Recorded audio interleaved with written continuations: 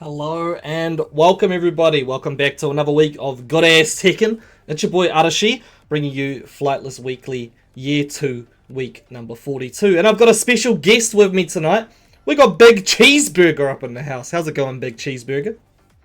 It's good, Arashi. I'm doing well. I hope you're doing well. And congratulations once again for the shout out from Brownman over the weekend from Manila Madness 4. Also, shout out to both Aura Nui and Subject for competing. Congratulations to those two for making it quite far in the bracket. Not quite top 16, but we're looking forward to how these two players grow going forward. But yeah, I'm Big Cheeseburger, and I'm going to be delivering some of the commentary tonight. So I hope we have an extremely good night. The bracket's looking pretty good, so looking forward to it. Is indeed. It's going to be a real good time. And yeah, absolutely. Massive big ups to, of course, the kings of Flightless, Aura Nui and Subject, who did compete over in the Philippines on the weekend. Aura Nui got 17th place. He was just one game away from top 16. And in fact, the people that beat him both got top 6 in the bracket, so can't complain with that. Subject, on the other hand, I believe was 49th or something along those lines. He lost to Adrian, a very strong player from the Philippines, and someone called like Lag Player or Lag Master or something. So, What a name. no lag offline. They might be quite a deceptive player there. But nonetheless, people, let's focus on the players we got here. We got some banger players coming through right now. We're going to make sure they get in the lobby, though. Great lineup tonight. Yeah, take us through it. We got Scotty, right? We do have Scotty as the number 1 seeded player for tonight, the person expected to take it all. Last week's champion, not here this week, actually. So, ex-Bruno decided to gracefully give somebody else a chance to win this time. Scotty, of course, was runner-up last week, so we'll have to see how it all pans out tonight. But I was telling you earlier, Big Cheeseburger, the first matchup we've got is a Victorian team kill here. We have Kaito Kid versus Tropic. You break my heart, man. You break my heart. How could you do this to me? My first time commentating on Flightless, and you gotta make me do this. You gotta go through, you know, the trials and tribulations. You gotta suffer for a bit so that you can succeed later. That is true. That is true. You know what? Bring it on. I've met Tropic before. I have faith in his skills. I'm looking to see what Kaido Kid has to bring us in terms of character selection. So I'm looking forward to this match. Either way, if it's a Melbourne team kill, so be it. Let's just have some good matches tonight and enjoy ourselves. It's going to be very, very fun. 32 players facing off here tonight. Only one can win, of course. But we're going to get into the game right now. Kaito Kid and Tropic. Let's go. Hopping right in. It is, yeah, definitely could be a Nina versus Anna lore match. Certainly possible, but we'll have to see. Kaito Kid likes to switch it up a little bit, but Ooh, I did not expect that at all. He's switching things up a little bit. And a nice costume going with it. Oh, wow. A bit of aggression from both sides to start off with Tropic. He had a lead for a little bit, but then Kaido Kid opening up a bit more. And just a little bit, and by a little bit, what a sidewalk. Tropic getting Kaido Kid straight to the wall. Drops the wall combo though, unfortunately, and back into the center of the match. Tried to make it work, but it simply did not go his way. Tropic now on the back foot. Got to deal with these mix-ups of Doom and Devastation. Kaito Kid goes for the grab, but Tropic sidestep. Survives just a little bit longer. Oh, now you got to count him out. It was a close one. Unfortunately, it was very close. Only the first round. Don't count him out fully, just the first round. I believe in him. He can make it back, but Kaido Kid, he still has a lot of control in this match so far. Absolutely. Nice also, down 4-2. Big thank you to Charizardius for the follow on Twitch, by the way. Appreciate that big time. Hope you're enjoying the stream right now. Just here in the first matchup, Tropic was in the driver's seat, but Kaito Kid finds that counter hit timing, and we're going to get big damage. Or not, actually. He's not gonna break the floor just yet. Not just yet, but he still had a lot of pressure, opting to use the heat smash, but gets sidestepped. Tropic in a little bit of danger. Now, Kaido Kid pops his own heat. He's starting to bully again. This is the Anna gameplay that you all here see and love. He KOs. Tropic once more. Tropic, you got to make a comeback. You don't want to start on the back foot here, especially against Anna. And that's a great start with the counter hit. Launch straight to the wall. Is he going to opt to use the floor blast? Not quite yet. Gets the full wall combo. Okay, Tropic sort of holding. From the wall and full counter launch of their own Kaito Kid. now taking advantage of the situation, popping the heat. Spring kick, very nice. Tropic still staying alive. We're gonna do here that went under the high, unfortunately. Kaito Kid doesn't need much to take this away. Tropic finds the heat engager though. What are we gonna do with it? We're gonna now have to deal with Anna pressure once again, but fantastic block. Rising 2. Let's go. That's what it is. That's what it's all We're about. on board. Both Melbourne players on the board now in the first game. What do we have left here in this first area? Pack pixels. Oh my goodness! Nice You have to tell me, of course, Big Cheeseburger, knowing Tropic a bit more. Have you seen the Dragonov ever come out from Tropic? You know, maybe in casuals, but during tournament runs, definitely stuck with the Nina a bit more. He has pulled up a couple of other characters, but I could not tell you off the top of my head. I know him much so as a Nina player, but he is commanding this Dragonov pretty well, and you can see the sidewall opportunity. A little bit of a drop there, but yeah. Still, I would say maybe he's been practicing the Dragonov in his off time. The Dragonov was looking pretty good there, but of course it wasn't the main character. Kaito Kid playing, you know, he's bringing his A game here. Tropic might have to make a few more adjustments. The Anna game, absolutely. Absolutely. The Anna game. Tropic's going to have to think about this. What's he going to do? Is he going to switch characters up? Is he going to go to something he's more comfortable with? Or does he still believe in the Dragonov? Just a few changes to his plan. You see, sometimes he got crushed with the high crushes from Anna's moves. The kit that supplies those stance changes and the heat smash that we saw a couple of times.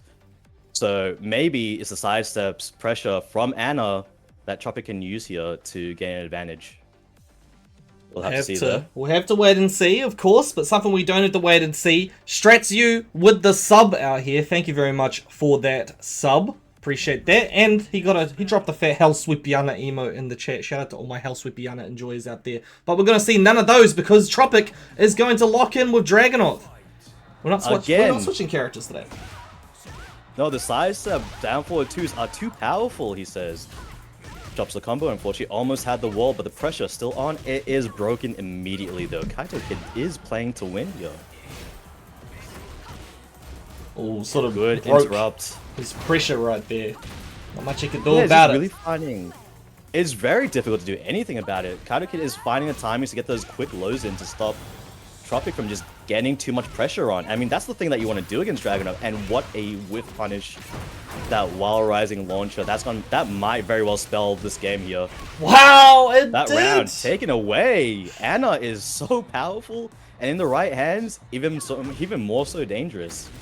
I really like the way that Kaito Kid was actually able to optimize that combo there. We saw that one little jab, and it was enough to actually get him the proper position at the wall to close it out. But this time it looks like it's Tropic who's got you between a rock and a hard place. However, very quickly he finds a way out. Every time Tropic seems to find a way to start the Dragonov game plan, Kaito Kid managed to just use a quick check one way or another to get out of the situation, popping the heat smash there. Kaito Kid, does he have that plan in him again to get out? No, the down forward one's peppering Kaito Kid. Enough to make a delicious steak, another round now in Tropic's pocket. Can he take this game, get another 2 rounds before Kaito Kid cleans him up? That was beautiful. But that was not. The hatchet kick. Nice block in the low back row. Okay, squeezing out some damage there. Good opportunity to pop the heat. Of course, Tropic had to try and find a way to get some pressure going, but now it's going to have to eat all this damage once again. Interesting way to close out that combo. I don't think that was intentional. Look, sometimes when you start getting pressured by Dragonov, you start thinking differently. Things start to drop. You're in arena. Sidewalls happen. You're too scared sometimes to face the wrong situation, but it looks like the pressure from Dragonov's gameplay was done against him right there. That was a little disgusting. I almost threw up in my mouth. He got lost in the sauce. It's crazy. 2 lost. Oh, wow. The sidestep duck and then the launch punish. Tropic is using that sidestep and that down forward 2 extremely well. He's just trying to find even more opportunities to use that nice power crush to get himself out of that trouble situation. Away from the wall, heat taking down for Kaito Kid. Still has rage though as well. Ooh, that was very close, very risky. Tropic now doing way better. He's wired in right now. He's got a little bit more experience under his belt from that first game. That was ridiculous. The pressure and then just throwing out that down forward too. You see it come out so much. Kaido Kid is maybe getting a little bit too scared there. You can see the game is starting to be in Tropic's favor. The pressure, it's also mounting. Okay, what are we going to do here? Tropic with a massive life lead. Doesn't need to overextend. However, Kaito Kid finds a way to get in very quickly. I think that's a strength of Kaito Kid. Just not giving up, even on the back foot. However, the throw, the Victor clutch. to clutch. Very nice. What a beautiful game from Tropic. You can see the cogs are starting to spin. He's starting to think a bit more about what his game plan should be, where he's changing it up. He's doing a lot of those down forward twos. So many down forward twos I saw land on Kaito Kid's chin, sending him up in the air and eventually down to the ground. Putting these players at 1-1, one game each. Putting them into wild. the last game. Whoa, whoa, whoa, whoa. We have an insane upset on our hands already, by the way. Potato Chip 66 Oh, no way. sending Scotty to losers round 1. Wait, can you tell me the score? Am I seeing things? That's a 2-0 right there. 2-0. My browser is not acting up. It is 2-0 to Potato Chip 66. Congratulations. Now, That's Scotty huge. is probably going to look for a revenge, though. Don't count him out yet. He's got that loser's run behind him. And we got a character change again. the Kuma's on. Kuma. He did it for Dark Counting Sonic hit Flip. launch. Dark Sonic Flip said, remember when Kaito Kid was a Kuma main? Those were good times. Kaito Kid says, yeah, I'm feeling quite nostalgic right now. Let's go. Back in the day. Dude, now I don't know who to go for. Oh my What? goodness. Hella High damage. crush into the hunting bear stance to a launch. What is this stance gameplay? That is so tricky. You know, he's using that bear get up move, like going down into that stance from hunting bear stance. I don't think I've seen many people do that. That's the trademark of a Kuma specialist right there. Of course, Kaito Kid did Absolutely. predominantly play Kuma and Claudio in previous seasons. So Let me take some notes. But now, Tropic's already taken those notes and found a way in. He says, you know, I learned a lot about Anna last game. Anna is way more scarier than Kuma. But Kuma is still scary. That electric wind bear fist finds its way. Heat dash. Almost so close. Tropic almost had something going on, but that sliver of health was just too little. Forward 2, not much he could do about it. Kaito Kid is really putting the heat on Tropic. However, pushing in that situation, what was he thinking? Tropic You now. can't be doing that. Sunny with a chance. Down forward ones. Oh. Good duck though there, and the punish for the heat engage, but Low Horizon 2, always going to find a way in. It's inevitable. Tropic will get those launches, and you must be ready. Oh, right back at you, though. Again, the Bear Fist. That's going to land, that's going to do some damage, and that's going to be the updated combo that Kaito Kid runs. Again with the high crush mid. Don't drop It's that dun da disgusting. dun. He ain't gonna drop that. No way. Kaito Kid That is- will be taking it. 2-1. With a clean 3-0 there, where just when you thought Tropic had him figured out, brings out a new character, a new way to play. That is definitely not the gameplay that we see in Pixel. It's not the gameplay I put on a Pixel. But now I think I've got something to go away with. I hope Tropic also has taken some notes because, whew, you gotta verse Kaito Kid again, you gotta be ready.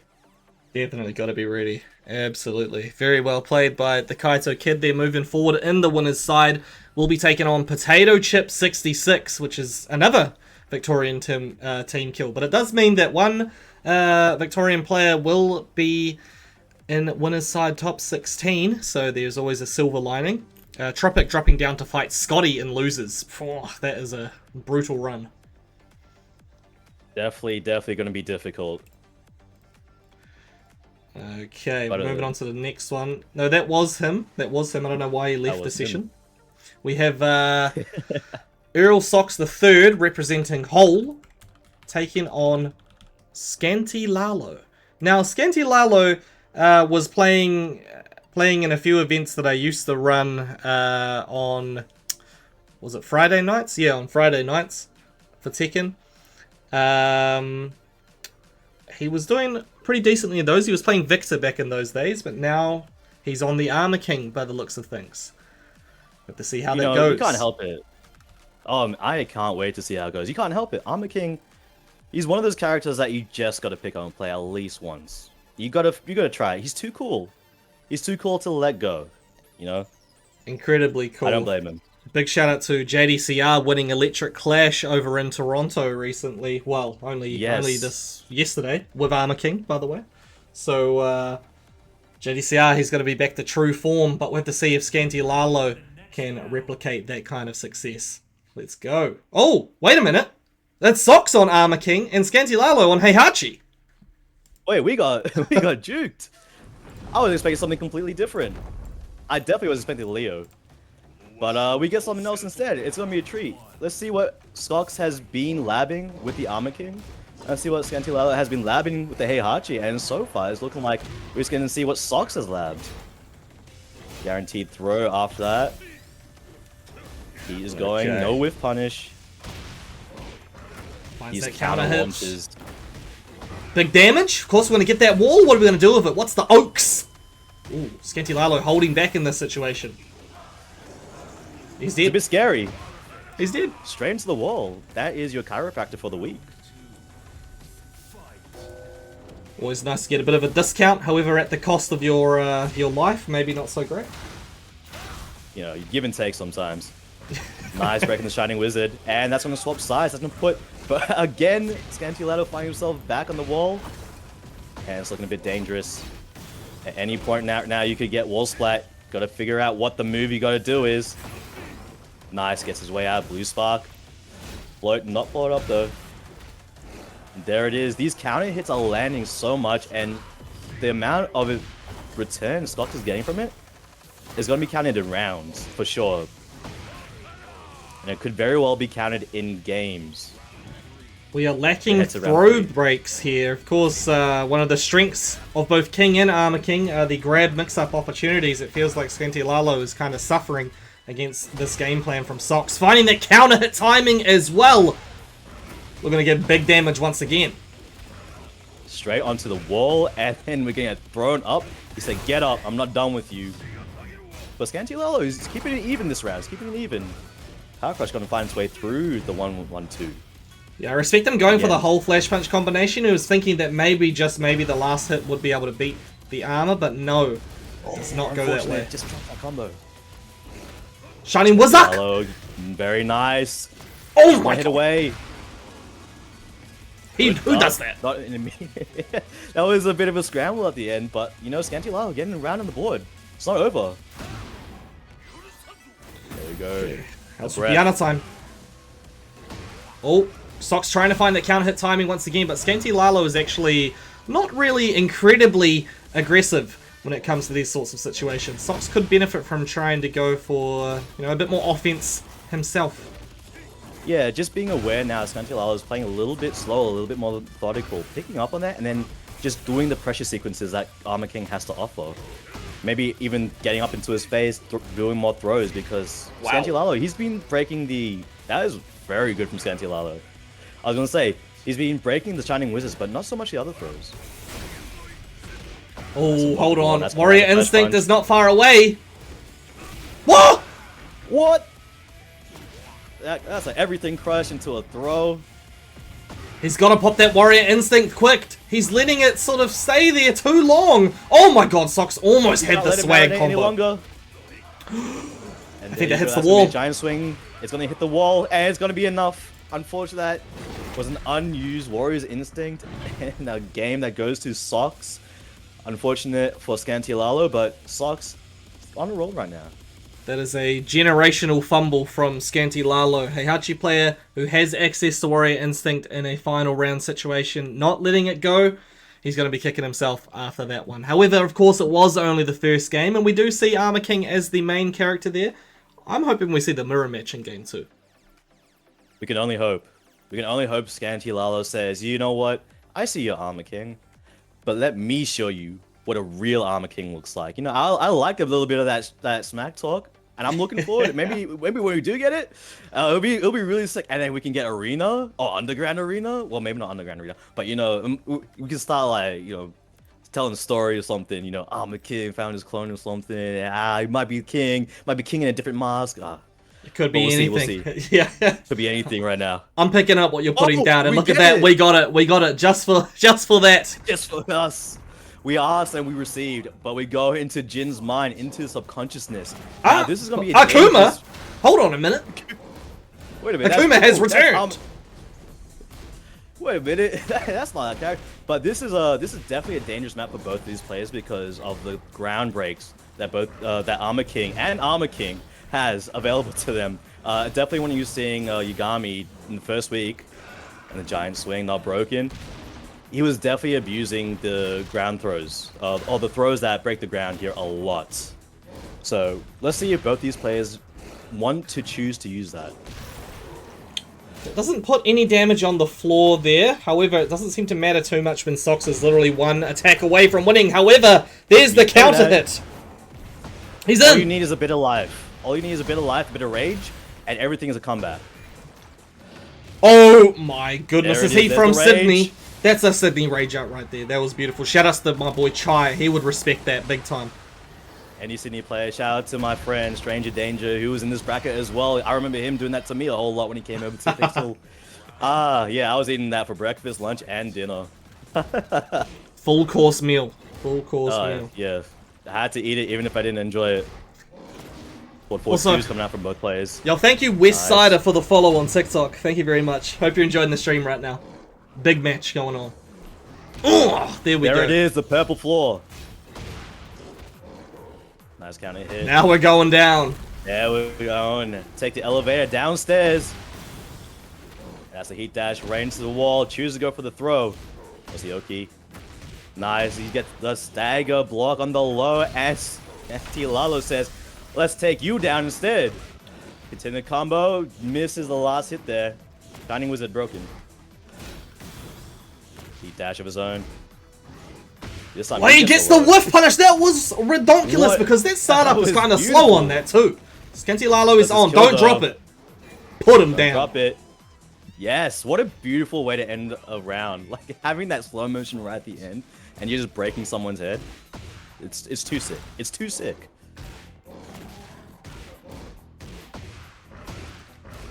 Okay, what are we doing here? Big boot coming through. Just a bit of back and forth, foot into face, fist into gut. What happened? It's a little bit of a stop. Did Lagmaster into our stream? Also, Xelshi. Oh no.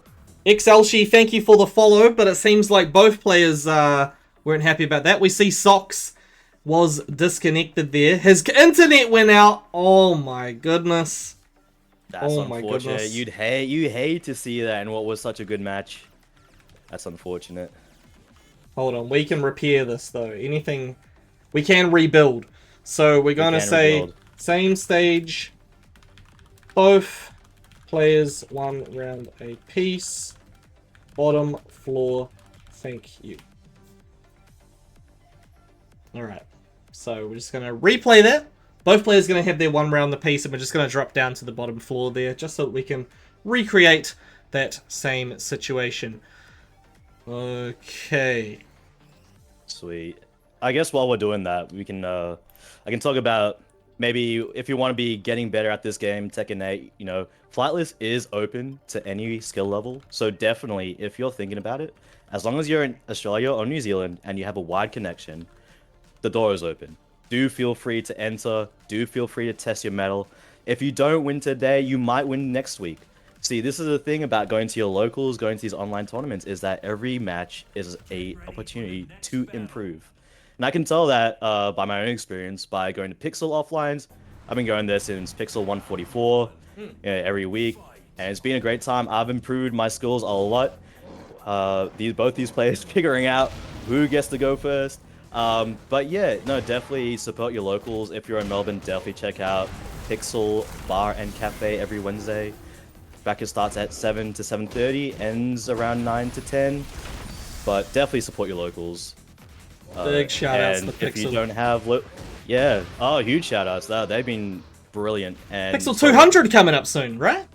That is true. Yeah, December 6th. Doors open at 11 a.m. We got a massive bracket going on.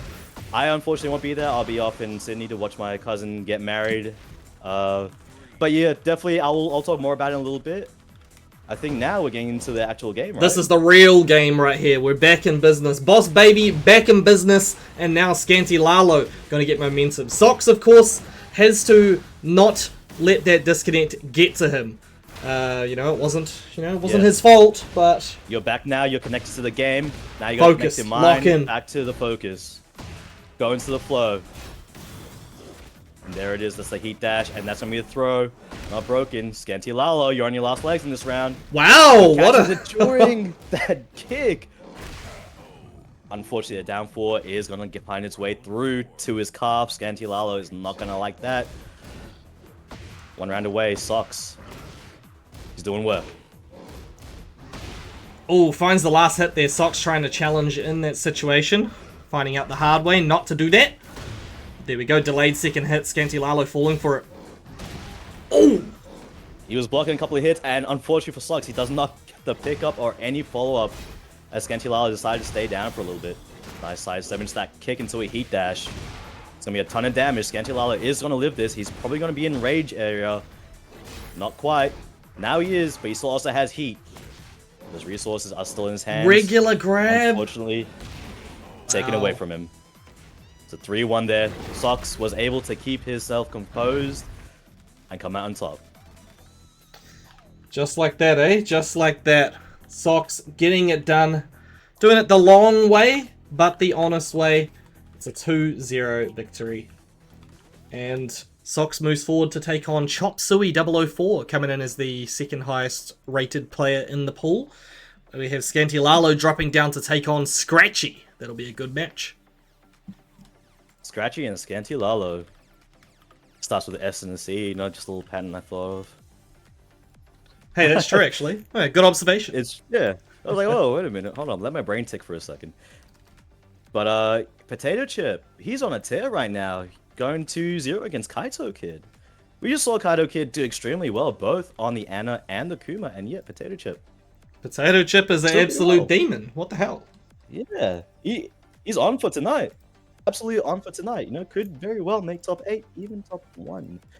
The Emperor seat open to anyone tonight after, you know, Subject, Arah, Bruno. They're not here today. They're not here to reclaim a throne. So, who knows? We might get a new Emperor of Flightless. Could be one of these players right here. Yarrow versus Riskets is our next matchup here. We have New South Wales versus the... whereabouts is he? Hawke's Bay. Hawke's Bay Aotearoa. It's going to be a banger matchup right here. Riskets on the Leroy. Yarrow could be playing any character. Kazuya, Paul? I don't know. But Yarrow is a force to be reckoned with. If you didn't see a bit of a incredible offline event that has wrapped up for the last time, last Wednesday, that was called Trouble in Paradise. That grand finals, that losers finals in particular, absolutely knocked my, well, it rocked my socks off, man. That was crazy. Yarrow second place, by the way, at that event. Yarrow, and he was the TO. Someone I've heard of. He was the TO. Wow. That's what, you know. Put some respect on us TOs, man. Put some respect on us TOs. We love our TOs. We buy our TOs drinks every now and then just to help them along for the night. That's always nice. But yeah. Hey, Chai buys me well, he donates me money to buy Blue V sometimes. I appreciate that. Oh. I appreciate that. Oh, actually, you know, it is really nice being a TO. Lots of people make jokes about, like, because TOs are kind of, it's sometimes a thankless job, but people are like, dude, with your TO money, you could buy a Lamborghini or something like that. But no, I mean, hey, just getting the opportunity to see all these people come together and have a good time, just playing some good ass Tekken or playing any game, hanging out, making friends, things like that is priceless, dude. I don't need money. It's absolutely beautiful to observe. I think this match is going to be very beautiful to observe as well once Yarrow gets into the lobby. Once he finds his way in, yeah, you're right. The smiles are absolutely priceless. You know, it's awesome to have you, of course, and all the other TOs running these events. If it wasn't for you guys, I don't think Tekken 8 scene right now would be where it is. So, of course, again, thank you for running Flightless Esports. And I assume everyone else is probably thanking you right now, even if they're not typing into chat.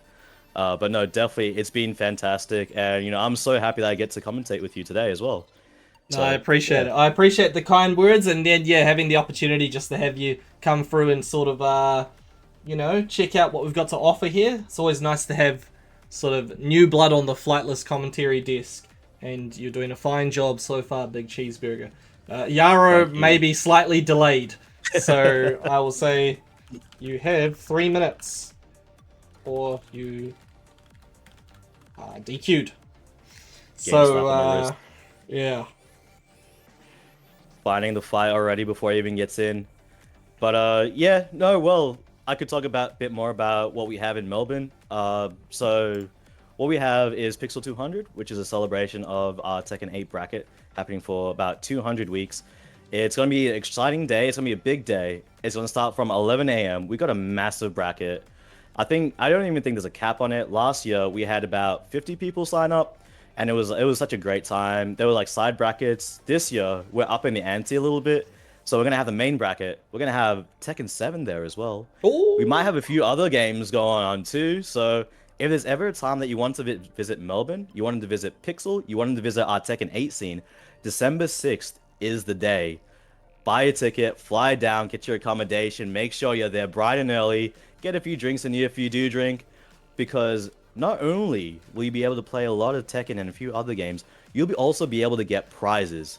If you haven't seen a few of some of the posts that come out on Twitter from our side of the globe, we have a trophy for number one, and the top 8 all get medals. So alongside that, there may be a few other things. There might even be merchandise that represents our locals and the players that come in and the characters that we see often. So I'm not gonna say too much. I'm gonna leave it as a little bit of a surprise. And if you really want to be there, if you really want to catch one of those things happening, make your way down to Melbourne in Pixel Bar and Cafe towards the southeast in Huntingdale on December 6th. Damn. And that's a little ad. Damn, crazy, absolutely crazy. What a plug from Big Cheeseburger there. I think Pixel 200 is going to be an incredible event. I would love to be there myself, but in fact there is also another event happening in New Zealand on the Oh, very same day.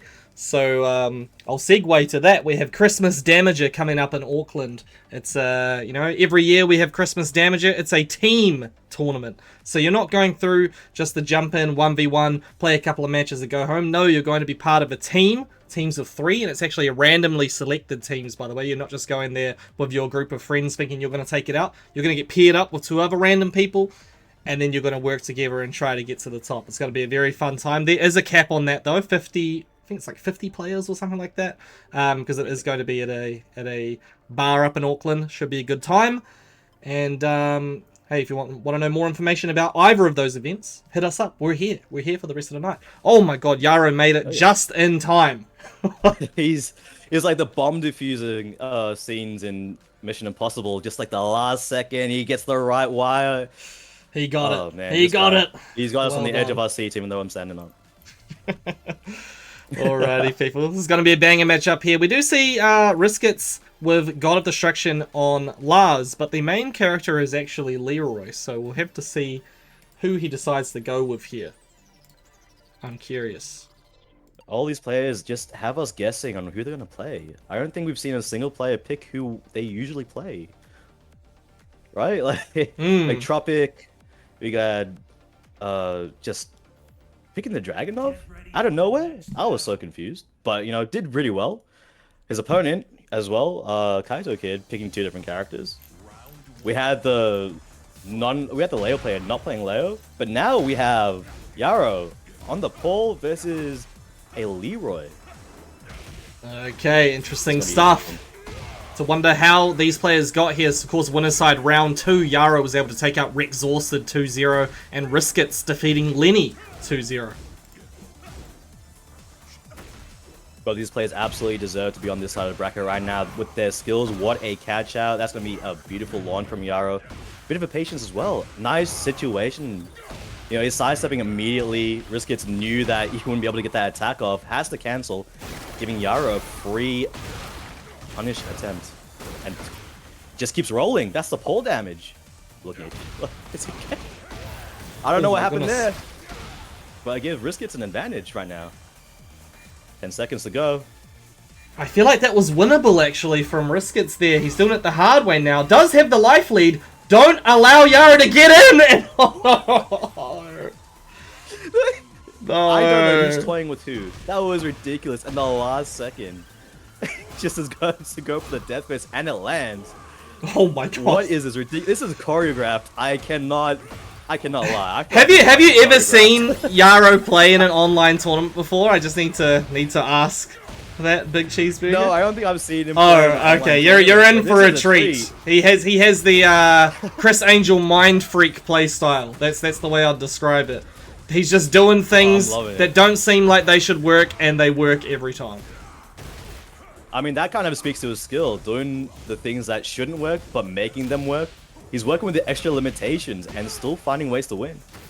Good observation from Riskets there, recognizing, hey, my offense is just getting blocked for the last couple of seconds. I'm going to go for a grab. It actually works out. Riskets can close this one out.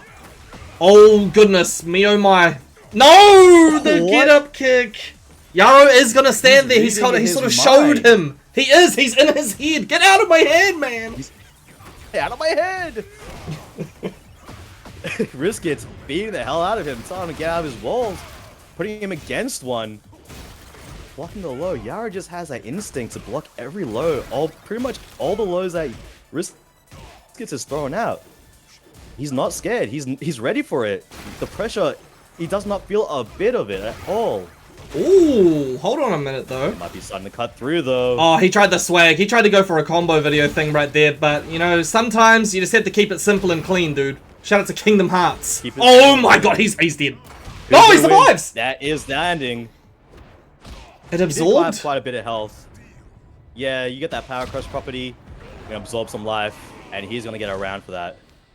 Okay, I definitely thought that was over. I thought that Heat Deathus was going to do way more damage than what it did. Over the Yara. Me too, but it's going in. At that last second. I think he's trying different combos right now. I don't think he's done the same combo twice in a row. They're so ready for it. Death Fist. That's going to chunk a lot of damage. Still a little white health though. Just gets fallen for the last hit there. Nice call. Evanescence going under on him. What are we doing? Too far away to make that work. Yara, of course, has experience against a player called ALX from New South Wales, who is a very strong Leroy player. A lot of the things that Riskets is doing to him are not going to be new for Yara. However, this match is looking even. Oh, the teabag into 2-1. Oh my goodness, hold on a minute. Orbital is going to come through into the ground, just blowing Yara right up into the air. Oh no, Riskets. Right. Could have closed it out right there. Gets hit by the low. 7 seconds to make something happen. Yara in the lead at the moment. Oh my god. Down 4. Showing it off once again. How did he beat him? Got that dog in him. He really did. Yara taking the first game. He really, really did. That was nice. The costume is so silly. Okay. MVP of the tip final. Riskets just needs to sort of not try to be too stylish when he does find the opportunities against Yaro. It's this kind of player. It's got to be hard and fast. You cannot allow him to survive any longer than necessary, because when Yaro sort of infects you with that mind virus, you can't get rid of it. You can't get rid of it. There's no cure. There is unfortunately no cure. But Riskets looking to change brains over here, remove that parasite by playing a different character. The Lars, the mix-up demon, is coming out in celebration of the CN. Very small map, so it might be dangerous for both players. Both of these characters have potential just to get you on the wall and keep you there. Now, Riskets can't fall for this funny playstyle that Yara's thrown out. You know, Yara's finding a lot of success just messing with his opponent a little bit here and there. But Riskets, like you said, he's got to start putting his foot on the pedal, get that gas going, and don't stop.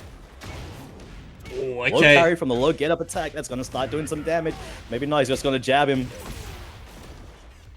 What are we doing here? Just Deathus! He gets the timing down! And he allows it to survive. How benevolent. He does hide still flip. Oh my god. But the game is not being flipped. Yara's still in the lead. Down for 2 timing was on. He's still going again on that piece of the wall that he won the last round at. Risk it. Starting to put some pressure up. The spins are coming out. They all call this fake pressure, but it's looking like it's doing something. Or is Yarrow just gonna stand there and Tekken 8 at the right time? Wow, with the spacing and the whiff punch of the down forward 2. Okay, he's up on his face. Get up kick again from Riskets. However, he manages to survive. We're going to get a nice chunky combo here. Up against the wall. Oh, no, he drops it. What's he doing now? Further. Maybe he was thinking he wasn't going to get that full flat on the wall. Maybe here's the side wall. The step. Oh, that sucks. Oh, my God. And the moves to go with it. Holy. Riskets, you gotta survive right now. And Yara is definitely not going to let you. The walking from Yara has been exceptional this game. He's finding every opportunity to get around Risket's offense and start his own. Oh, the step there was It's almost like there's nothing you can do. No, once again, he's in a bad situation. Sort of tried to continue the combo, but the wall absolutely robberized him right there. Man, get up kick once again, too. The hop kick from Yara. That might have ended there. Unless Yara decides to be a little bit more benevolent. The sidewall. Riskets has a little bit of life left. No more. And there it goes. That's a clean 2-0 to Yara. Damn, dude. The 2-0 finish. Coming through from the side of Yaro. He's going to be winner's side top 16 right there. Riskets dropping down to fight Scotty winning. Scotty's still making his way through on the lower side of the bracket. When that loses round 2, it'll be good to see who comes out on top there.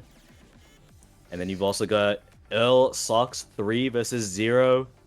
And Kaido Kid taking out Exhausted out of the bracket, waiting for his next opponent. Absolutely. Of course, massive shout out to these players who have been eliminated in the 25th equal position. We had Tropic, AU Yato, Scratchy, and Lenny. Big ups to those players. Thank you very much for entering, and hopefully we see you next time. Also, did just want to quickly answer, I'm used Trip, and I think that must be Lenny, because sorry, I saw your message earlier, Lenny, I just hadn't had a chance to reply to it. Tourneys in Auckland, I mentioned earlier there's Christmas Damager coming up on the 6th of December, but that's the only Auckland tournament for now. Next year in February, they'll be starting up the Auckland Rambats again, and that happens every 2 weeks. So keep an eye out for that. Exciting times in the community and exciting times in Flightless right now. We got Unagi versus Extian. Am I saying that right? Extian? It's like Christian. It's like the X like a cross. Christian. Yeah. Crisscross. Hey, never cross. Never crisscross. I forgot what was. Crisscross apple sauce, man. Crisscross apple sauce. Never trust Chris. We're going to see which player has the sauce here. Jun versus Lily. Unagi on Jun. Unagi been switching characters a bit recently, it seems. Right, yeah. Choosing different characters. No, Jun is still a pretty strong character in the way that a lot of players don't actually have the experience against them. They've also got a few different tools here and there. A lot of keep away tools. Definitely something that if you're not aware of, you can find you have a lot of trouble against. But Christian, Extian seems to be doing alright right now. Hopping the wall there is a little bit dangerous for Unagi right now. Alright, we got New Zealand versus, I believe this is Perth, represented by Christian here. So, looking good right now for the Perth gamers. Perth gamers are up in stocks right now. We're already into the second part of this stage. The floor blast is on, and it looks like it might be popped soon. Let's see what Christian decides to do. There it is, and this is probably going to go to the wall. There's the heat. Just a millimeter off, but the pressure is on. Unagi trying to get away, trying to start his own pressure. It's not looking like it's working. Christian's probably not even going to let Unagi even get to use his heat. 25 seconds in the round, and it's already over. We're already on the game point for Christian in the first game. It's looking very good for him. Unagi, a fan of that homing attack from Jun, clearly. Does manage to catch out the hop kick there, but not a hell of a lot of a reward. Nonetheless, he is in the life lead here. Put him down! What are we going to do with it? Still in the life lead. Gets that throw. You gotta be careful though. Christian is very well aware, catching that low with a low parry. And I was going to say, also has really, really good side steps right now. You know, as a Lily player, you're really trying to abuse that strong side step power. Goes for a bit of a snake edge, gets a bit blocked, he loses the round there, but still looking pretty. 2-1 up right now. As that second hit starts to back off there. Unagi playing it smart, Nice recognizing, wake up. playing up close and personal with Christian is not quite working out the way he was hoping. So now we're going to get, damn, that nice unscaled damage at the end. Yeah, it's looking like it's working out pretty well, incorporating some side steps, trying not to get caught out by Christian's own side steps, but able to find a way in with the heat engage. Not sure what the plan was that move, maybe trying to catch out Unagi with the side step, but throws being attempted, but also being broken. It's looking like Unagi is looking to even things up right now. The pressure is on. What a duck into a hop kick. That is going to even things up into a 2-2. Final round in the first game. Can he hit to start with? Nice damage.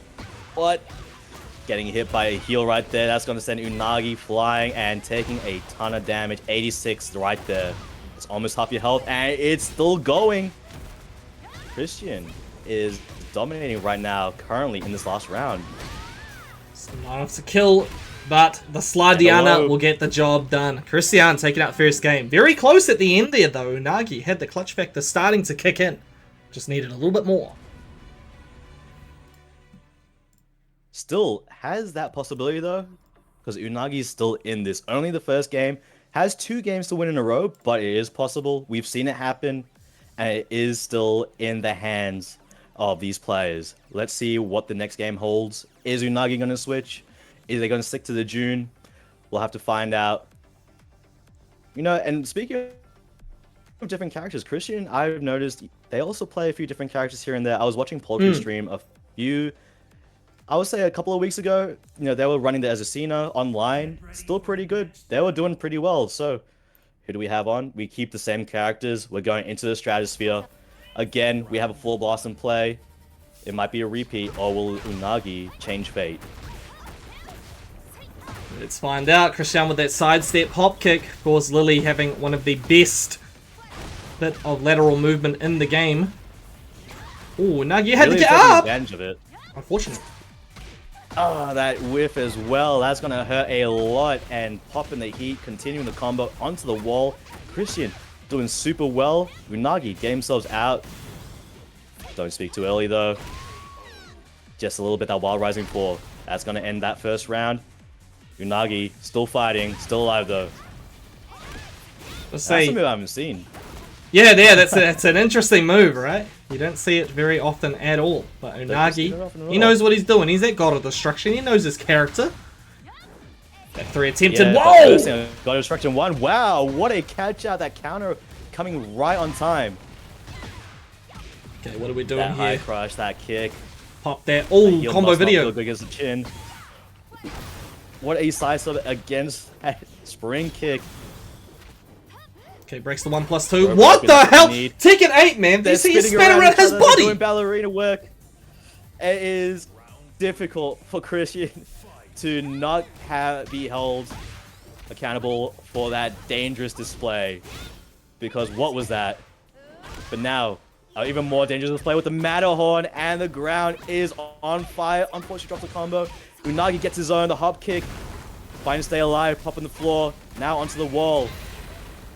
Can they take this to a full round? Whoa, Still the has second heat. hit. Pulse with Piana. It didn't go through. Unagi with a Still chance. doesn't matter though. Unagi still in. Pulse is beating. We're on. Pop kick though is gonna hurt.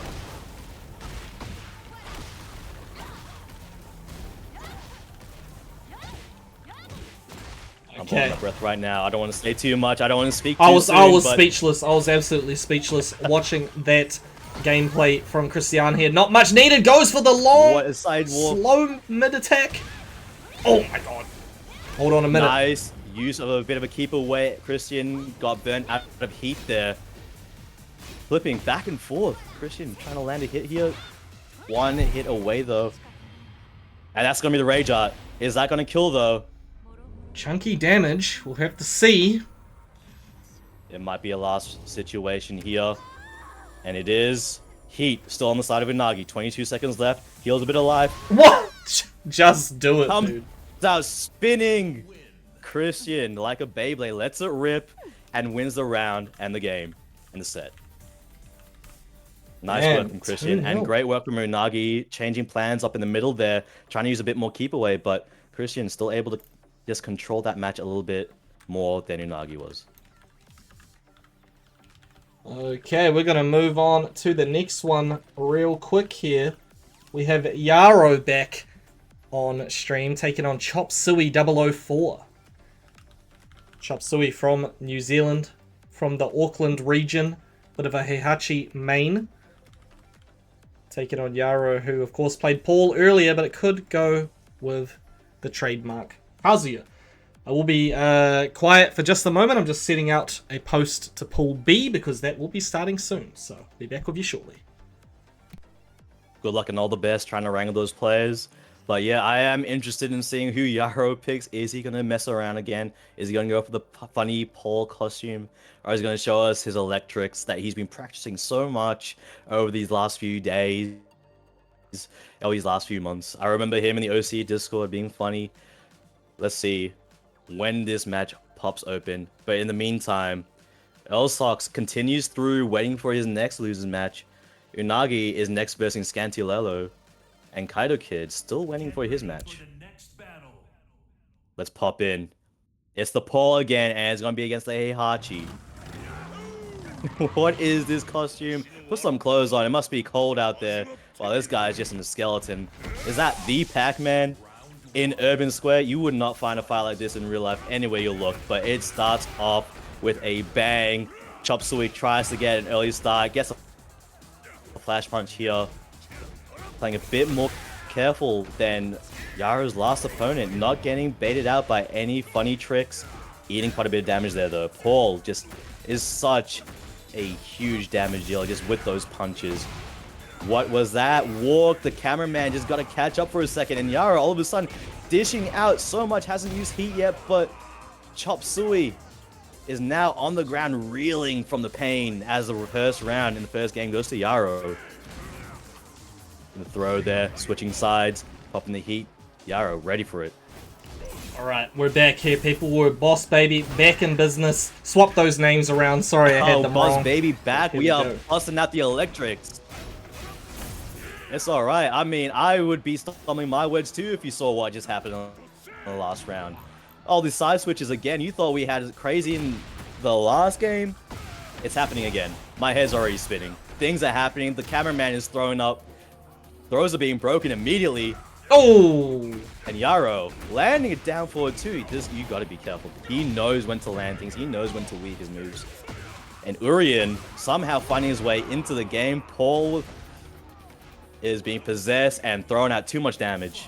That's the name of the game, dude. Literally one overextension from Chop Suey cost him that entire round. He was in the lead there. Sometimes you don't need to finish the whole damn string. Chop Suey now has him up against the wall though. Very quickly finds a way out. There you go. It's going to catch him out of the air into a sidewall situation. Chop Suey managing a little bit, but unfortunately getting his back against the wall. Yaro popping everything in his kit. His pockets are empty. But Chop Suey now summons the rage. Throw though. Last bit alive. Wow. And the trade. Wow, it's at 3-0. So quick. Those rounds flew by. And you didn't even see an Aegis reflector. 1 second. How incredible is that? The pull damage. I gotta say, it's unhinged. It's incredible. That Death Fist, it does so much. It does hella much. But someone who's doing too much, Sinister1X over on TikTok just sent me another 3 roses. Thank you so much, Sinister1X. They smell beautiful. Thank you. Thank you, thank you, thank you. A bouquet for you. You've earned it. You've earned it. Oh, man. I've got no more space for roses in my house anymore. All I've got space for is some good-ass Tekken. Let's go. Yaro versus Chop Suey. Oh, yeah. Game 2. Game 2. Now, can Chop Suey make a comeback here? Stop Yaro from taking him down. Stem the bleeding. Can he even things up? And he might be. He's pushing Yara to the explodable wall. Moving around though, he definitely saw that throw coming as he tried to move away a little bit. But he's able to still move through and get himself away from danger. He's taking command of this first round. One stack on. Breaks the throw. He's ready for these. Finding the way through the string, gets a throw as well. He's just going again for the throw. Wow. I feel like I'm watching a different game right now. The way Yara is playing it, absolutely patient. He's just in his opponent's head. He knows what's going to happen. And he pops the wall right there, the Death Fist, blowing things up, blowing up the opponent's health. It's so hard for Chop Suey to find a round in. He's looking so good, but just taken away from him. Like candy from a baby. Yara is just getting round after round. Chop Suey has to do something here.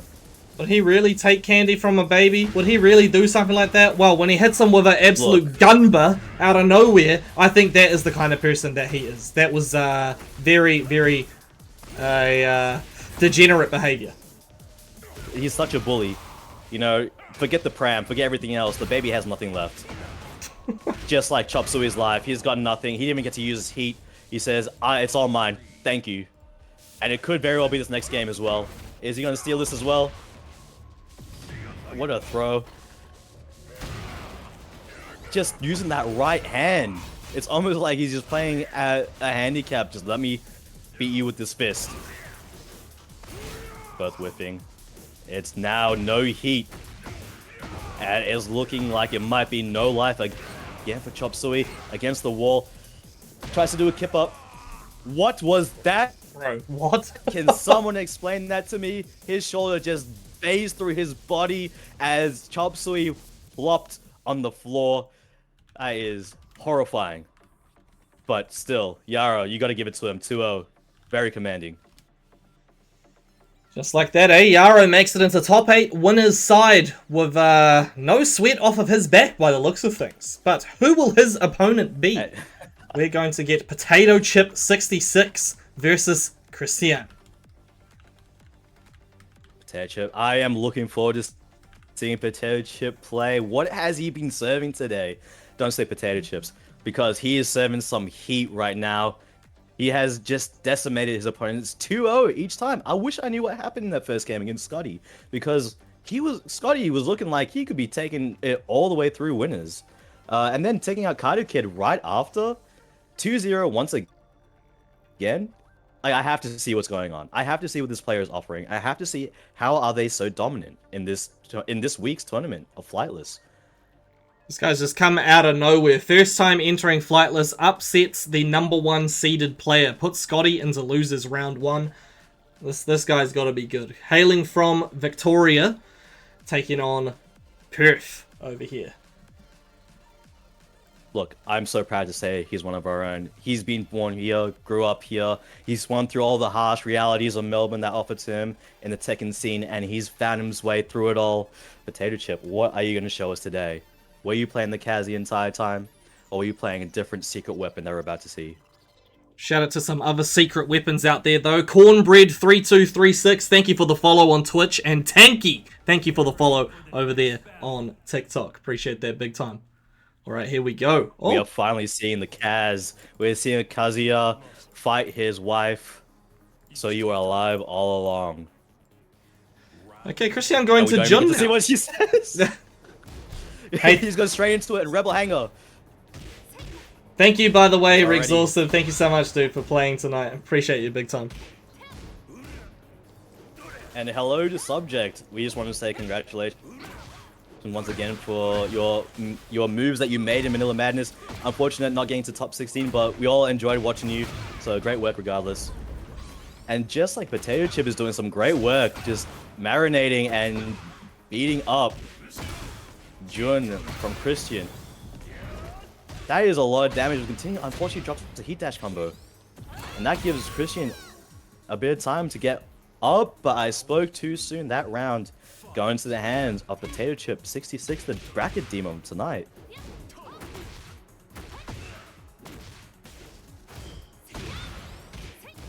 The counter hit that is not going to be followed up, unfortunately. But these small pieces of damage are stacking up. Potato Chip almost at rage already. Nice duck. It was just such a hold on that crouch, and that is gonna net Christian this next round. Popping the heat just to make sure that the next few hits land, getting that bit of damage, securing the round. Flash punch to open up. Potato Chip starting to be more commanding. Wave dashing, putting pressure up. Not getting hit by punish. But there you go. This is where Christian starts to heat up. He decides not to move in though, and unfortunately, as soon as he tried to move in right after being patient, he gets punished for it.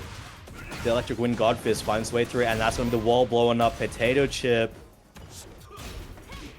He's almost won the round, but don't speak too soon. Sliver of health for Christian. Pops the smash there. Getting a bit of health back.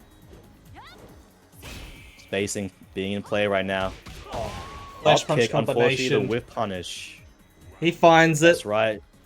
He finds it. He gets it. I don't think he's going to miss his wife. Honestly, you wouldn't be fighting this side against your wife if you wouldn't want to miss them. And there you go. That tornado coming out. Continuing the combo. Unfortunately, he's not going to continue it, but it's okay. Gets the next combo going. The wall is right there. And the Hell Supiana, as you would say, Arah, nets him the next round with a perfect, beautiful round. That's going to be 3. That was ridiculous. 3 to win it. That is ridiculous. Redonkulous. Whatever you want to say, however you want to say it. But either way, we are getting a taste of Potato Chip. Now I gotta say, it's tasting a little bit delicious. I can't lie. I can't lie. There's gotta be that salt and vinegar flavor, dude. That's their salt and vinegar out there. My favorite flavor. Hey, if it's your favorite, it's my favorite tonight. You're my boss. Oh, I can't say no. I got other choices, but you know what? Let's go. Salt and vinegar.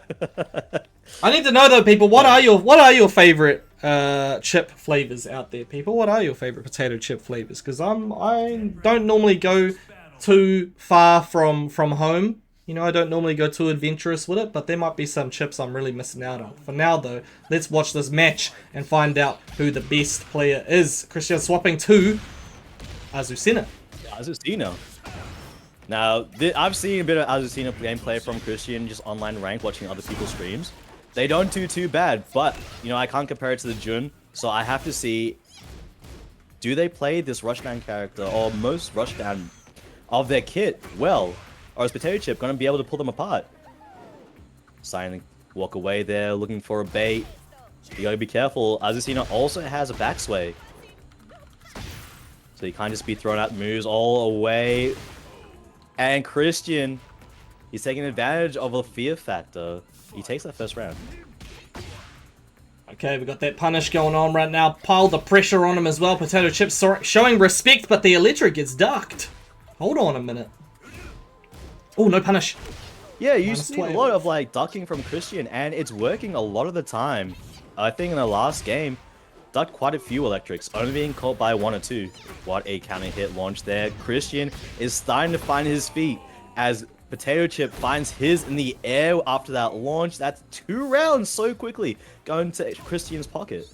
And had the frames available, made sure to make good use of them right here. Christian now completely tabling the turns of that first game. 2 rounds up, however, Potato Chip finds a way in. It's looking delicious right now. Turns out being tabled once more. Oh, that's gonna hurt. That is definitely gonna keep hurting as long as you're on the wall. Find your way out, Christian. You still have heat. You can get through. Slowly pushing away. Heat's running out for Potato Chip. Definitely might use it there. Gets the electric, but unfortunately drops it. Who cares? Let me just get another launch. That's actually hella unlucky for Christian there, because Christian did go airborne. However, the frames were just slightly too slow. They didn't be able to get into the air fast enough, so the whole combo went through. Potato Chip 66 right now, back in the driver's seat. Where are we going? Max Verstappen. Max Verstappen. He had the twin pistons going, but he's definitely got an 8-cylinder engine hopping on right now, though you can hear the engine raring. Vroom, vroom. Crazy. Put him down on the ground. Oh. But it looks like Christian is stopping the car from moving right now. Oh, for the side switch as well. Will he be able to survive? No! We're going to a game 3!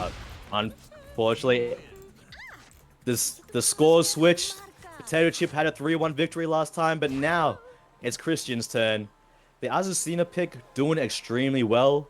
I think it might be a bit difficult to see what Potato Chip has left to offer. Of course, of Unless they course. choose to switch characters up as well. There might be another character up their sleeve. Again, it's the very first time we've seen Potato Chip enter Flightless, so it's the first time I've actually ever seen this player at all. I'm completely unfamiliar with this player, but someone I'm very happy to be familiar with now is P2B Triple XO. Thank you for the follow over there on TikTok. And before we get into this game, I just want to say a massive shout out to these players who went home in 17th equal. We had Riskets, 0K0, Scanty Lalo, and Rexhausted. So big ups to all of you. Thank you for playing. See you next time. See ya next week in next Flightless. But next round, next game, already we're starting off to a bit of a power start. Potato Chip, I think he's had a little bit of time to think about how to play against Azucena. Got a couple of flash fists in there. And the twin pistons popping off. Definitely not going to want to drop this combo, popping the heat. And that's going to take Christian to the wall. Heat dash. And the throw, but that's going to switch places. It's a little bit dangerous. You'd think he was trying to go for a wall splat with the throw, but Christian ready for it. And unfortunately, now the tables again turned. It's a little bit of a scramble right now. How do we get out? Genmagi Temple. They're switching around. They're moving. But Azucena is the one winning. Christian is starting to pull ahead. Potato Chip maybe feeling a bit of the pressure right now. Yeah, it's not too crazy either from Christian. It's just some nice pokes there, and then Potato Chip gets a little bit stressed, and Christian goes in for the kill. Smelling blood in the water. Oh my god. The wall splat? Wasn't fully capitalized on, but that's okay. Gets the throw, and that's going to do just that much more damage. And you're on your back foot. No life left. You're surviving in winners right now. Potato Chip, you can keep going. Show us what you got. What? That was the teabag duck. That was actually sick from Christian right now. I don't think the teabag was intentional, but I'm claiming it. Give him the benefit of the doubt. He had everything under control, but Potato Chip now commanding things. Both players trying to get the advantage regarding the wall. Christian pulling away. Now this is the dangerous part. Christian has just that. He's finding the flow. He's got the heat going. Heat smash. Throw broken. It's so close. And that crumple counter hit launch into the Rage Art. Sunny with a chance right here. Of course, that round's going to be over, but Potato Chip getting his second wind right now. Christian was so close to taking that away. I thought it was over after the heat. You thought, but you should never think too early. These players have a little bit of magic about them. They always know how to make us say lies, because we'll be saying one thing and then they just prove the other. What a walk into an electric. Holy, you love seeing that from Mishima players. It's just that little bit more of a mechanical ability, and it's just so smooth every time you see it happen. But Christian now finding their feet back, unfortunately losing it right after the Twin Pistons. It's the walk. Oh! Final round out here. Just like that. Christian Potato Chip, they're going neck and neck right now. What was 3-1, 3-1? And now 2-2 into the final round. Popping the heat, getting to the wall. It's a wall combo. Oh my goodness. What a catch, but unfortunately not ready for the float. That's a wall splat from the head. That's what he was looking for last time. And that's the heat smash. Coming from the low, that's a perfect to end the round and end that set there. Potato Chip shows what he had. He showed why he was there, why he had the scores he had, and why he's going to be going to the top 8 on the winner's side now. Potato Chip 66. Yeah, out of nowhere. Top 8 winner's side taking on Yarrow later on tonight. That's going to be really, really good to watch, I must say. One hell of a game. I'm looking forward to it. That does mean that Christian is going to be going against Scotty in the losers now. Fighting for their life to get away. Now, I mean, that could also be a very good match. I'm looking forward to seeing who comes out on top there. And also, Chop Suey. Who will he be versing? Just you'll have to wait and see. Yeah, he'll be playing the winner of Unagi and Kaito Kid. They're facing off right now. But yes, we will be deciding some more players making it through into top 8 from Pool A later on. We'll keep you posted on who manages to get there. But for now, we're moving on to Pool B. We are going to take a look at the players over here. First off, we have a player representing South Africa. We have Icy Fortune playing on stream for the very first time, and they'll be taking on Ethan representing Auckland. Young Ethan from Auckland. I haven't seen either of these players play. Of course, I think it's Icy Fortune's first time just having to handle the Wi-Fi situation, finally getting a wide connection. So it's going to be, let's see what he's made of. I believe he's playing the Armor King. So not a whole lot of mystery. I think he loves grapplers. I remember him talking a lot about different grapplers in different games, just in the Discord. So looking forward to see how he commands the Armor King a little bit differently than what we've seen before and what we've seen tonight so far. But while that's going, I'm also interested to see Ethan, what they're going to be like, what they're going to pull into Flightless tonight. Ethan, of course, just got 4th place at the Hambats local that happened in Hamilton on Saturday, which I was, of course, the host of. I got to see it happen live.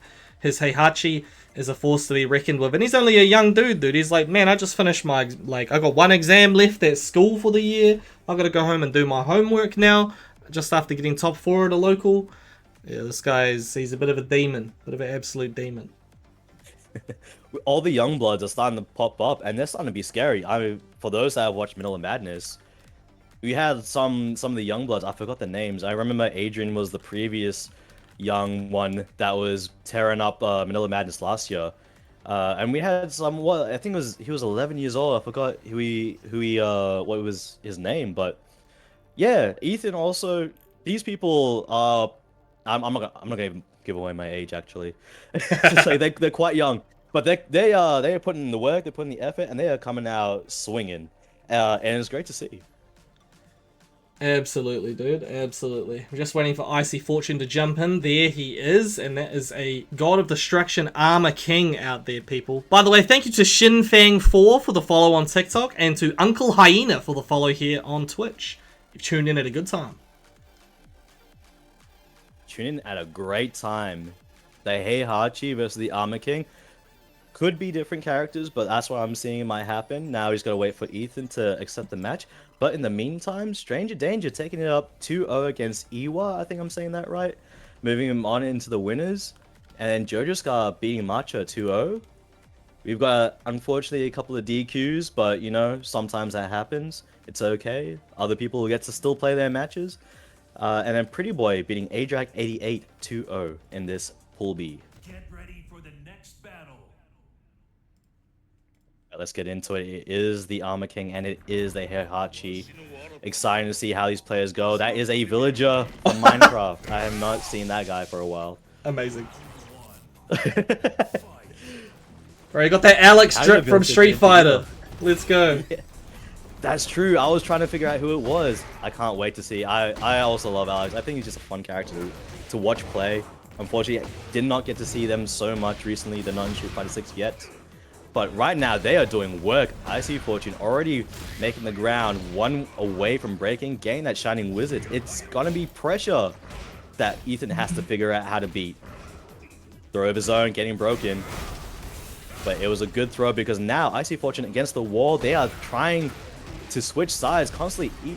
Ethan, unfortunately, now back against the wall. They're playing to get away. Neither of them want to be splat. But neither of them also wants to lose this first round. The low, getting the hell sweep.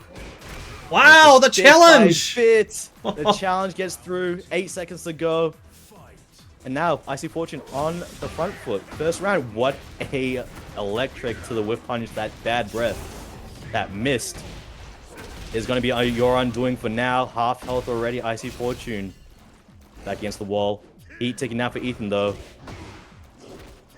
Breaks the Shining Wizard. It's all good. He's very, very far ahead in terms of life. Gonna go for the mix-up there, and it works out with the mid option. Icy Fortune, what are you ducking for, buddy?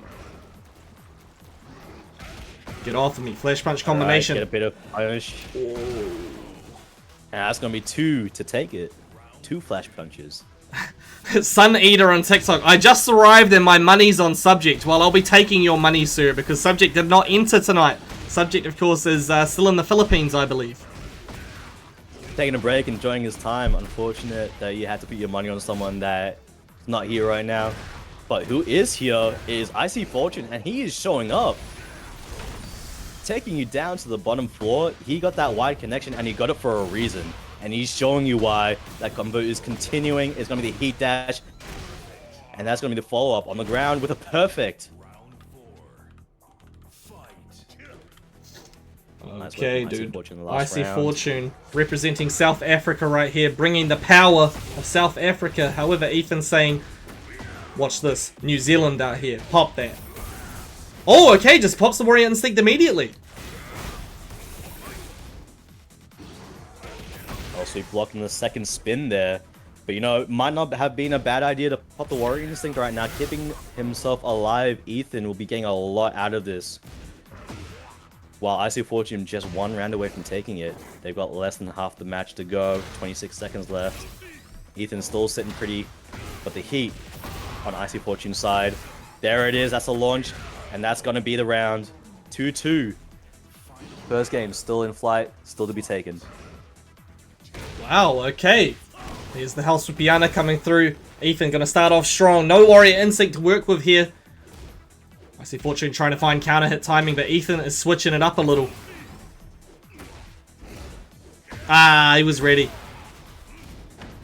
Nice guaranteed follow up there. Icy Fortune, health ticking down slowly. Ethan still pretty nice, sitting pretty well, sidestepping here and there, avoiding the linear moves that you see from Armor King. Icy Fortune, I almost said Ice King.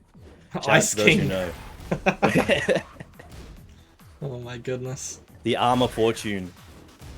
Now in rage, playing a little bit more aggressively. Ethan getting hit by the heat engage. This could be the undoing. God. Icy Fortune coming at you at all sides. Perfect pressure from Icy Fortune there, and perfect rage art! Wow! Expected the aggression and pops the rage art right there, taking you in the air and down onto the ground. And with the cinematic, takes the first game. Icy Fortune in the lead. 1-0 right now, but it's not over yet. That was wild. Well played by Icy Fortune. Gonna take out their first game. Ethan, I doubt he will swap from the Heihachi. But yeah, it was interesting that he decided to pop the Warrior Instinct there in round 4. It was a very close and intense game, as a wise man once said. Shout out to Mysterious River.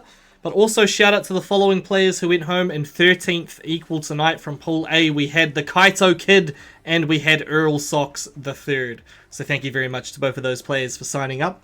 It means we've currently got Christian versus Scotty, and we have Unagi versus Chop Suey 004. Both of those matches happening off stream right now to qualify for top 8. Exciting times here in Flightless. But now we've got a few more matches lined up. But we'll have to wait and see what those are until the next couple of games, I'm hoping.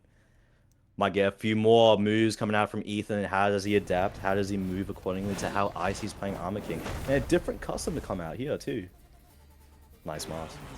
Oh, what is this? Charlie Chaplin.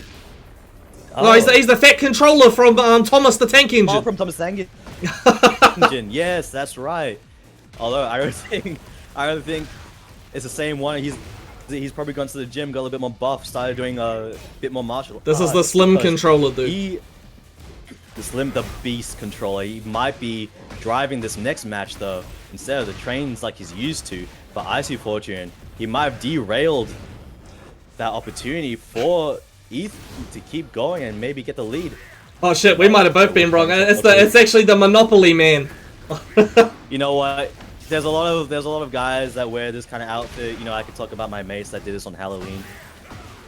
He could have known them, but also either way, if it was the fat controller, he's starting to drive, starting to take the whole of these tracks, starting to get the momentum in his favor. But could very well also start getting Monopoly on this match. It's a perfect game so far. It's 1-0. Could Ethan keep that momentum going, or is Icy Fortune going to find those counter hits and launch Ethan straight into the wall, popping the heat?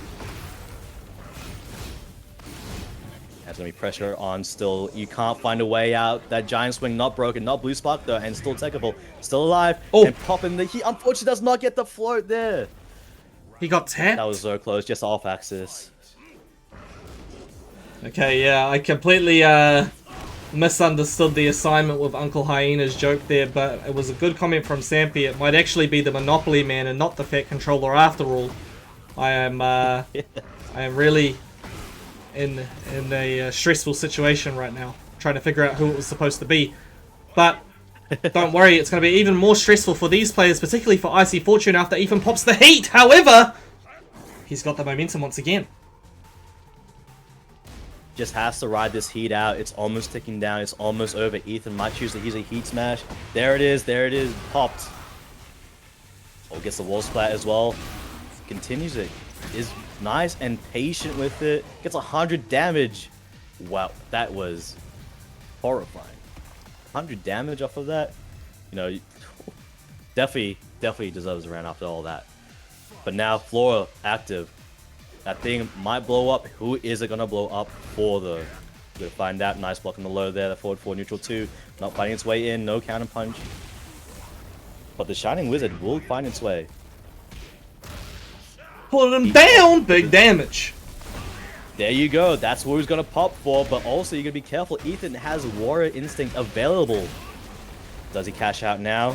Does he try to use it here to just overwhelm Icy Fortune, claim his victory? Try to even the games up? Or is he going to save it for maybe the tricks that Icy Fortune might pull? Just like that one, hops off the side of the wall, but it's okay. Ethan now back on the pressure side. Flash punch combination, not much needed from Ethan. Oh my god, there you go. Doesn't Doesn't even need to pop that Warrior's Instinct. It's okay. I don't need it. I'll save it for a stronger opponent.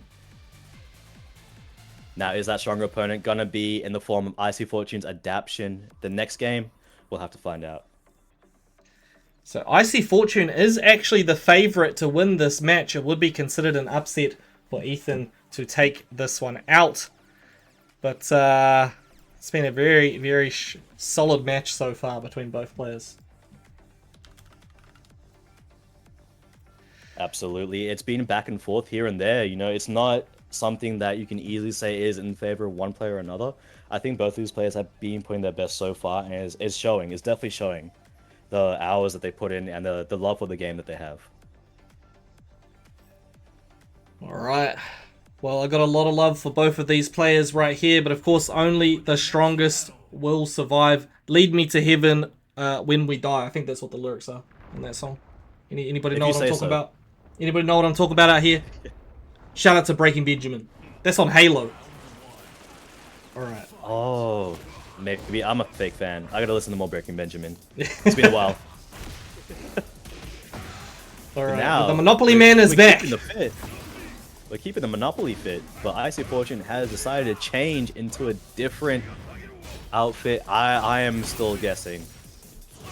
But who is also guessing? Icy Fortune against Ethan's mix-up. Whoa! That actually put him. That was. Ethan says no. That's really unfortunate for Icy Fortune. He was trying to swag on him, and then he actually put himself at the perfect spacing for Ethan to punish. It was. I think Ethan was very unfortunate as well. He was. He was. Last game. I know you might want to jump out of that corner situation. It's okay. I'm here to catch you. I'm here to do it again. He's already. Icy Fortune has to stop swagging out a little bit if he wants to survive. He has to stay playing that small Tekken, playing a bit more efficiently, not leaving himself so open, not playing so desperately sometimes. Okay, break your ankles. Wow, he avoided the whole damn thing. Ethan going to get, say, good amount of damage here. Icy Fortune getting closer and closer to that wall. He's got to find a way out. It's very scary for Icy Fortune right now because not only is he up against a Heihachi that's doing so well, but that counter might be the ticket out of this sticky situation. The problem is Ethan still has that Warrior Instinct on deck. Bro, he got the community chest out here. He got the community chest. He got the community chest. But Ethan's gonna say, "Alright, you're not gonna pass go today, buddy. Go to jail. Do not collect 200 because I'm going to cash out. I'm gonna rage out. I'm gonna take it all, and I'm gonna claim the monopoly right here, right now." That's going to be it, people. Ethan taking it. Dominant showing in that last game. Icy Fortune representing South Africa will be dropping down to the loser's side. But that was a banger match between those players. Really, really good stuff. Absolutely. Yeah, Ethan was seemingly just a little bit... seemed on the back foot when it started, but as the games went on, he started to catch up, seeing what the game plan was, and then Icy Fortune, unfortunately, getting caught out of situations where he really shouldn't have. But either way, for Icy Fortune to put on that performance for his first time in Flightless, congratulations. That was actually really good. I enjoyed watching that. Very, very fun to watch there. Ethan says he would like to extend his gratitude for that set. Sir, Icy Fortune had already left the lobby. He says, I'm going to my next game. Alright. Oh, I can also announce, by the way, the players that have made it into top 8 from Pool A. Going home in 9th equal tonight, we had Scotty Winning and Unagi. Scotty Winning, #1 seed, has been eliminated. It's going to be Christian and Chop Suey facing off in top 8 losers side. That is surprising. The top seed has been taken out in pools. That is definitely not something that you usually expect. But these players have come out swinging, like Potato Chip 66. I didn't expect that. They've done so well as well. And Christian has just been playing the Azucena super well that we've seen, as well as a Lily. Chop Suey 04. You know, they had a tough match earlier against Yarrow. But, you know, Yarrow is kind of a different animal, different beast of his own. Still able to stay alive. He might be able to show a comeback later on. Maybe a run back is in place. Have to wait and see, but we don't have to wait much longer for this matchup right here. Prodigy Sticks and Maruksu. Both of these players from New South Wales, I believe. And I don't even need to ping them. They just jumped in the lobby. They're watching the stream. They're clearly armed and ready for this matchup right here. Prodigy Sticks loyal to Asuka. We see that Tekken Emperor, but Maruksu now on Lydia at Tekken God. I don't know what to expect of this particular matchup, but these two players are definitely ready to play right now. Let's go. Let's head right into it. The Asuka versus the Lydia. You know, if you ask a lot of people about these characters, like, you're going to get mixed opinions. You're going to have the old players that used to main Asuka, like, it's my time to shine. You get the new generation that hate playing against Asuka. You've also got the people that hate playing against the new Lydia, especially that you've seen, like, Atif taking it all against Oz and Ash a few weeks ago, and the mix-up is insane, like you're seeing right now. It's so hard to breathe. It's almost like you're scared to breathe. Yeah, that was kind of brutal, actually. Maruksu really firmly in control here. Project 6 going for down 1+2 in that situation, trying to squeeze out a hell of damage. However, Maruksu was still just non-stop, relentless offense there. Project 6 could benefit from using more of those parries. Absolutely. Put him down. Even the Sabaki could be huge here, but you know, you can't be using those moves too much, because as soon as you do them a few times, your opponent's going to catch on, and all of a sudden, your tools are gone. Wow! It could very well be your life if you don't, but that is so close. They had a plan going, but unfortunately, the offensive pressure from the Lydia Rugzu is just taking it everything in this first game. Okay, there's the down 1+2. Let's get the party started for Project 6. However, the Naniwa Gusto is gone already. And Maruksu says, yes, let's go over to that wall. I really like it over there. I really like having to see the wall and you're back against it, and absolutely seeing it peels him off the unfortunate, does not get to continue the combo. But the ballerina work, they are spinning around each other. Unfortunately, Project 6 does not get to peel themselves off for too long. And that first game goes to Maruksu. That was an incredible showing from Maruksu there. Just felt like all of the right decisions coming out of Maruksu. Project 6, yeah, it kind of felt like they allowed Maruksu to run the offense for too long, and then it became just way too difficult to catch up. Have to see, hopefully take a bit of a breather in between these games and come back stronger. More parries. Maruksu's been pushing a lot. You've got opportunities for it. You are playing Asuka. We could see a whole different breed come out here in game number 2. Absolutely. There are tools that Asuka does have, but against a Lydia that just shows a complete understanding of their offense is very scary. Because as soon as you get strong, you get strong, gets Lydia, you're already taking a ton of damage. It's a tough situation. But speaking of walls, we don't have him here, at least for a while. I think it's 120 meters by 85 meters on Yakushima. Don't ask how I know. But He got the mathematics. I think the relief of not having the walls right behind them to alleviate some of the pressure, alleviate some of the thinking, and now they are taking command. Oh, dropped combo, unfortunate, but Project 6 is going to take that round regardless. Finally on the board. Okay, Dropped okay. combos, don't worry. Heat smash. Got your back. Damn, the counter hit coming through. Defense. It's coming out, and it's doing tons of work.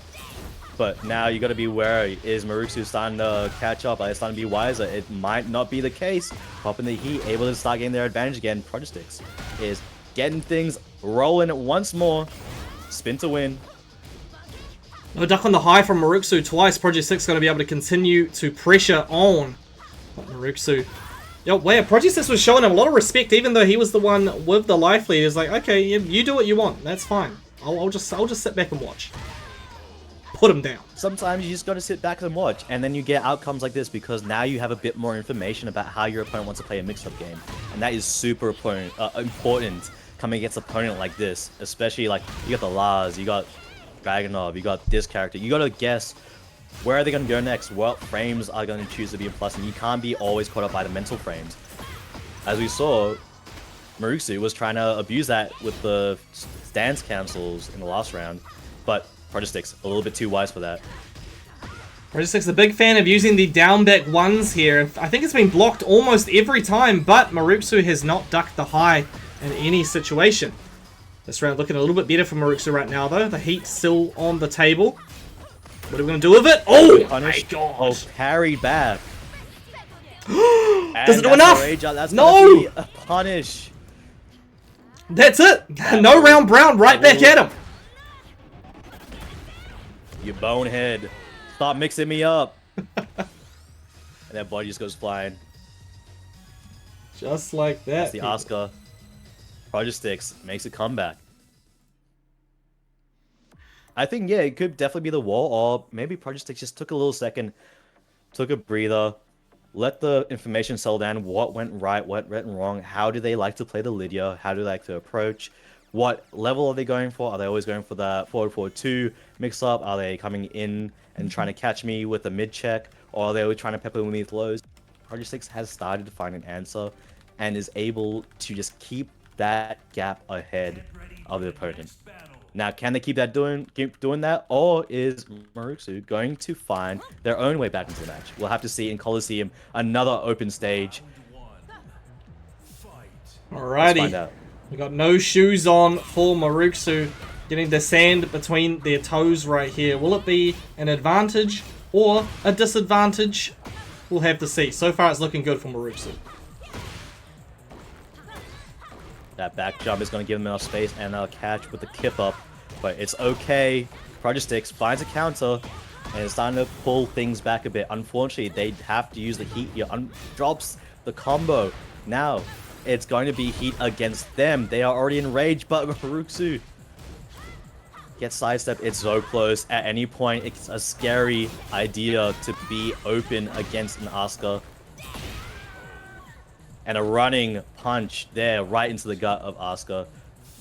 He gets on the board. Secure the round there. Let's go. Good stuff. Also, thank you, Cobbs, for the follow over there on TikTok. It says, my son plays this game. He started in New Zealand and now plays in Sydney. Cobbs Jr. Hey, is that the Cobb I'm thinking of? Is that the Yoshimitsu? If it is, that's crazy. That's the brother right there. Good old Cobb. But good old match going on right now. Protostix already down to half life, but fighting their way back. Maruxu, no heat left, as Protostix 1 is ticking down and used with a smash, giving them such an advantage. Rage is on now, and doesn't need to use it right yet. Maruxu gets a launch, and is continuing with it. Continues the pressure, 15 seconds left. Throw broken, gotta be careful. I like that throw break animation. I like it when there's a little bit of expression when they break the grabs. But, hey, Maruxu still manages to get another round in. One more to move forward in this bracket. Yeah, just like push away, get off me. Yeah. Give him one for the crowd. Oh, give that to the crowd. That launch, that's gonna hurt. Project all of a sudden could be facing a no-round Brown against themselves. Wow, that wall running too. It's tough. It is too tough to survive against. Maruksu moves forward, gain 3 of their own, as Project goes down into the lower side of the bracket. Good fight from both these players, but it seems that Maruksu was just able to take their setback and just marinate into the head. What happened last game, and how do I deal against it? So it seems like both players really did their best, but it's a game of adaptation, right? You got to be aware of how your opponent's moving, what information can I use against them, how fast they're adapting, and what can I abuse. But it is what it is. The outcome is the outcome, and you got to keep going. You absolutely do. That's very, very true, Big Cheeseburger. Very, very true. We're going to move on to our next game here, people. Of course, Maruksu will be taking on Le Boy. That'll be happening off stream. And Project 6 is actually going to be waiting a little bit. They'll be playing the loser of Stranger Danger and Meow, previously known as Ubelek. Ubelek. I like saying that, Ubelek. Ubelek. I don't know why he's changed to Meow. Not sure what has prompted that change. I mean, everyone goes through phases. I went through my own. I'm not so much Genesect as I am Big Cheeseburger these days. Identity over time, a personality. Could go on about all day, but I want to talk about right now are these plays Stranger Danger and Meow coming in. It's meant to be Pretty Boy and Rebel Sonic. Meant to be Pretty Boy and Rebel Sonic. So, I think, yeah, there we go. Stranger had to jump out. Right. He's like, whoops, my bad. I didn't mean to be here. Hey, you were a little bit early. Yeah, I respect the enthusiasm. It's like, yeah, let me in. Let me play. It's okay. It's okay. Ooh, Hamilton coming through my stomping ground. We got Rebel Sonic reaching top 8 at Hambats over the weekend. Now he's here to play in Flightless. Big ups to Rebel Sonic, man. This guy's an absolute legend. He's been competing in the Hamilton local events since start of this year, and you can just see the improvement. It's really, really cool to see. However, going up against a veteran from the side of Pretty Boy, previously known as The Wolf. The Wolf. Queenslander. Pretty Boy the Wolf. Queenslander. You know, that you hyped the match up pretty good. I'm looking forward to when Pretty Boy hops in, seeing what character he might choose. So, I know for a fact. I know for a fact what character he's going to choose. He is a martial law loyalist. Law player. We haven't seen one yet today, but it gives me PTSD. If I see a law on Celebration of the CN, when I was ranking up, and I was getting my win streak, I got absolutely destroyed by a law playing the crouch mix-up game, and it was embarrassing. It can be pretty brutal. Martial law, he's always just been that all-rounder sort of character. Got a bunch of different tools, and yeah, that's that crouch slide mix-up. Very, very tough. Very tough. Yeah, you guys start thinking, and if you show that you're thinking too early, they'll abuse it. If you start crouching too early, you're getting launched. If you start not crouching, you're going to get hit by the Slidianas. 100%. Big Slidianas. They definitely hurt. Also, Cobb's in the TikTok chat, he said, Cobb Jr. told me that I was the first person he competed against in a Tekken tournament. That's probably true, actually. That's probably true. Cobb, previously known as Dr. Duck, Dr. DUCC, absolute legendary lay geese player from New Zealand, now playing Yoshimitsu here in Tekken 8. He was the leader of the Kobe Army. If you know anything about New Zealand lore, back in Tekken 7 days, Mysterious River, very strong player from New Zealand, represented New Zealand at the World Esports Championships in Romania a couple years ago. He used to really struggle against a certain group of players, one of those players being Cobb. And so he said the Kobe Army were too strong. Very, very fun times in the New Zealand scene. That's fun. You know, I wish we had something a bit more like that. But you know, we got our own stuff. We got up and comers in Victoria, right? You definitely got some up and comers there. Absolutely. Like we had a few people, like more people coming down to the Tekken local at Pixel.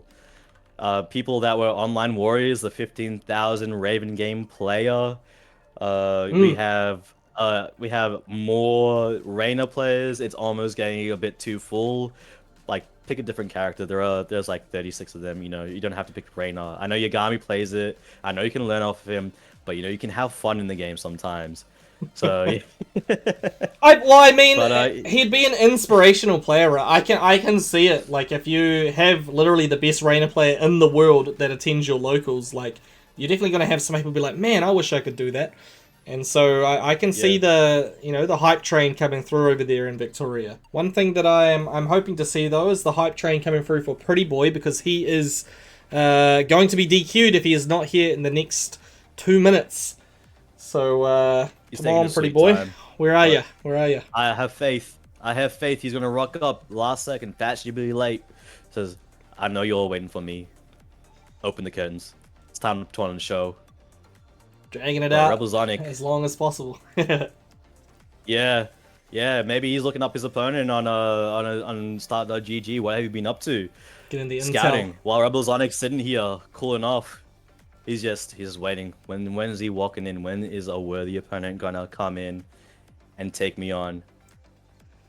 But who knows if he'll even rock up? Maybe he's got something going on. We don't know. But yeah, back to like the pixel scene in Melbourne. So yeah, the Raven with 15,000 games online. Maybe he's not quite there yet. But Raveler, he's been coming Raveler. in. He's been putting in the work. He's been doing a lot. You've probably seen him online. I We have have like a indeed. few other players that are doing well. Yeah, yeah. You've seen his like mix-ups. Every time he's gonna find a way to get through. And he's putting in the work. He's recently he found himself doing pretty poorly on player two side. And he puts the effort. He goes on rank. He says, "I'm not here to just get a PNG.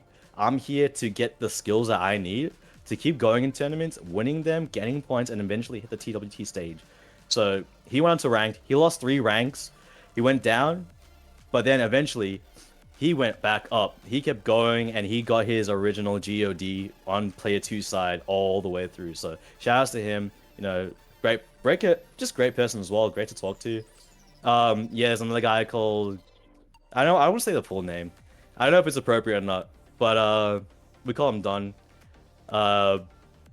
He's a great Harang player. He brought his mate also, started to get his mate into Tekken. So Are we yeah, we're talking getting about a lot of talent, a the? lot of people that want to come in.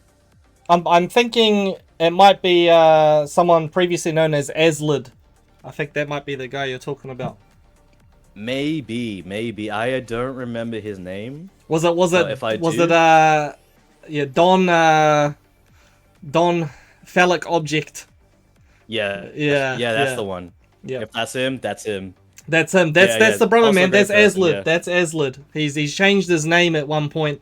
But I had a lot of fun actually playing against Aslid at one point. I think it was in Tekken 7 actually. I told him to come and play in some of my Really? tournaments before. So Aslid has entered Flightless in the past under the original name, the better name in my opinion. But hey, you can't go wrong with the Don. You can't go wrong with the Don. You also can't go wrong with these When two that comes players. in. The Wolf is here. The Pretty Boy Yeah, is here. finally, he's made an arrival. I'm here. Put me on the show. We're getting on. Open the curtains.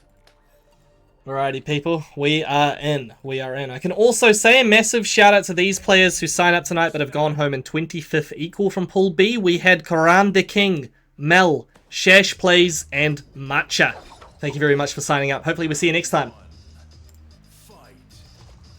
As for who we're seeing right now, straight into Yakushima, Rebel Zonic on the Dragonov.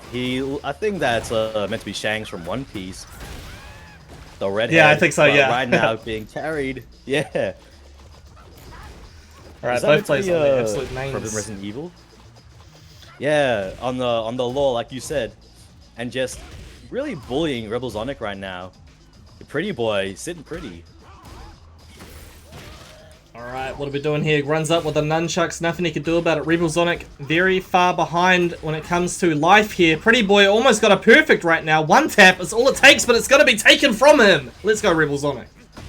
H-Town Rebel Zonic style. finds a way through, gets that heat engage, and starts piling on the pressure as Dragonov would be. But now Rebel Zonic, unfortunately, getting caught in a string. That's going to give the first round to Pretty Boy, the Wolf.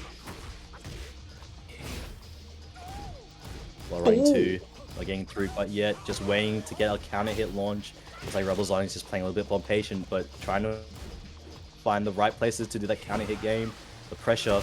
When can he stack it on? There you go. Gets a while range 2. Continues to string and it tracks on the last hit. Just keeping a bit more of a keep out game with the Dragunov. Definitely interesting, and it works out in his favor. Okay, back and forth right now. Someone is commanding the round. Keeping it clean out here. Nice, clean Tekken. Pretty Boy, though, finds an opportunity. Rebel Sonic trying to move around. Pretty Boy says, not today, buddy. Not today. You're sidestepping too early. Sidestepping too early, too much. I'm going to catch those out. It's just a bit more of the small Tekken. Where can I find my way in? Oh, he wasn't prepared. He didn't expect. Unfortunately, no follow-up. Oh no, dropped a combo though. Oh, okay, it's alright. It's all part of the plan. All part of the plan. Oh, it's okay. Get the blow parry. Bit of a scramblage from Rebel Sonic, trying to get up, trying to get back into the fight, but Pretty Boy sidestepping. He's ready for almost every situation you can throw at him. With punish, the down 4-2 is going to find its way through, and it's going to be that combo continuing. Doesn't drop it. Gets the blue spark to end it off there. Already at half life, Rebel Sonic. He's still got that gray health though. No one's popped heat yet. Oh, be a matter of seconds. He's trying to get the heat to go, but Rebel Sonic has the defense of a god. He's just playing it real patient right now. Oh my goodness, down 4-2. Not quite the right option there. Unfortunately, not picking up the slide either. What's standing for, buddy? It just seems like Rebel Sonic is just not used to seeing these situations, or hasn't been preparing for them quite yet. Because Pretty Boy is getting away with a few moves that he probably shouldn't be, but maybe it's also part of the game plan. Pretty Boy is just throwing these little situations, testing, seeing, do you know it? And if you do, are you going to start thinking about it? And are you going to start slowing down how you try and play the game? And that's going to stack onto Rebel Sonic. Is he going to have to start thinking about this? Is he going to have to let go of a few things he's thinking about? But there is a reason why they are here in this part of the bracket and still in winners. So we'll have to find out what happens next. Is Rebel Sonic going to start being a bit wiser on how he plays against Pretty Boy's lore? Or is Pretty Boy going to keep going and be as scary as he has shown so far? I think, yeah, Rebel Sonic just has to play with just slightly more confidence. He's playing a very solid style, not overextending in pretty much any situation. However, slightly too passive when it comes to those up close and personal situations. And of course, those side steps were getting called out pretty quick by Pretty Boy. I think Rebel Sonic could definitely take us to a final game, though, if he just fix up, look sharp, as they say. Fix up, look sharp. That's right. Just take a minute, just prepare your bow tie, make sure it's straight, comb your hair, put on some perfume, smell good, look good, feel good. As you move into Rebel Hangar, keeping the fit. Can you find the One Piece this time? Will he gatekeep it further? The One Piece is real! Boy, stop him. The One Piece is real! This pressure is real right now from Pretty Boy. Didn't even have to do anything, just rushing forward. Rebel Sonic respects him a lot. And Pretty Boy says, yes, I like that. But not enough, it seems. Getting that counter hit launch there. Now Pretty Boy just driving this further. The lead is widening. It is just getting bigger and bigger. Now using the heat smash, getting the advantage. It's going to be just a flurry of moves from stance, and then to land the down forward 2. Taking that first round. Rebel Sonic. What's the game plan change? Had those while riding 2s going, but Pretty Boy challenged him once, and now we're back to mid-screen there. Rebel Sonic had him at a really good position up against the wall. Oh goodness, let's try and get back. Definitely did. Mid-screen, mid-life, now going lower and lower. Rebel Sonic is just getting poked down, already at rage. Whereas Pretty Boy now getting wall splat with a heat engage, back 4-3. It's looking good. Comeback is real, it can happen. We just stay down on the ground, smart call. Counter hit grab! Tough to break those, unfortunate. It's already on the last round for Pretty Boy to move on. This is your survival point. You gotta make something happen, Rebel Sonic. And there you go, 1-2-1 the G-Clef. Alright, Love to see it. 70% gone almost in that one sequence. Rebel Sonic, though, rushes in there with the heat smash. There's the tackle. Does he Now guess the correctly? Russian No. Just clever repel, but that's all you need sometimes. That's all you need sometimes. And Pixel in a dream. There, the rage is on. Pretty Boy taking Rebel Sonic for a ride. Oh no, the get up. Oh, that get up throw from Dragunov, that'll catch you out sometimes. And it definitely worked in Rebel Sonic's favor right there. While Rain 2 gets sidestepped, and that is going to be a free launch for Pretty Boy straight to the wall. Big damage, not much needed. Did his controller disconnect? What happened? He just stood there. Oh my god, but I'm a dragon on him. Oh, like a dragon. I'm a dragon. Wow. I'm a winner. Pretty Boy, moving on. He's gonna be versing LeBoy next. That is correct. It'll be LeBoy versus Pretty Boy a little bit later on. Rebel Sonic, though, dropping down to loser's side. He'll be taking on Icy Fortune, Armor King that we saw play earlier. We're going to move straight ahead to the next match where we have a New South Wales team kill this time. Stranger Danger and Meow. Meow, indeed. You almost might hear a screech from a cat sometime. During this match, that's going to be a bit of a cat fight. I do know Stranger Danger loves playing his AF. There's Athena. I remember he took me through some of the movesets. I'm like, yeah, this is a dangerous character.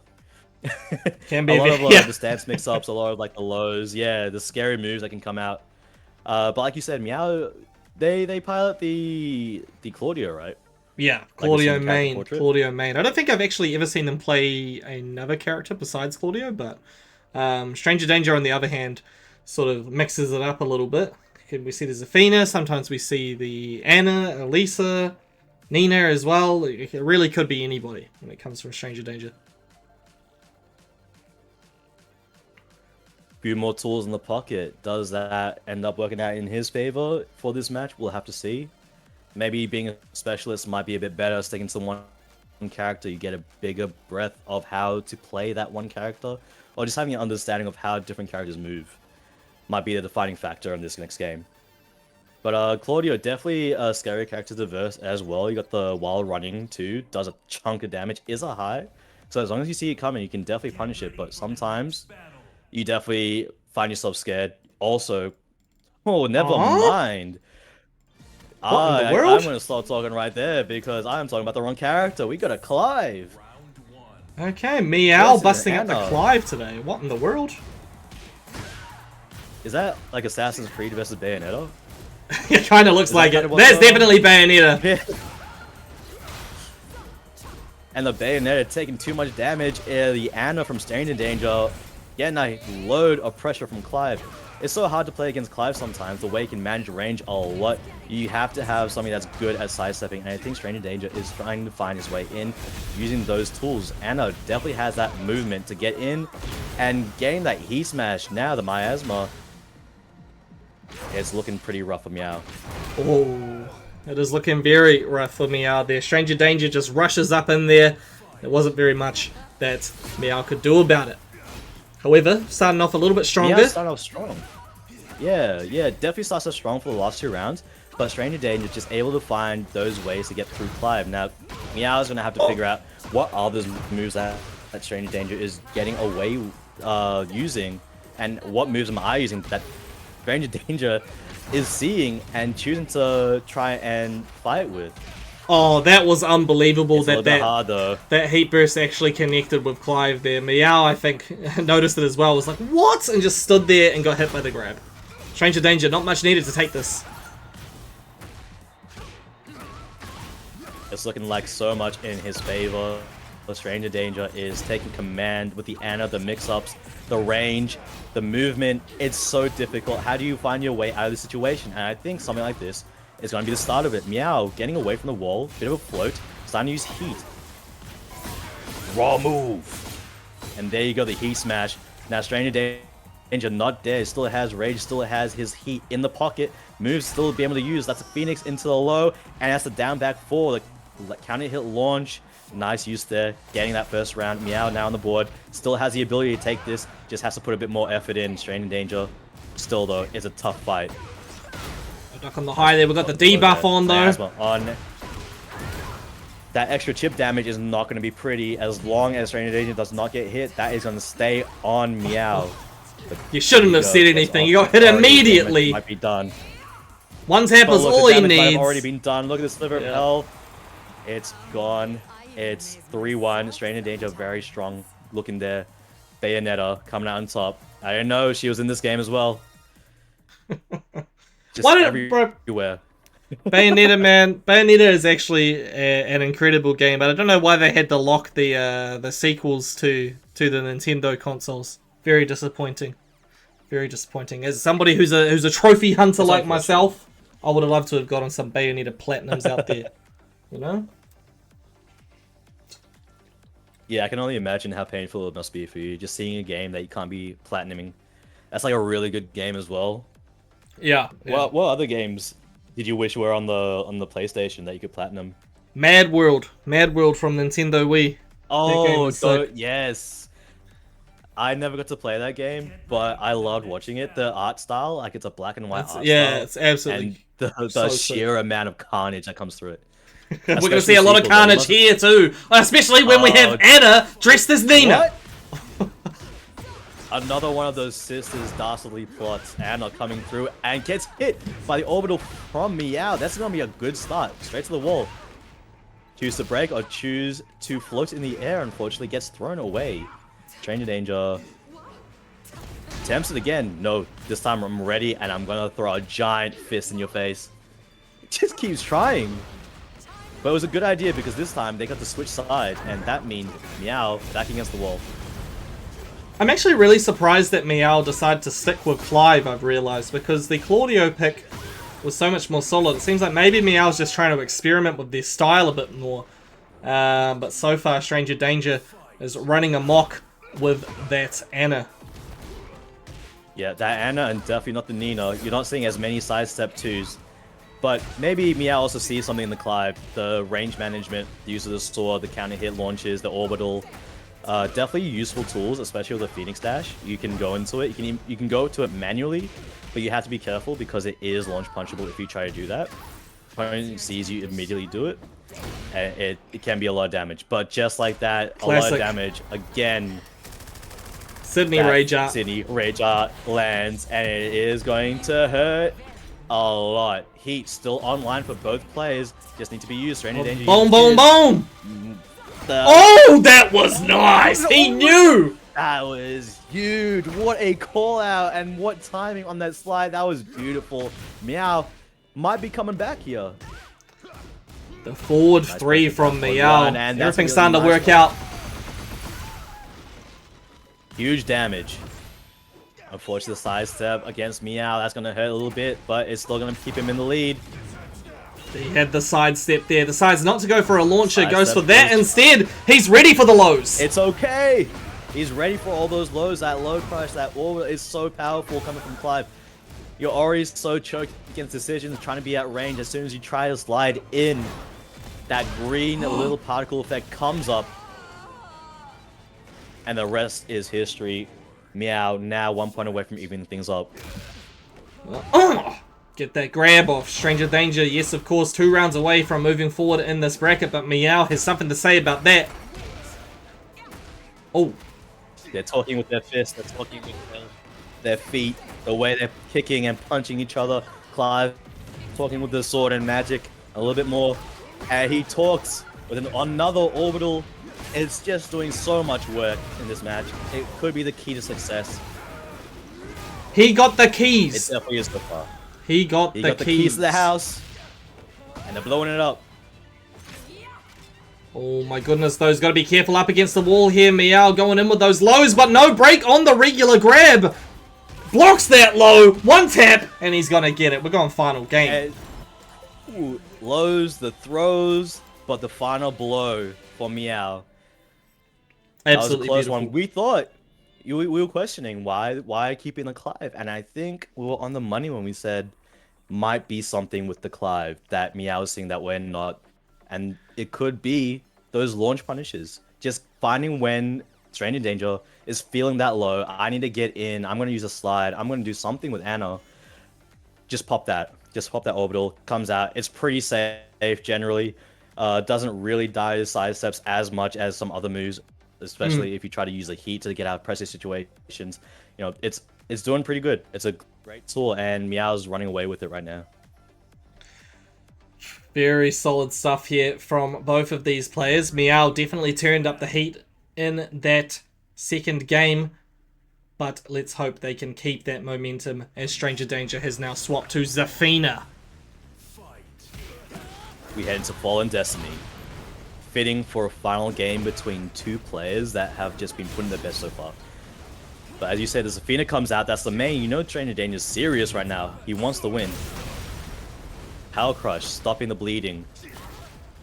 Stranger Danger tried to sidestep there, however, not quite working out. There we go, that get up kick was able to shut down the momentum. Yeah, Torgal, let's go. He's a good boy. He's a very good boy. He's a great boy. Stopping Stranger Danger from using any sort of heat. Just suffocating him a bit and then popping his own. Meow's already on a round up.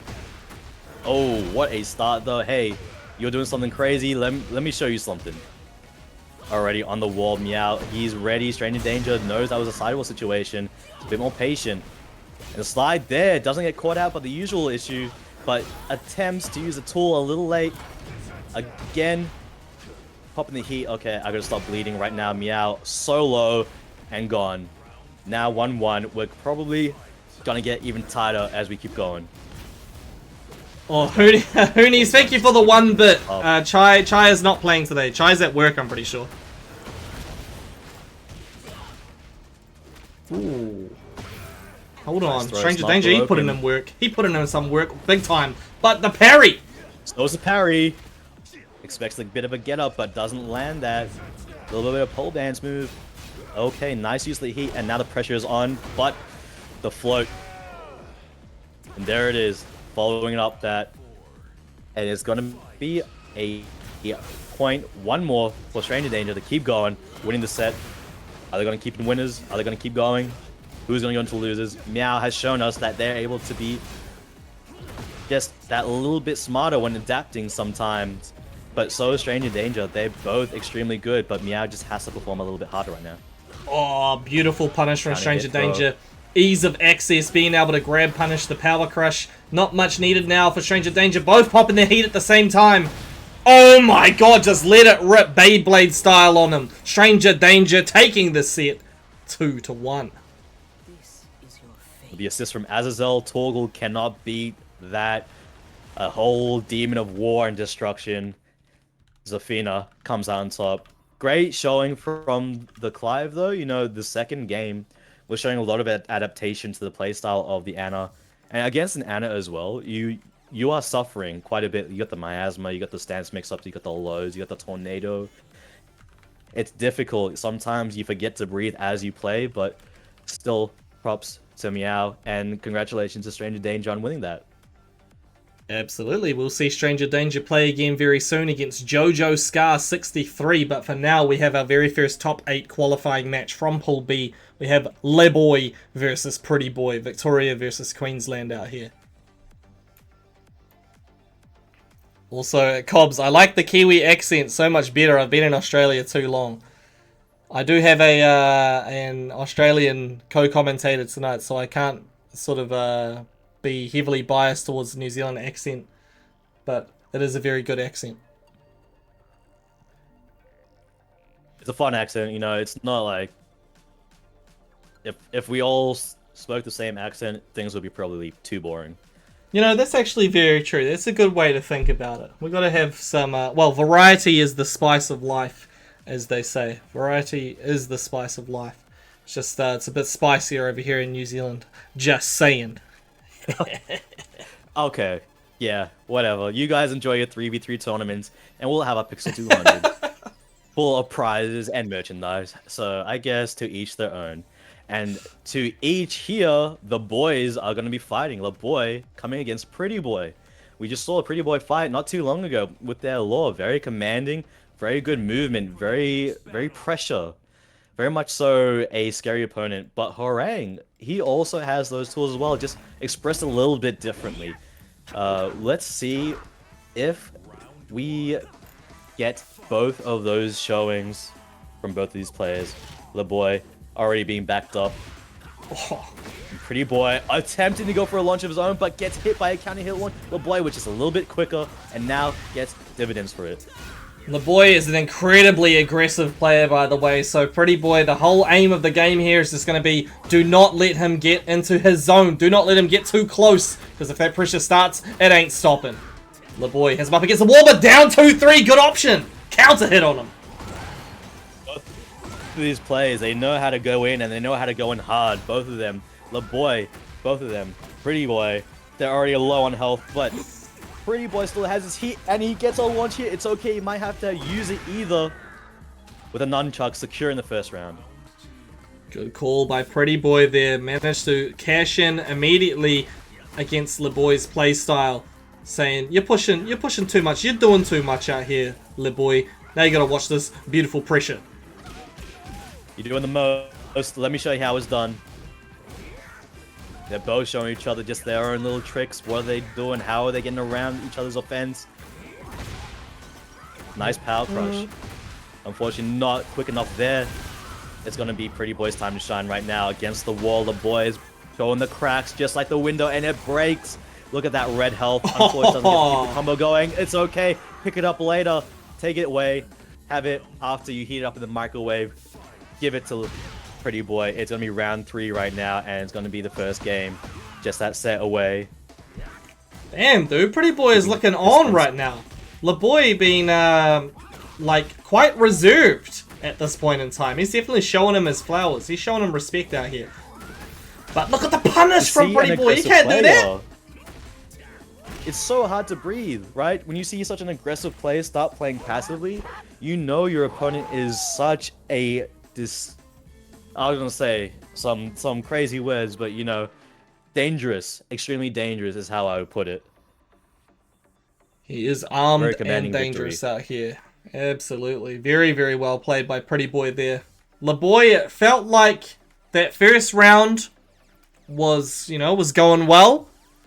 But then immediately as Pretty Boy was able to recognize, oh, okay, that's the game you want to play? You want to keep pushing buttons on me like that? Here, watch this. Down 2-3. It completely it was like a system shock for LeBoy right there. He was like, oh damn, okay, I need to actually be really careful about what I'm doing here. We'll have to see, can he change that style up as we head into game 2.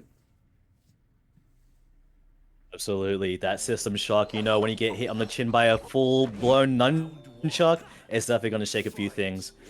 So let's see, has he kept his brain intact? LeBoy starting off with the aggression.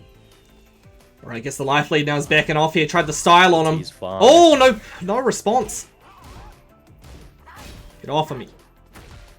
That pressure management, that aggression management, just moving in and out, back and forth out of range. It's looking like LeBoy is picking up a little bit more, but it may not be the case where he understands how to space his opponent away from him. Still able to get away from the wall, though. So far, still alive. They're still in the lead. LeBoy doing work. Throw broken. Nice catch out, and that's the heat. No! It was a heat dash launch, and unfortunately, it was dropped. Oh, that was actually a really, really smart optimization by Pretty Boy. Recognizing, hey, I don't want to break the wall just yet. I want to get the most damage possible. If I break the wall, it's going to add scaling. He really made that situation his own. The boy now says, alright, my turn. Please let me have my turn. I paid money for this game. Mom said it was my turn on the Xbox. Why aren't you letting me have my turn? He gives the controller for a good 10 seconds and all of a sudden steals it back. Pretty Boy tends to have that ability just to pull back games, pull back rounds. Oh, what the fuck? So low on health. That was... You see it right now, that's the wall splat, and there's gonna be a ton of damage. He spin around his whole damn body! If Pretty Boy wins this round, though. Oh my god, triple! No, it's not over yet. Exactly, just like how I said it. It's a great from Pretty Boy. He makes a comeback. He makes Good it things happen. A come miracle in maker. threes, dude. Triple Slidiana right there. Pretty boy, 1 round away from taking this set and making it into top 8 winner's side. LeBoy says no, though. Come on, man. Come on. I'm not done here. Come on, give me a round. I'm not done here. All I need is a round to get started. The cold start. Oh, he could have closed it out right there. It was a good idea. Wow! It's not broken. You have a sliver of life. It's another nunchuck. Nunchuck after nunchuck. You think you have it in the bag. You think you're ahead. You think you got all the cards. You think you got all the tricks in your pocket, but unfortunately, Pretty Boy pulls it all out and says, I don't need no magic. I just need fists and a nunchuck. Doing it the easy way. And Pretty Boy will be in top 8 winners side. That was a dominant performance by Pretty Boy, I'd have to say. LeBoy's going to be waiting a little bit for his next matchup. But before we get to that, we do have one final pool match here on stream. It is going to be JoJo Scar 63 representing Victoria, taking on Stranger Danger from New South Wales. Cannon match. It's about damn time. Now, I know JoJo Scar has put out the Heihachi before at last RMIT. I didn't really get to see the performance, but I do know they are a good player. There's a reason why they're still in top in the winner's side. So we'll have to see how they go against Stranger Danger. And Stranger Danger has already shown us just a good control, a good understanding, and a good idea of how things move in the game. You saw them not being too greedy on the sidewall situations when the combo ends on Fallen Destiny in the last game. They understand a bit of how the flow of the match goes. They understand how to adapt. So it'll be interesting to see once both these players hop into the lobby, how they approach each other, how they learn each other. Because I don't know if they verse each other yet. They might verse each other online a little bit, but once you're in a tournament situation, you gotta put a lot on the line. It's very, very true here. Yeah, I'm not actually 100% sure how much experience these two players have against each other. One thing I do know, though, is that JoJo Scar does come in as the second highest rated player in the event tonight. Sort of expected, considering Scotty Winning's already been eliminated, it would be expected that JoJo Scar would take the whole thing home. But Stranger Danger says, I got something to say about that. I really got something to say about that. You always need a villain in a hero story. We just got to find out which villain, who's playing the villain, and who's the hero. So we'll have to see. Does JoJo Scar get knocked down, and do they make a triumphant return, or is it Stranger Danger's path to take? We'll find out in the Elegant Palace. Once again, we walk back into the home of Lee. This guy has too much. His insurance must be crazy. I don't want to even think about the numbers. Oh, we got Santa Claus in the building, though. The Ho-Ho-Homan, that's what they call him out here. That's how he got his Twitter username. I don't know who it was that first said it in the chat, but JoJo Scar was a really big fan of whoever it was. He's going crazy with the Heihachi. Damn, goes under the Heat Smash! This Santa's a little bit different to the one I'm used to. He's giving presents left and right. Every kid can get them. And the presents are his hands! Anybody can get these hands! Right. A gift in a box. It's your turn to find out. Stranger Danger is finding out. He's just on a sliver of health and it's gone as he is gifted a -1 round where it goes in the hands of JoJo Scar. It looks like this hand's more about taking than giving, honestly. But Stranger Danger now is showing the danger of his own. Throw is not broken. It's difficult. It's difficult to get a handle on Zafina, a evasive character, but JoJo Scar slowly getting the hands on them. Alright, the good float nice there from JoJo Scar. Take you over to that wall. Of course, we have to pop the heat, though. Even if he doesn't get the round, well, never mind that. Pop it again. He can get that stack. Straight onto the wall again. Waits, is patient, gets him on the glass wall. Now that is crazy. What the hell? Once the Hell Sweep Tornado starts up, it is taking you for a ride. Bro just hit him on 2 HP and he closes out the whole round off of that sequence. Oh my god, the Homan. The Ho-Ho-Homan came out right there. This is a man of miracles, right? Just like Pretty Boy. Another present that you can expect from Santa is just losing the round when he's on 2 HP.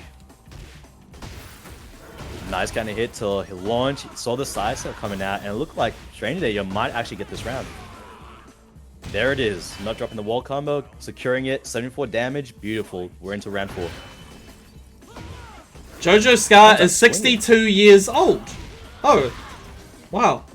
Old man got hands, dude. That's why you're looking like Santa Claus. Maybe.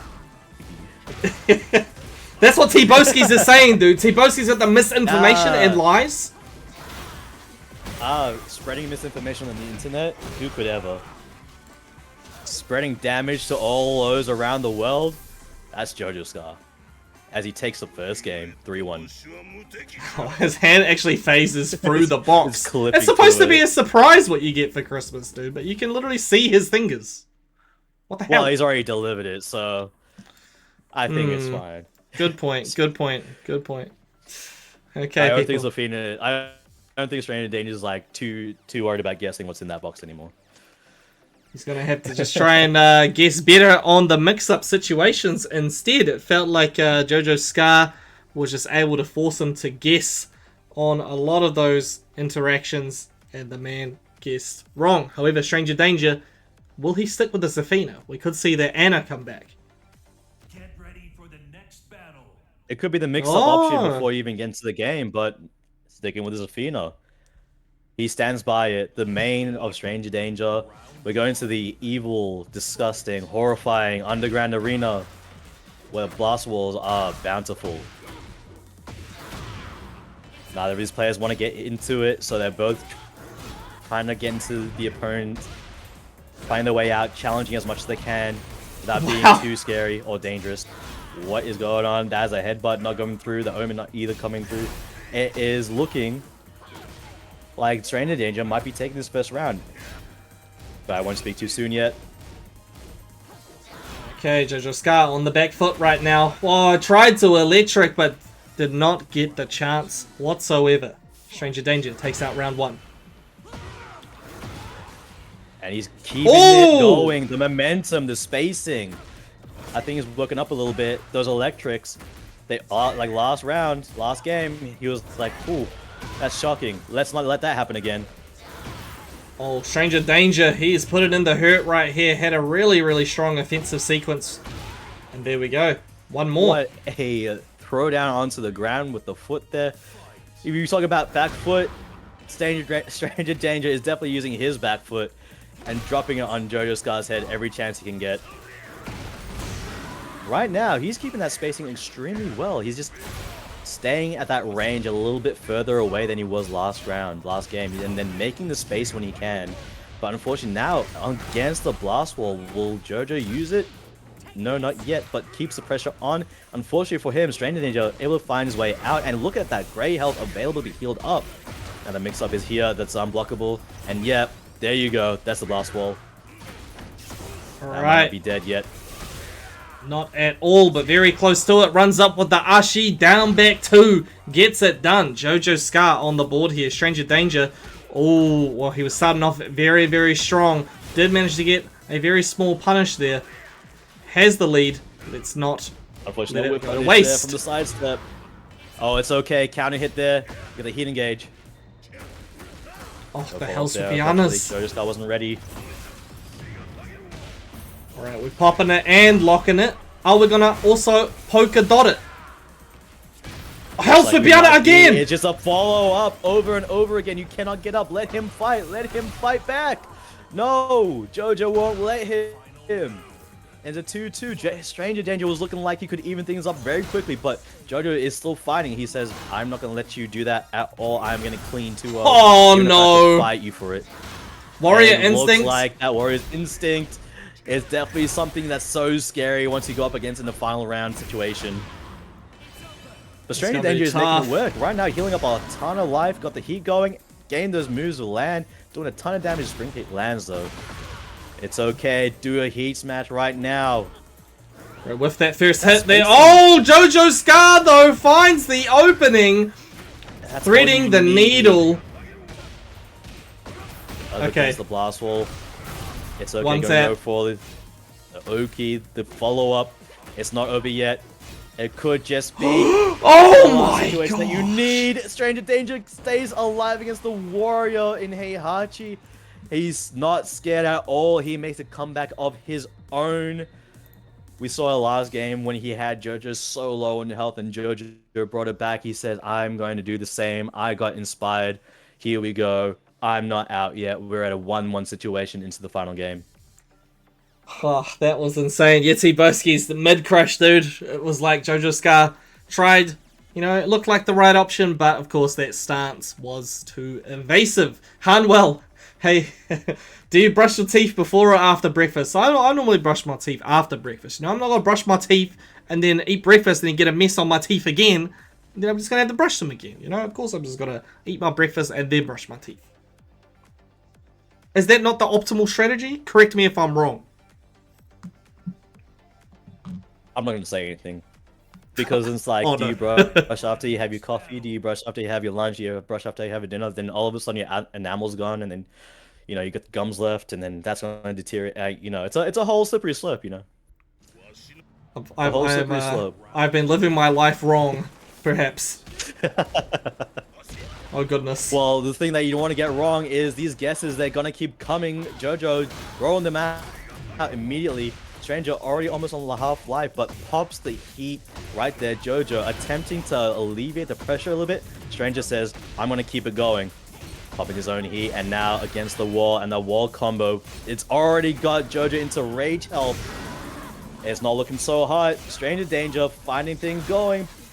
Gets blocked on the low, does not get punished for it. Wow, JoJo what? steps aside. The Hunting Hawk beating the mid. A hop there.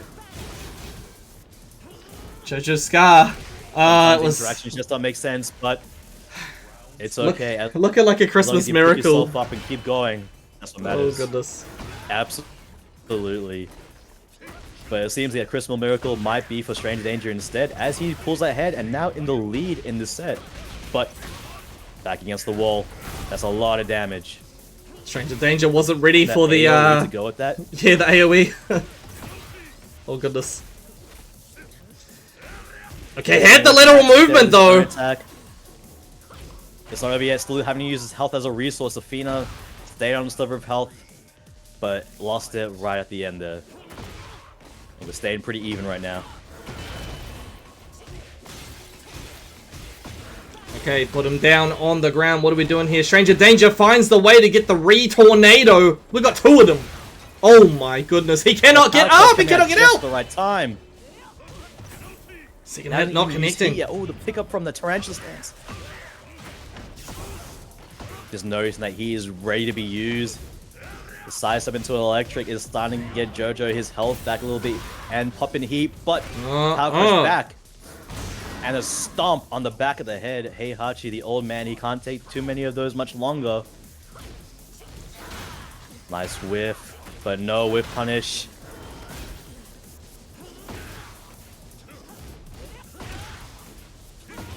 Stranger Danger is still doing extremely well with keeping the spacing that you need. Just a little bit further out than you'd expect for most characters to actually get in. Stranger Danger is aware of the moves that can get him his win, but so is JoJo. Seeing he's waiting for those linear moves that sidestep electric. It's always been a sidestep right electric. Now just a little bit. Final round now. Just stuffing out. Final round out here. Yeah, he's gonna have to fight. He doesn't want to be in that situation again where he just can't breathe, where the down forward ones and the plus frames are just not letting him do any move or even use the heat.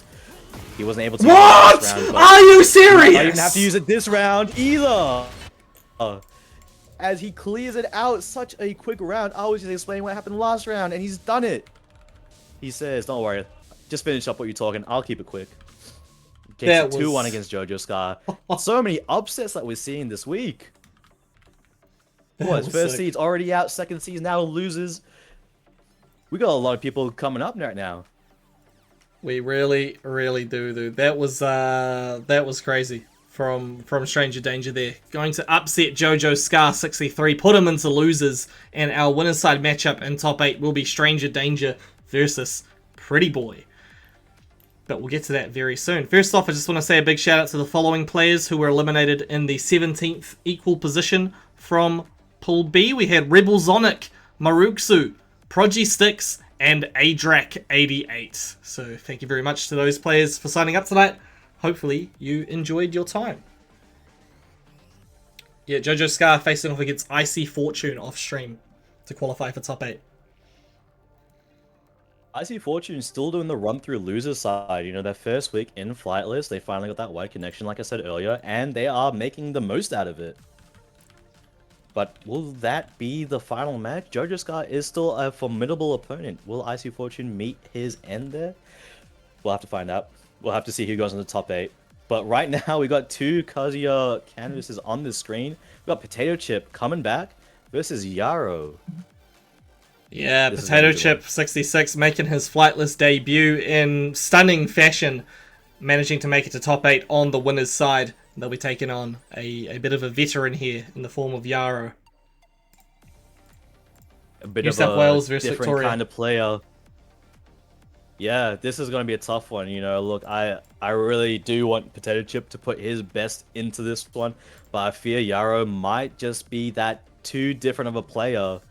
Might shake things up a bit too much, but we'll have to see. You know, I'll put it into Potato Chip's hands. He's going to represent Victoria right now. I trust him. Oh, one other thing And as Yarrow well, from people. chat is rooting for Potato Chip as well. Yes. I was going Yes, to we need start the predictions. That's what I'm going to do. Start those predictions. So you got to bet your Kiwi points as to who you think is going to win. You will have 2 minutes to do so. You can do that right now. Oh my Now, god. we have an interesting costume. We got the Shiesty. He forgot his top. But as long as he goes underwear, that's okay. He's eating an apple. I don't know why. Maybe he's hungry. Take a bite out of it already. Potato says, I got the pants. I got my pants on. I got the big boy pants. And I'm taking you out. Take me out to dinner. Oh my goodness. He's taking you out for more than that. Yarrow running in, standing still. He's expecting you to do something that he can take advantage of. Maybe a punish. But Potato Chip, he's keeping himself intact. He says, I'm here to win. I'm not here to mess around. I'm going to take top 8. I'm going to take number 1 as he gets the first round. And he's going to keep things going. Wow, what the hell? He was pissed for a punish. Holy, starting with both electrics, but getting the launch anyway. Potato Chip is on a tear right now. Oh, we cannot get up! That's all going wrong. Potato Chip working on a perfect here. Wow, what the hell?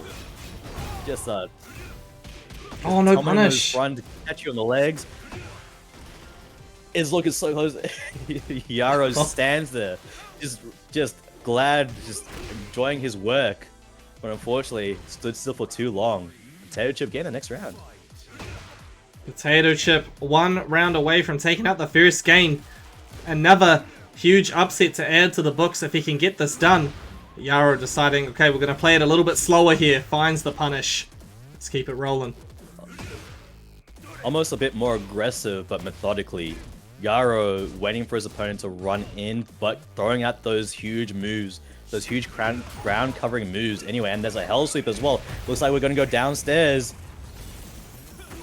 Where all the coins are, where all your Kiwi points that you put, they're up for grabs right now. Oh, House Piana attempted and denied. Potato Chip too fast. Oh, finds the electric. What a electric. We're going gambling. Special, and he's gonna pop the wall. No, goes for the Oki instead, but it's okay. And the heat dash, he's on plus frames. What's it gonna be? And it's gonna be a throw. It's gonna be broken. Not much needed for Yarrow to take this one. Has the life lead. Just sit there and watch it. Yarrow getting around on the board. Sees it go. Oh, just hard deck. Whoa! Yarrow! What? The confident play. He dropped 2 rounds. He doesn't care. He doesn't care. He's still in the game. Drops the combo as well, unfortunately. He plays a much slower, much more thought processing like Tekken. It's so different. It's almost jarring. When do you actually get to run in and walk and get into the opponent's face in such a pressure-driven game? It's almost scary just seeing him stand still. And the throw there too, not broken. Potato Chip already low on life. It's okay. Throw for throw.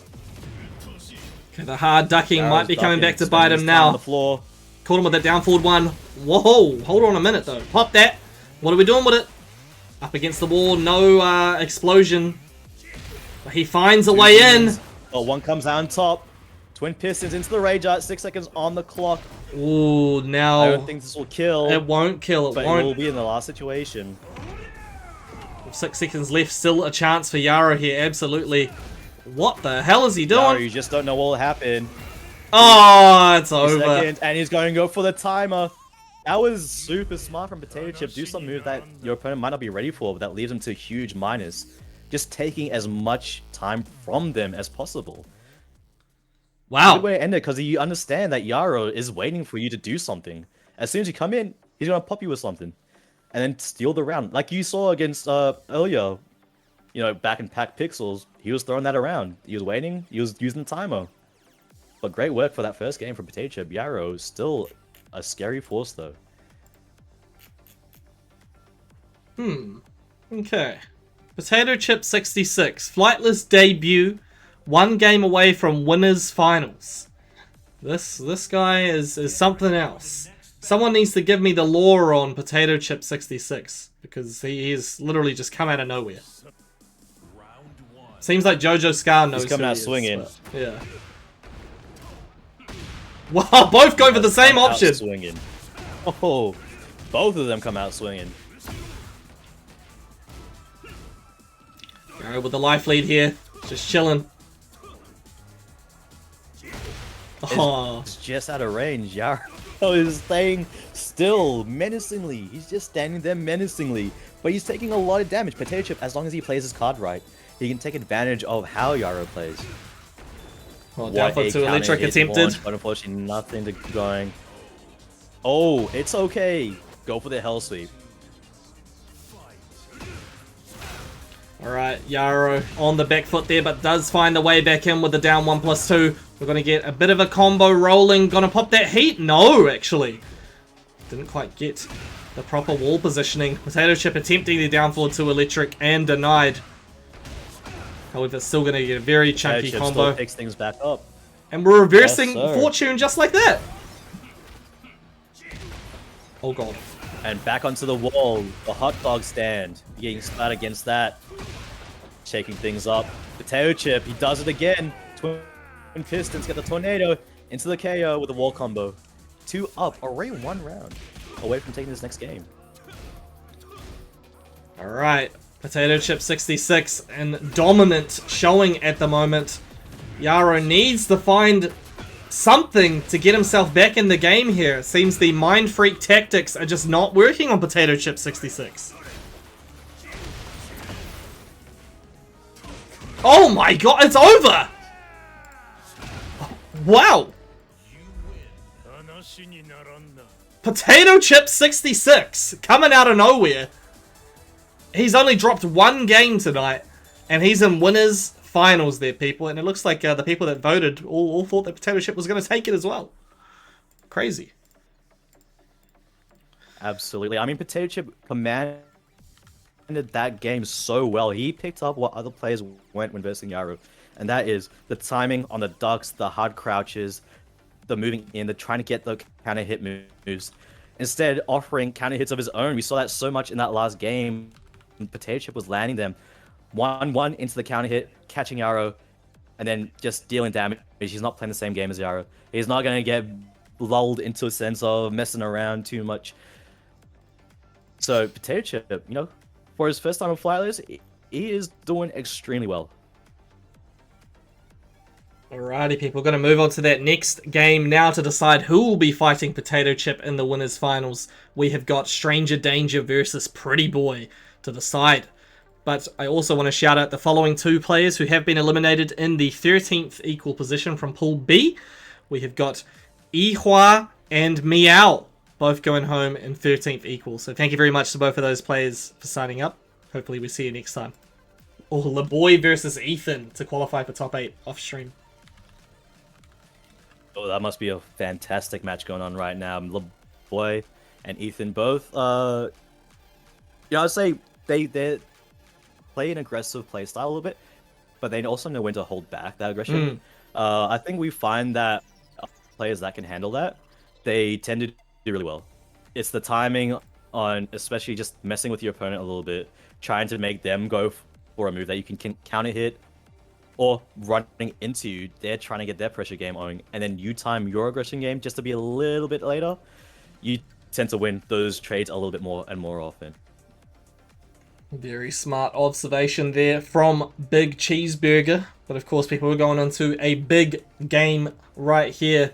New South Wales versus Queensland to decide who will get to face off against Potato Chip 66. Stranger Danger is the underdog in this particular matchup. Pretty Boy expected to win here. However, anything's possible. I think Stranger Danger has actually been playing very, very solid. That comeback in that previous set was insane. Also, votes will be going up in just a moment. I won my last vote. I put it on the right person. I knew it deep down in my heart, and I think I'll do it again. I know who I feel like I want to put my money on. Let's find out. And Stranger Danger is coming out swinging already. We have the Anna coming back through. Stranger Danger. Yes, absolutely. And already having Pretty Boy against the wall, but Pretty Boy finds his way out with a counter hit. And that's going to be a ton of damage. More than even things up. Uses the heat, but does not land to extend the combo. It's getting hot indeed on this beach. It's looking a little too hot. Now you got to guess. It's going to be a throw, and that's not going to be broken. You're on a little bit of life left. Attempts to go for the heat smash. Just do it. Though. What? Just do it! He's sponsored by Nike, man. Sponsored by Nike. Come on. Just do it. The absolute patience and timing from Stranger Danger. It's coming out clutch right now. Pretty Boy, though, finds a way in with the 1-inch punch that time, but doesn't get the heat burst to continue the combo. Oh my god! He's not watching his toes! He dropped that a few times. And it just it's costing him quite a bit of health. Maybe costing him rounds here and there. He's got to find out why that's not landing and how to fix that. Heat smash coming out. Miasma coming in. Long range. Up move. Sidewall situation. Keep the combo going there. Tried to get that Hell Supiana once again, but not today, buddy. Big rage up. Big rage up. Ooh.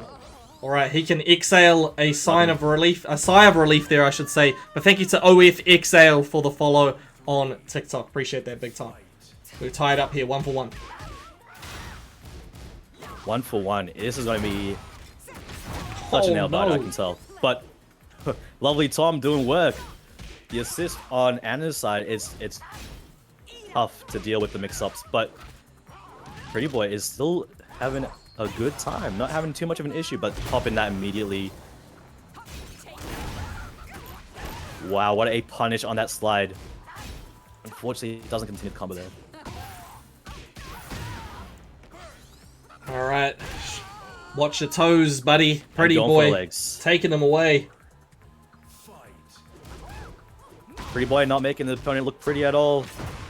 But Stranger Danger says, let me do my makeup really quick. I'll come back, roll. There you go, throw's not broken, and all of a sudden Pretty Boy at the wall. Pressure's on. Alright, Pretty Boy on the back foot.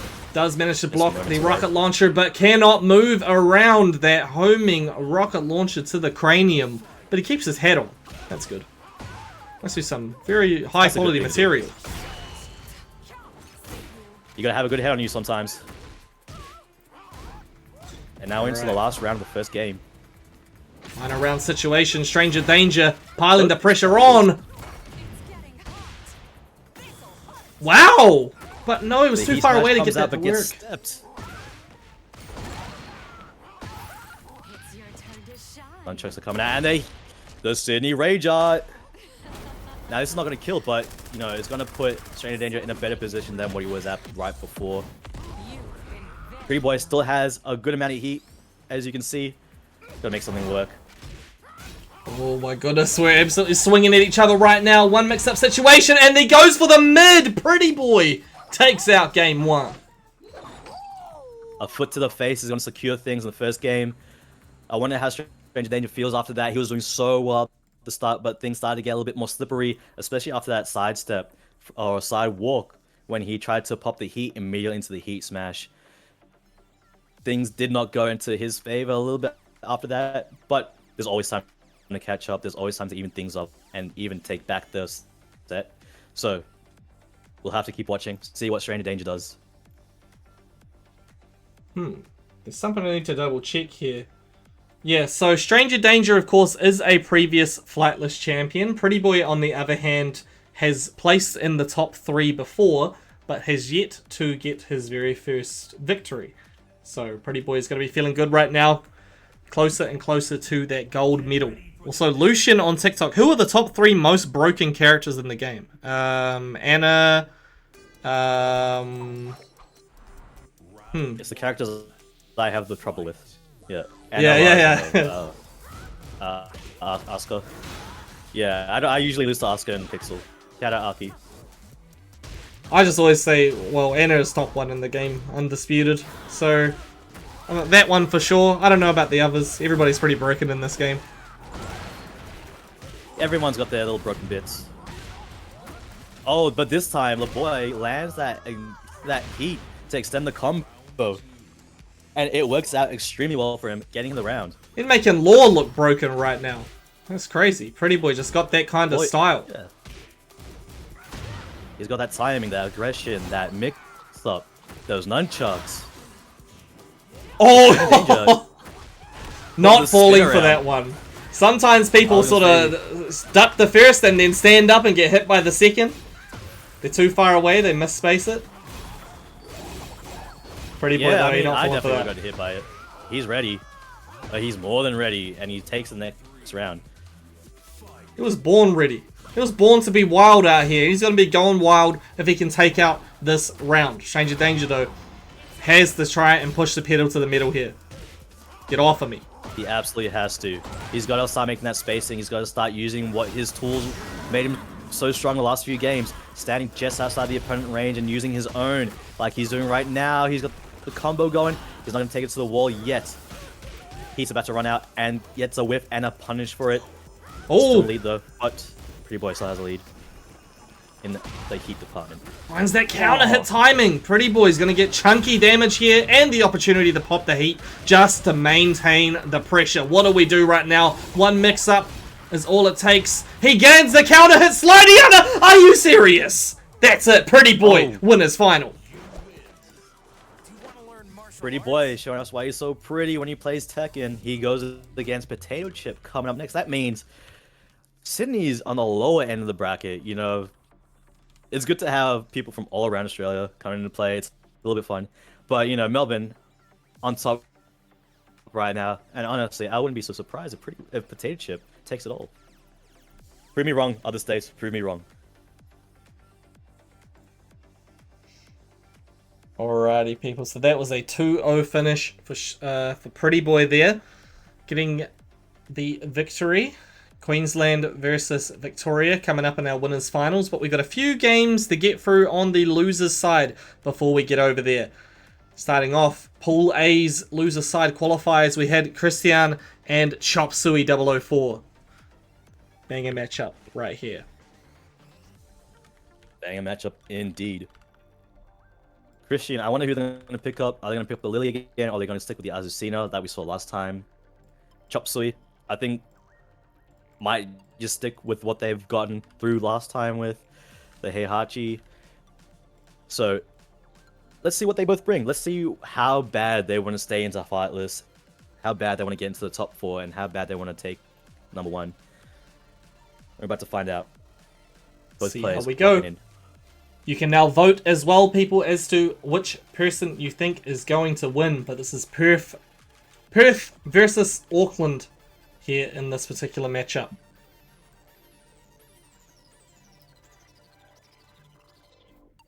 Let me guess who you're going for. Get ready for the next I think you might be going for I'm not biased at all, dude. I'm not a biased person whatsoever. Oh shit, I swapped the names around. They were right and then I swapped them. Okay, here we go.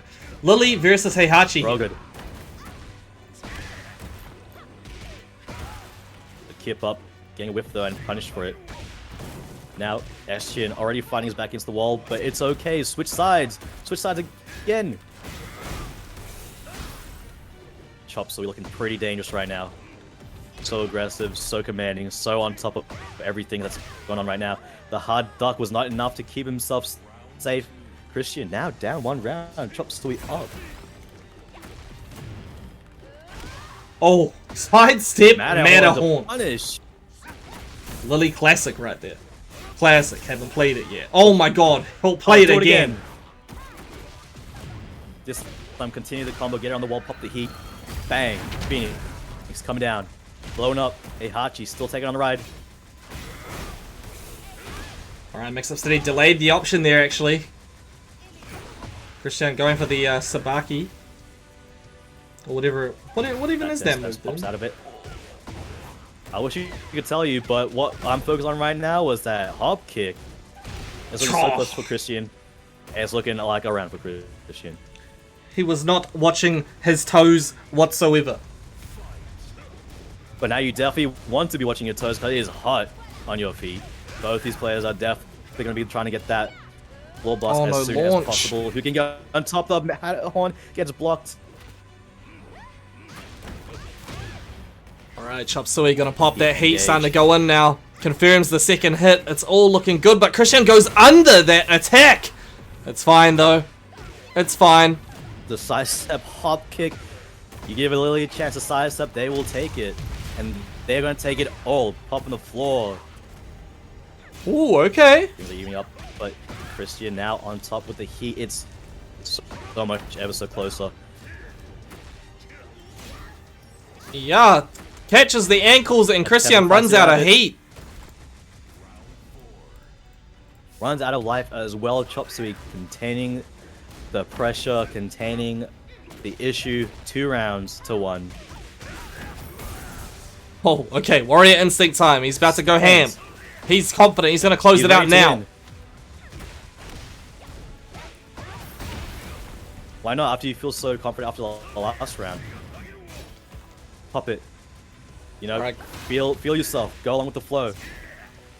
Saw the sidestep, but no action came from Christian. Alright, what's going on here? Go in, get a back turn, go back in with a launch. Might not have been the right option to pop that Warrior's Instinct. Hasn't really made a whole lot of use of it yet. I don't believe they can anymore. Is going to the final round, and now you don't have the Warrior Instinct, so you don't have that bit of insurance. It's going to be a pure fight here. It's going to be airborne though. Popped for a float. What? That was actually okay. making the most of a sticky situation there. Chop Suey dropped the combo and then was like, okay, well, I'm going to squeeze out as much damage as I can. And then he set it up perfectly for this ongoing sequence, which he now wraps up, taking out that game. Who needs Warrior Instinct when you've got pure, unadulterated power coming from the fists with huge launches coming left and right? The timing is all you need. Beautiful stuff from Chop Suey. And still, Christian showing why he's still a threat. Those sidesteps, those launches, the Matterhorns coming out. You still gotta keep your head on top, right? It's not over for Chop Suey yet. You can celebrate for a bit, but gotta take a deep breath now. Gotta think, how's my opponent gonna change things? Because they definitely are. Absolutely. Absolutely. Also, people, our top 8 qualifiers from Pool B have been finalized, so I do just want to do a massive shout out.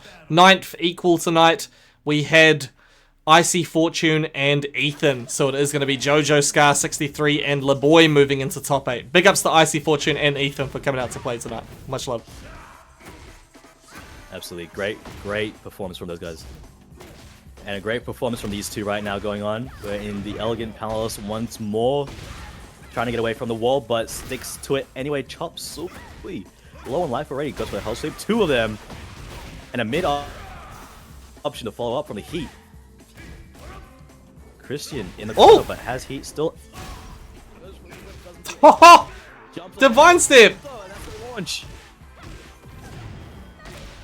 Not much needed to close it out here. No needed. Goes for the Yeah, swaggy she's gonna do combo. it. Alright, we're trading blows out here. It's getting kinda crazy.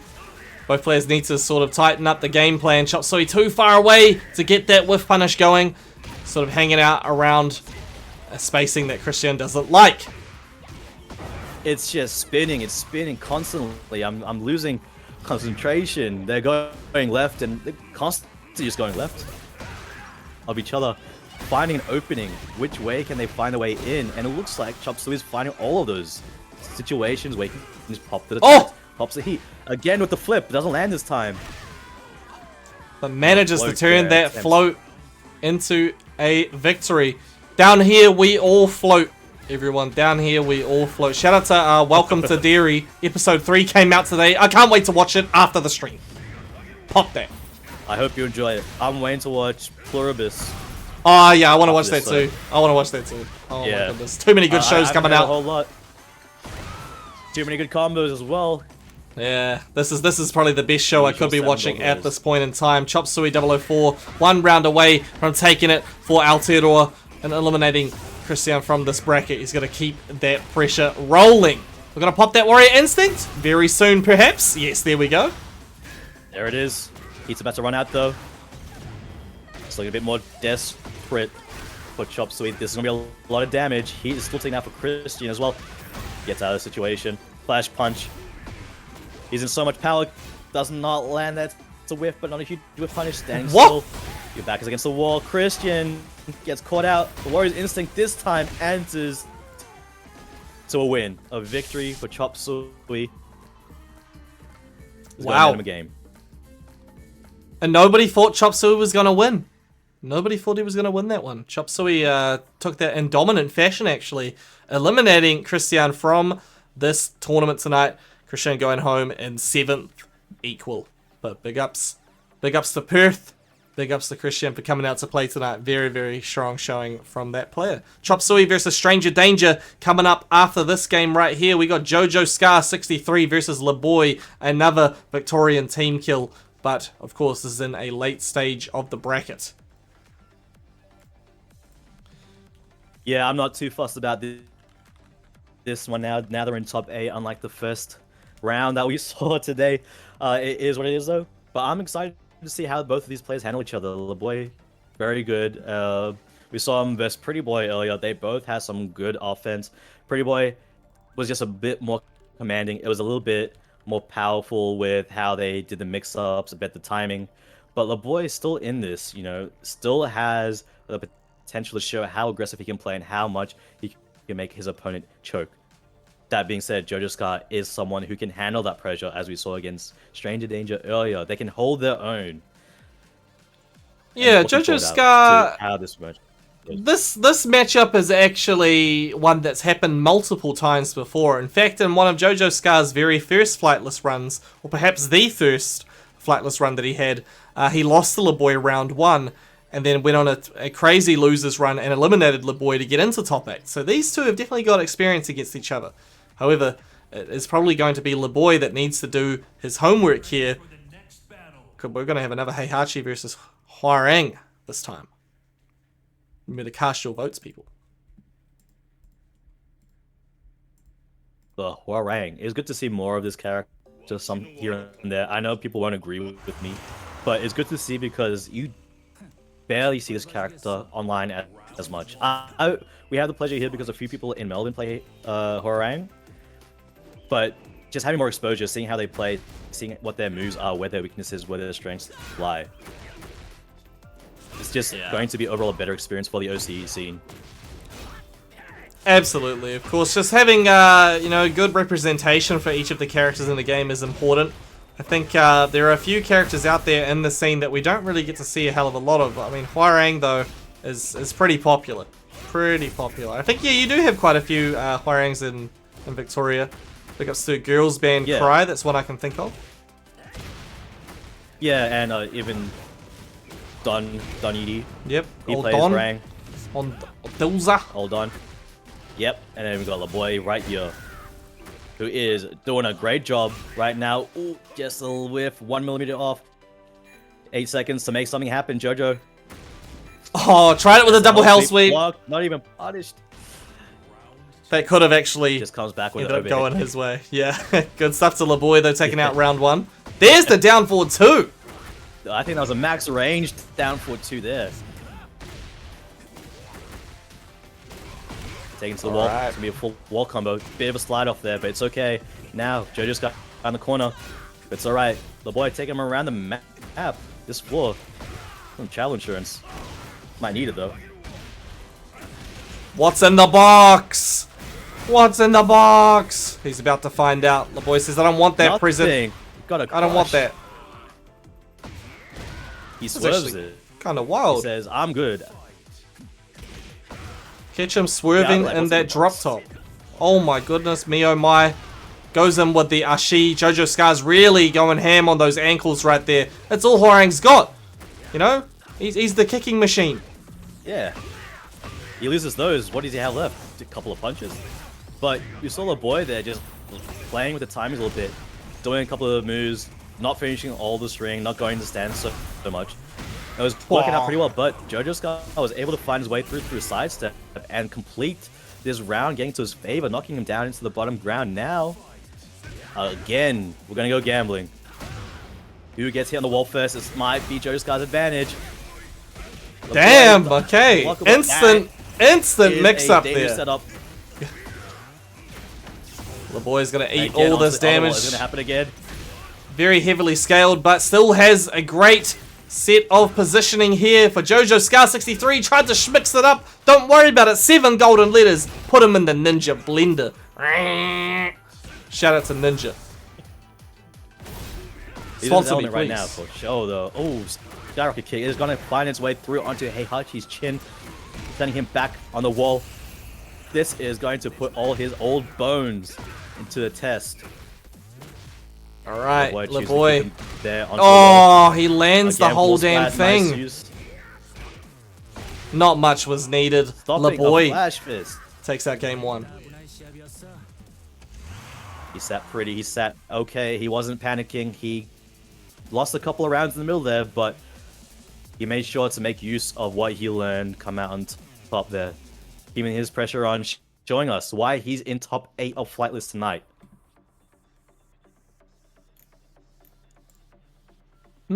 Okay, okay. Well, people, LeBoy made some really smart calls in that game, actually.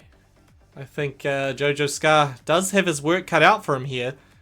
Although Jojo Scar is the favorite to win this match and the whole tournament at this point, being the highest rated player now that Scotty was eliminated. Gotti was eliminated.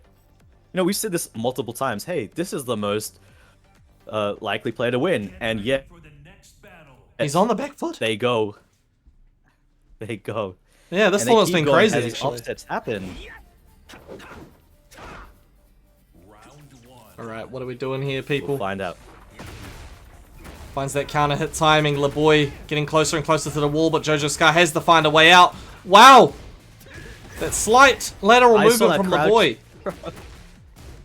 Yeah, it just moves slightly out of the range of the crouch jab, and it's gonna land LeBoy a lot of damage. Alright, we're playing from full screen right now. Who has the go in? Jojo Scar's the one to make that first set of forward movement. Finds the counter hit on the Hell Sweep Definitely has the Biana. tools. That's a lot of damage coming up. Boom, we got some presents to deliver. And they don't stop coming. And the Rager, he says, I got a gift for you. How's So this? I've been to Sydney recently. I enjoyed my stay. I took home a souvenir. Have it. There we go, LeBoy. Pop that heat. Pops it again, get the heat smash. Oh my Wait, god, he I'm really ready. tried that. He really tried that. In fact, Jojo Scar, was that's like the very first time that he has gone for the low option actually. And LeBoy blocked it immediately. He's like, no, you don't have to give me that present. I know what's there. I know what's coming. It's a round for me. And a skyrocket kick going again. Love seeing it sometimes. LeBoy loves landing them. Onto the wall. Oh, The damage is just pumping out. Blocks the House of Piana. Doesn't bother with a punish. Just immediately goes in to pile the pressure back on. LeBoy with the life lead. Can he maintain it? Oh Push my! back a lot, and the Rage after sidewalk. Look, I don't know if this is the best idea of using Rage Art. Maybe he could have gotten more out of it, but it's definitely going to put him in a comfortable state. As comfortable as you can be when you have Rage Art. 1 sliver of health to JoJo's name, and it's gone. Taken away. He finds that low, and LeBoy now... Really good. Yeah, 1 round away from eliminating JoJo Scar to move forward in this bracket. Okay, Ashi coming through. JoJo Scar found the spacing. LeBoy, he has been hit by a lot of lows at different points of the set, actually, but I think JoJo Scar has to continue to mix up his timing here. Finds that electric, though. What are we going to do with it? You can use those side steps, JoJo, finding his feeding once more. What the? Definitely still has that rage, but we've seen he's not going to use that rage out. What a movement around his opponent. LeBoy finding an advantage somehow once again in the driver's seat. Giving the pressure. It's okay, though. He finds a way through. Timing for JoJo. Absolutely. Oh, beautiful punish from LeBoy. Gonna pop that heat. Of course, he is 1 round away from eliminating JoJo Scar, so you know he's just gonna go ham here. Try and finish this as soon as possible. You do not want to allow JoJo Scar to get that comeback. But he's not gonna get the chance if he's not careful. It's over! It's over. Just with that entire sequence of switching stances in Flamingo left and right. He just kicks and does not let you breathe. Before you even say Warrior's Instinct, the round is over. And JoJo, now, despite putting on such a good effort, such a good show throughout Flightless, unfortunately gets knocked out of the bracket, and the boy moves forward as he faces Yarrow. We'll see later. Damn, 7th equal tonight for JoJo Scar 63. 7th equal alongside Christian. And well, those two were very closely matched there, but JoJo Scar was the favorite to win, so bit of an upset. Was the favorite to win. I think that's the sentence of tonight. Yeah, it's happened 3 times now. It's been a very, very surprising showing there. Nobody even bothered to bet on that one. All right, people, come on, do better, do better. I lost all my points on the last game, unfortunately. Oh. So. Well, Sorry, anybody? I got 255 to my name now. If you still got a chance to do it, vote on this one. Stranger Danger versus Chop Suey 004. Both of these players are previous Flightless champions. And they're going to be facing off right here, right now. Auckland versus New South Wales. It's going to be a good one. It's definitely going to be a good one. I've enjoyed seeing Stranger Danger play over tonight. He's done some great work finding some high place seating. So I'm looking forward to have met this person. He's a great person, by the way. Just awesome to talk to. Very nice. Very wholesome. Very good-hearted. But there's a Athena he plays. Dirty. It's a different story. Dirty. It's the antithesis of who he is. It's the antithesis. Yeah. Yes. It's the yin and yang, the dark to his light. Alrighty, people. Well, will he meet his match here against Chop Suey 004? That is the question. Chop Suey coming in as the favorite, but anything could happen. Zafina versus Heihachi here. I don't want to put the Comte's curse on again. The favorite doesn't mean anything anymore. What it means is, can you put your fist to the fight? Can you talk and mean it? And Stranger Danger already ahead in the first round and pop in the heat. They're stopping Chop Suey from doing anything, from trying to get pressure on. And a low secure it. Right there. You got first round going to Stranger Danger. Alright, it's going to put that pressure on. Chop Suey got hit by the second one. He's getting himself being pushed closer and closer to the wall here. Well, Squid Game. Let's go. It's getting ever so closer to the wall as he eventually meets it with the back. He can't get those mix-ups going. Stranger Danger. He just has options where he's just like, okay, I don't mind just sitting here and waiting and taking this pressure because I'm just going to power crush out. He's just got his options on lock. He knows what his opponent's going to do, and he knows the situation's out. It's almost like he's in his opponent's mind. Right there, the power crush punch, the tornado that comes with it is so deadly. Chop Suey, he hasn't even gotten around yet, but he's getting pushed around the map, his back against the wall that can shatter. Probably shatter like his dreams for Flightless today. Stranger Danger is not stopping though. He does not feel sorry whatsoever against his heatless opponent who's now in rage range. Oh my god. The demon fists so coming difficult. through. Stranger Danger. And the spring kick. Wow. Showing why he's such a danger in tonight's bracket. He's no stranger to this type of situation. He is looking unstoppable at the moment. Chop Suey was really struggling there. Like a knife, he looks sharp. And he's making it work. He's showing us why he's cutting through this bracket. Chop Suey, what's your answer? Did you pick Rock? Did you find a way to beat the scissors? The sharp blades of Stranger Danger? Show us in the next game. Or will Stranger Danger show you that he is too dangerous?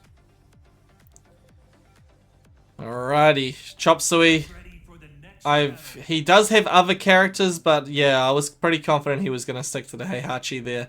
We're going to Phoenix Gate. This stage can, of course, have some pretty wild things going on. Let's see how it all... Yeah, you don't have the Goes down. consistently flat walls with four sides, so definitely some sidewall situations. You got half of the field being a blast wall, which can shift the stage into the next phase as well. So, while it may not have as many issues as Pack Pixels when it comes to extending your combos, it's definitely still a dangerous place. You can't let yourself get too close. Oh, delayed the timing just a little bit to make that down forward one connect. Chop Suey holding his own here, but Stranger Danger hasn't popped heat yet. There we go, right Still after I got more said it. resources. There, use it. Oh my god! I thought he was give gonna up no kill wall combo. in that interaction. Stranger Get up Danger, dude. mid-attack. What is going on? Absolutely, just making a tear tonight. Something must have happened over the last few weeks. He must have, when he came to Pixel, he's like, okay, I actually gotta get myself together. He must have been like I gotta get to the lab, and it's showing. Pixel immediately claiming to be behind Stranger Danger's success. I respect it. I thought I could slip it in. I thought no one would notice, but yeah, you know, you come to Melbourne, you come out a different person. Stranger Danger is looking like a whole different beast at the moment. Once again, has Chop Suey on the back foot. Too far away on that, though. He's got to be careful. Chop Suey trying to mix up the options right now. Better watch out for that. New South Wales Sydney hop kick. He's got a Sydney rage out for himself. What? What was? Oh my goodness! What was that interaction? Hold on, let me see that again. What? The low cancel that right on the startup frames of the Power Crush. That was an interesting, unexpected interaction, but one that we got nonetheless. I don't even want to watch this anymore. This is fresh. What the f That was ridiculous, dude. Chop Suey though, he's angry. He's got to be angry now. I absolutely would be, but he's got to keep his head on. He's got to be a bit more calm. He's got Stranger Danger against the wall. Can he finish off the round right now? Yes. He can get that revenge again, but he's still got to keep winning. He can't lose at all right now. Alright, maybe that was just the thing that Chop Suey needed to wake him up there. He was like, yeah, come on, man. I made the right call, and the game just robbed me. I said, I don't like that. I'm getting my bag back right now. Oh, no! Stranger Danger, though, one round away from eliminating him. Flash duck there to dodge the throw. Another throw. The counter. It's not over yet. Those Chop Suey out of ankles. heat. Oh! And It's unfortunately, those over. ankles got torn apart. The unfortunate last round. What was that? I wish I could tell you, but either way, Stranger Danger does come out on top. And I wouldn't take it away from him. Stranger Danger did put on such a powerful showing today, and he's going to keep on giving us that experience because it's not like it was just a donation, right? Stranger Danger, but there was still potential that you would have come back even if you lost that round. Nah, that was Congratulations actually to both players, incredibly solid from Stranger Danger. Yeah, definitely an upset there, eliminating Chop Suey 004. Moving on to losers semi-finals. He will play the winner of this matchup right here, Yarrow versus LeBoy. This is our very last first to 2 matchup of the night. From this point on, every match is a first to 3. Here we go, people. It's going to be a banger of a match. Absolute banger of a match. You love seeing someone like Yarrow play because it always brings some different experiences to what we're usually seeing from the aggression playstyles. Instead, Yarrow chooses to stand there, defend, mess with his opponent on a different layer, on a different level. How will the boy handle that with his aggressive playstyle? This style actually clashes quite heavily. I think Yarrow will definitely have some tricks up his sleeve. I'm excited to see how this one pans out, actually. Oh, And I think a lot Leroy? of viewers in chat are also expecting it to pan out. What is going on? The hidden weapon Leroy comes out to play in Rebel Hangar. I've never seen Yarrow play Leroy before, so I don't know what to expect here. But starting off strong with that counter. You'll never know what to expect anyway, I feel. Let's just see how he plays this character.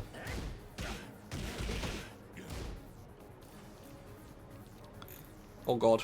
His patience coming in when he can, punishing and catching the run-ins. Counter and the low parries, like he's ready.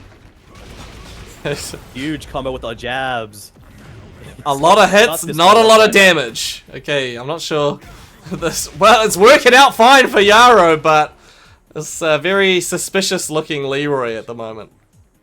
Very suspicious. He's got the sunglasses. He don't even see what's happening. A low parry again. He's looking for those lows. Alright. He's ready to take on every interaction. He's got the timing. He's got the spacing. And it looks like he's going to take full advantage of that with LeBoy's every attempt to try and come in and start putting that pressure on. Alright. Pops the heat at the right time here. LeBoy has him up against the wall, though. Bit of a Oh on my! the side. And the range art. This one lands. Sydney range art coming out.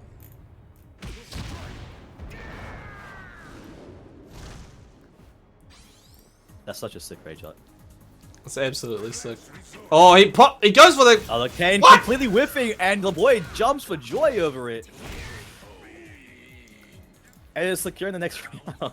That was an interesting way to play Tekken, but, you know, I guess you'd expect it when Yara's in the match. What a launch there.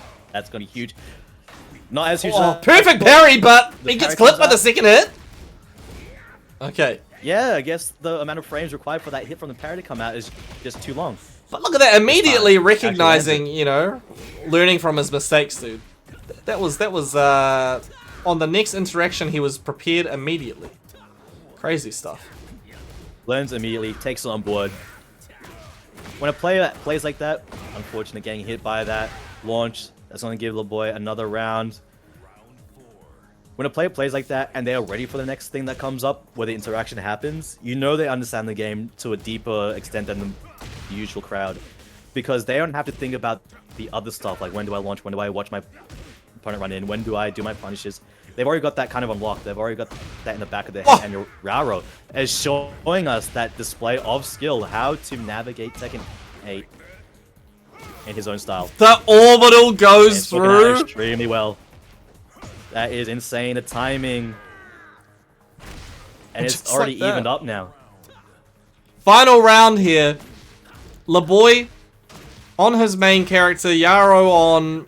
I honestly don't have any idea how many times he's played Leroy before, but he's making it work. I think I have seen him mention the Leroy a couple of times a while ago, definitely before Soulful in Queensland. So it's definitely been in the pocket.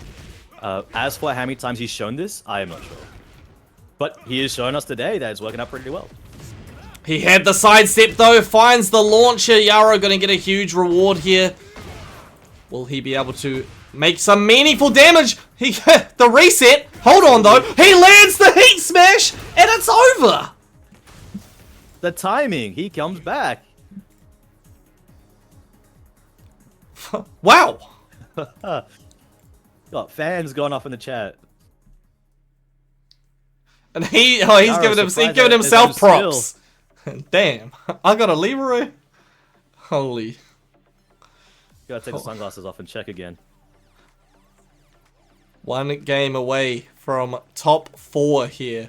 One game away from sending LeBoy home. Can he do it? Or it could be 2 games for LeBoy to send Yarrow home. That's a good way of looking at it. Figure out the play style, right? Yeah, because we've seen so many times where there's just been a comeback, and it's just been an understanding of the opponent. Just that break between matches, being enough to let the brain catch up. We'll find out. It starts strong. LeBoy with a down forward 2 counter hit straight to the wall. I should also mention Drops wall. Yarrow is a previous champion. LeBoy has yet to crack top 3 for the first time. So LeBoy definitely wants to be able to win this. Alright, goes in with the down 3 pause. Very first Flightless top 3 would feel good. But Yarrow finally committing to the forward 2-2. He was landing forward 2s, but then not actually letting the second hit rip in that first game. Oh, there's a... Whoa! Fantastic parries. Arah again, the situation, ready for it. Break the grab. What are we going to do with it, though? Oh! Just uses it immediately. Okay.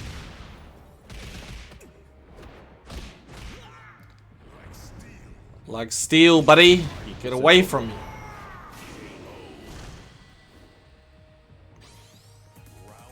It was a good use of a throw attempt there because if he didn't get the damage, he was now away from the wall. But Yarrow still keeping his composure, still playing his style, doing things his way, coming out on top.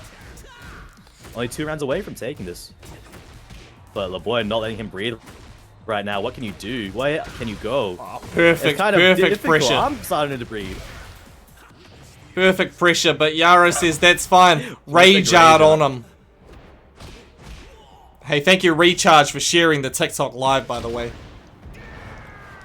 Thank you very much. Here we go, dude. Yarrow reinvigorated. Goes for down 1+2 from that far away, and LeBoy's not having any of it. Not at all. Complete whiff. LeBoy takes advantage, pops the heat, and ends around there. Now LeBoy in the running again. He's still able to find his way through here. He's still able to make the top 3. Throw, now evening things up. And slowly but surely Yarrow starts taking the health of LeBoy more and more. Nah, they removed my strikes on TikTok. I love TikTok again. They took my strikes away. Alright, we're popping that. That could have gone bad actually. And if, he's popping the heat. LeBoy timed the power crush differently, but yeah, LeBoy went ham. Now 1 round away from taking us to a final game. This pressure. LeBoy definitely wants to take us to the final game. The pressure was working out so well, but you got to be careful. If you leave any gap for Arah and he knows that you've left a gap for him, he will take advantage of it. He's not playing this Leroy as well as the same way that he was playing the Kaz. Because the Kaz was much more patient. It had a lot more pauses, a lot more crouching. But this Leroy, unfortunately, again, thrown there, not breaking it. Giving LeBoy the game and evening things up. This Leroy is a bit more aggressive. Now, he does have the good timing. He has the good side steps. But LeBoy, I think he's used Arena pretty well there with the walls and all that to keep the pressure going. Especially with that pressure string we saw in the round previously. Definitely use that to his advantage. I think LeBoy just started mixing up the options there, recognizing the patterns on where Yarrow would try to parry, and then he really made them pay the price for it. So that was a good adaptation from LeBoy there. Yarrow, though, starting to have doubts about his Leroy. He's going to potentially swap characters here. People are suggesting Paul. Yarrow's saying maybe Victor? Oh. Yarrow is saying, oops, I must have picked something wrong. Who knows? I wonder, what do we have in store today? Yarrow, please, we need Sydney in top 3. John? Okay, well, he does have a Tekken God, though. Okay.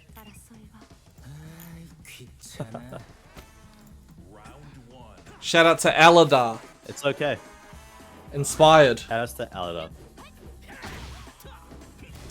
Oh my goodness. Break those No, ankles. don't put past Arah yet. You gotta figure out how he plays Jun.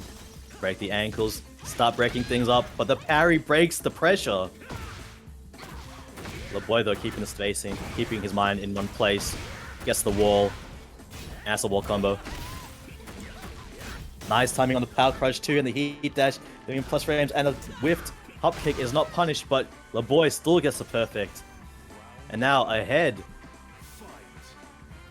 in this race to stay alive. Break those ankles.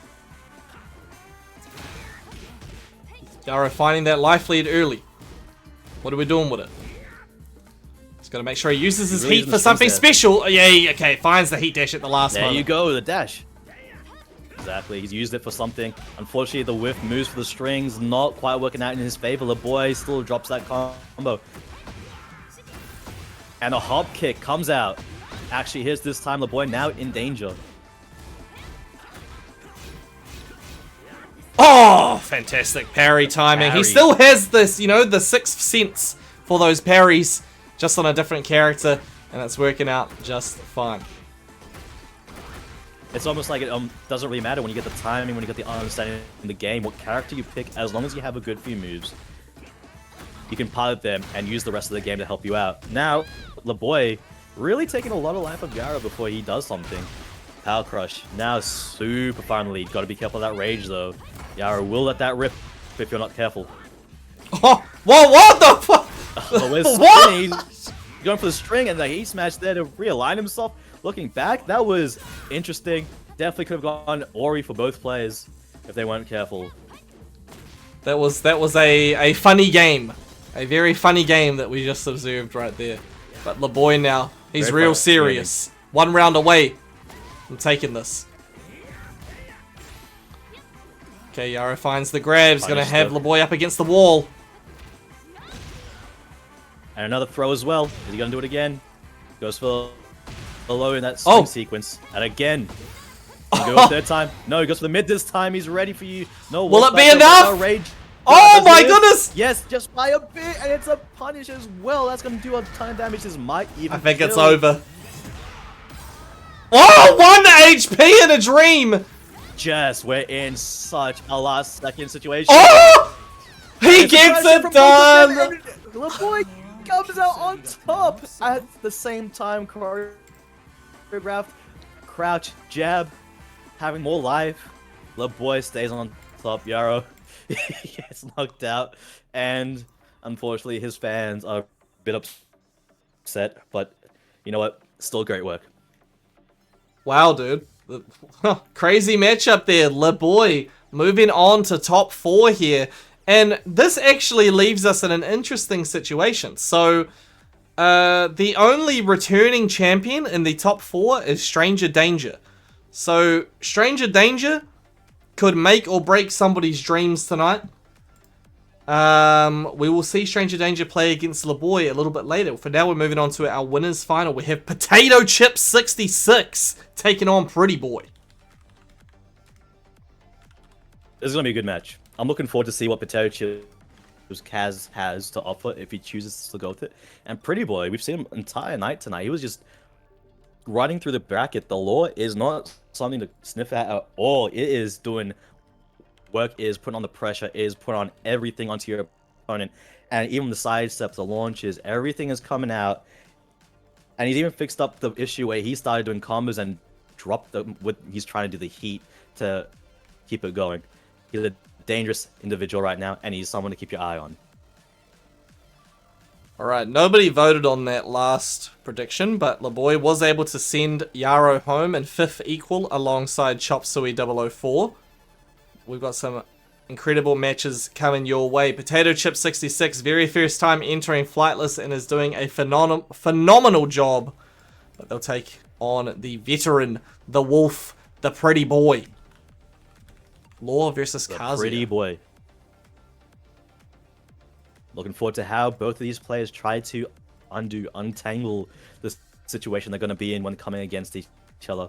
Potato Chip 66 has come in roaring, taking out the top seed Scotty, start off Flightless, staying in the winner's side of the bracket, while Pretty Boy himself has just been putting on tear after tear, game after game, showing why he's here and why he wants to win, and why he belongs in top 8. So let's see who really wants to stay up here, who wants to stay in the winner's side of the bracket, who wants to take Flightless. Because this is going to be a great match, and I'm looking forward to see how both of these players open up. A little bit of threatening. There's a bit of a neutral game, running into each other. Who's going to press first? Who's going to get counter hit launch? Okay, people, I really don't think these two would have ever played against each other before, at least definitely not in a tournament. Potato Chip 66 starting to rush him down. He's got this very solid Kazuya style, where it just feels like he's able to read his opponent's next moves well before they've even planned them out. Pretty Boy, though, gets a big combo going. He knows what you're going to do before you even know you're going to do, but Pretty Boy has something going there.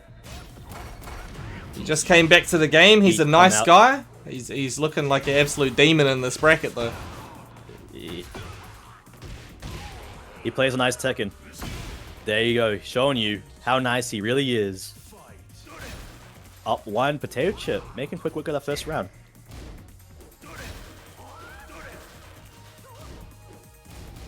Oh, going Both under. just waiting on each other, aggressive play. Throwing out those electrics, throwing out those down forward twos. When are you going to run in and let me get a ton of damage off? Heat engage. The slides, here we go. Oh, the nunchucks are coming out. The crouch mix-ups, here we go. The counter hit launch, it's going. The health is disappearing bit by bit, but the gray health is still going to be there. Will Potato be able to take advantage? Make a comeback? No, the hop kick onto the blast wall, that's definitely going to be the round. 1-1 now.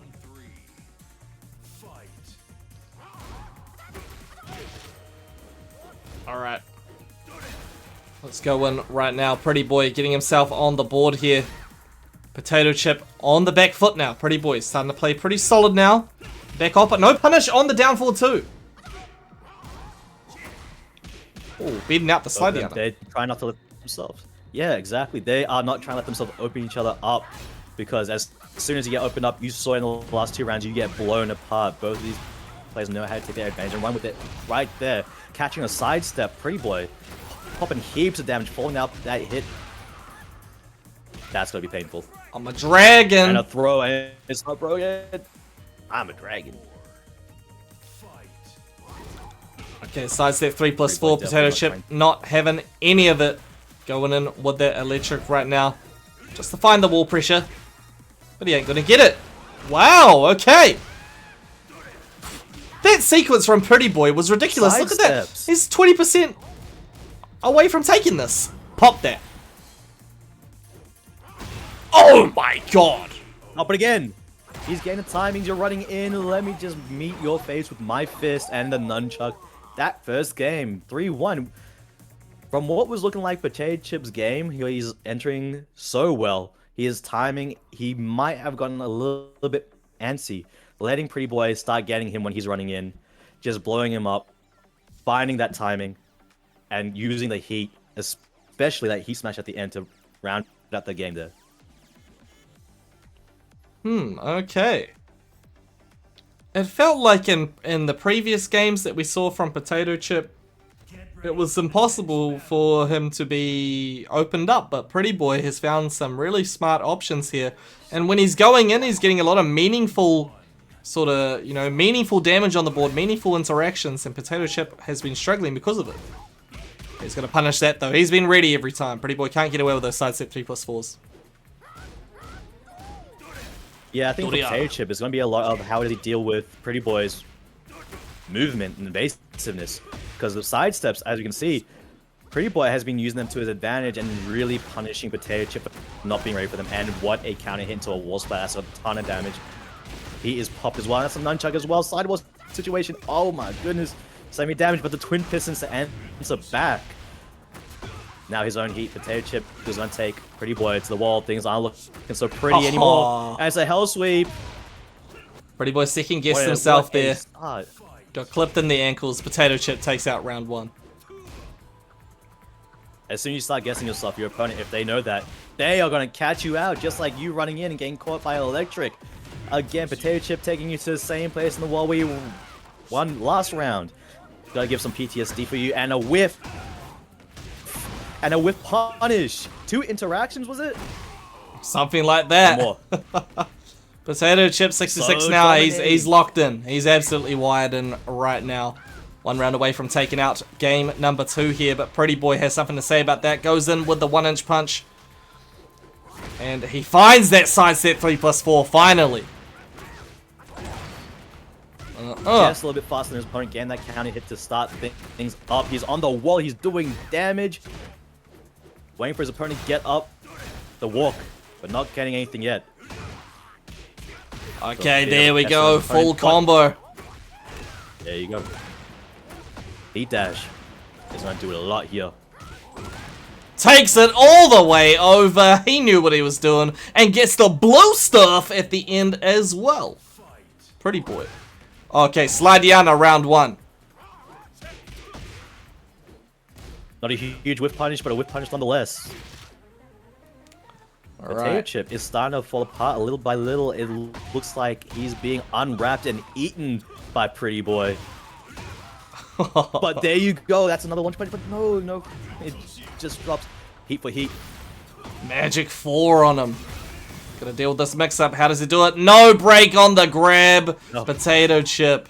A shoulder throw. He's on, dude. It's 1-1 He's now. on. It looked like Pretty This Boy means was what you starting finish the to... bag. yeah. There was still some more left in there. It's There's like still comes. man, that would be a great day if that was me. But people, I have to say, Pretty Boy started to tease that full crouch mix up there at the end. The Sladiana was working out. He started to tease a little bit. Immediately, Potato Chip saying, "Okay, I'm not having any of that." He sees him going to duck. He's responding instantaneously. But I think Pretty Boy could get some more. For the next battle.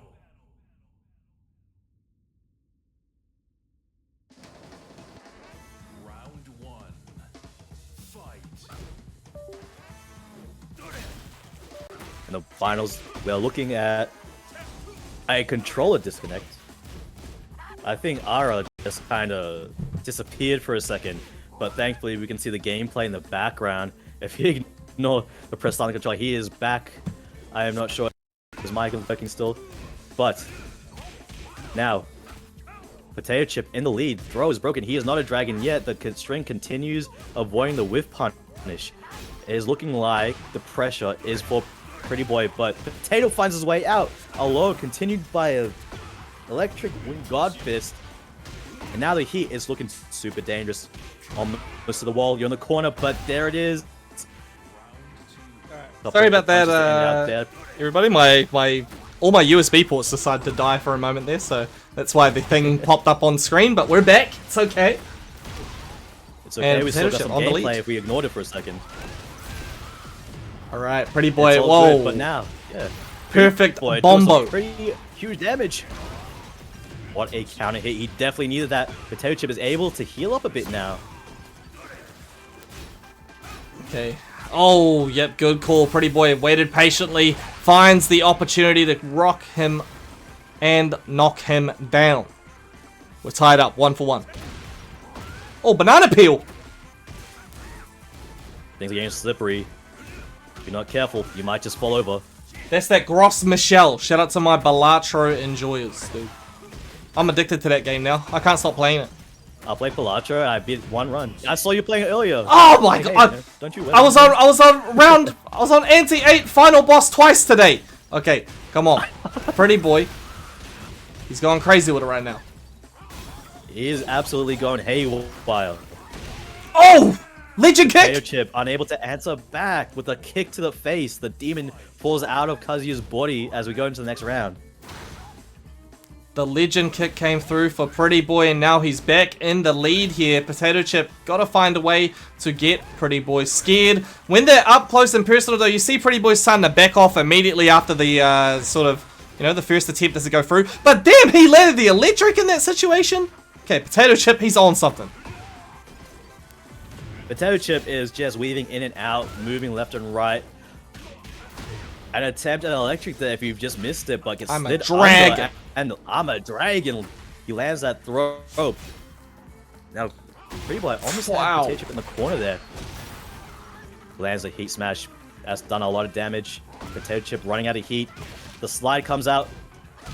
Oh, okay. And a delay on that crouch jab is going on to Pretty Boy's side. That was actually a genius sequence from Pretty Boy, by the way. He recognized that Potato Chip had run out of heat, and then Potato Chip was like, okay, I have to do something, right? Like, I had my best possible opportunity to get some big damage on the board, and it's gone. I have to rush up and do something. Pretty Boy instantly goes, okay, slide the under, and then he doesn't commit to the nunchuck. He goes in for a low for some additional damage, and then Potato Chip was too shooketh to respond. Perfect Tekken right there. Some great, fantastic, good at Tekken. Now we go into Urban Square. We'll see some more spectators on the side. There we go, people. Pretty Can Boy he one keep that game game away. up? One game away from grand finals. Oh, that is not down forward 2 punishable. Swag. Small micro movements left and right, up and down. But Pretty Boy gets the better of. Oh, Now, Potato Chip he's already not a dragon moving up. anymore. What a throw break. He was running up there, but then gets thrown off immediately. We're Nice seeing a punch right lot there. more slides and attempts at slides coming out from Pretty Boy here. Potato Chip up against the wall. Immediately is like, okay, I got to get out of there. Throw attempted. Doesn't matter if it was broken or not. He was getting away from that wall. Oof. Wind Piston's not finding his way through. Maybe he's a little too late. Slide down. What? One slide there. Just do it. A slide for you. Just slide. It's so difficult to deal with, especially when you're trying to not get hit by Lowe's rest of his kit. Okay, yeah, punish that one. Let's go. Pretty Boy gets clipped by the forward 2 there. Potato Chip tries to go for the mix-up. I'm not Good sure wave what he dash. was trying to do there. Masky I think moment. he's just trying to scare his opponent, but now he gets this beautiful electric, and he's dealing damage. His heat is ticking down, though. It's so difficult to get in on Pretty Boy. He's just timing you running in, not using some overcommittal moves, but just keeping you out. Those jabs are coming out. He's sidestepping. He's using his heat. And it's so difficult. But Potato Chips just swerves that slide. Wow, finds the counter hit timing. Pretty Boy's That- going to get hella damage here as well. Yeah, Rage Art. I was like, okay, the side walls kind of messing me up a little bit. I'm not going to risk anything. Exactly. That's a great idea to use, but still 6 seconds on the clock. Anything can happen. He's gonna go crazy. He's gonna be on the low. He can't really. No, he wasn't block able to that. get there fast enough. Pretty Boy with a swaggy finish. 1 round away from grand finals here. Off to a fantastic And a beginning. swaggy start. 2 kicks to your face. Wow. And the damage to go. That is horrifying to be on the receiving side of that. Potato Chip is definitely scary, but still keeps the composure to break the throw and deliver a punish with the electric. Sidewall might be coming to play here, but decides not to let it. Poison Arrow again. Flash punch. The Demon Kazuya, can he find his way through? The duck into the punish is looking very difficult for Potato Chip to make a comeback here, but it's still possible. But the throw cleans it up, wraps things. Oh, Right. Pretty Boy. Pretty Boy. 3-0. That's absolutely insane stuff from Pretty Boy. Booking his ticket to grand finals on the winner's side. He could be getting his very first Flightless victory tonight. That is the first loss suffered by Potato Chip 66, the dark horse coming out of nowhere. But hey, he's not eliminated just yet. Anything is possible. We still have Stranger Danger versus LeBoy to get through. Top 4, losers semi-finals. It's going to be an absolute slobber knocker. Precisely, exactly. Stranger Danger and LeBoy fighting to see who gets to go against that demon Potato Chip, who's made so many upsets, or supposedly, but showing why beating him might be the upset. So let's see who gets to fight this demon. Stranger Danger, who's been piloting the Zafina so far and showing us some extremely precision gameplay, using the lows, evading a lot of mids, a lot of highs with that low profile stance. And the boy who showed us a lot of that harangue pressure, the timing, the exposing your opponent, seeing when they're getting desperate, using the power crush, and then stopping you from doing anything because anything you do gets punished. I wonder how both of these players are going to clash. I feel like they have played multiple times before.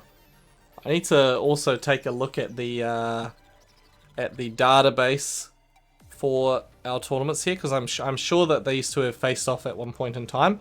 But before we find out the statistics, you can also cast your votes as to who you think is going to win, Stranger Danger or LeBoy. Also, thank you very much to Spidey Shreds and LS for following over there on TikTok. Appreciate that big time. Hope you're enjoying the stream. Thank you very much. Stranger Danger getting a bit of pre-coaching before the game starts.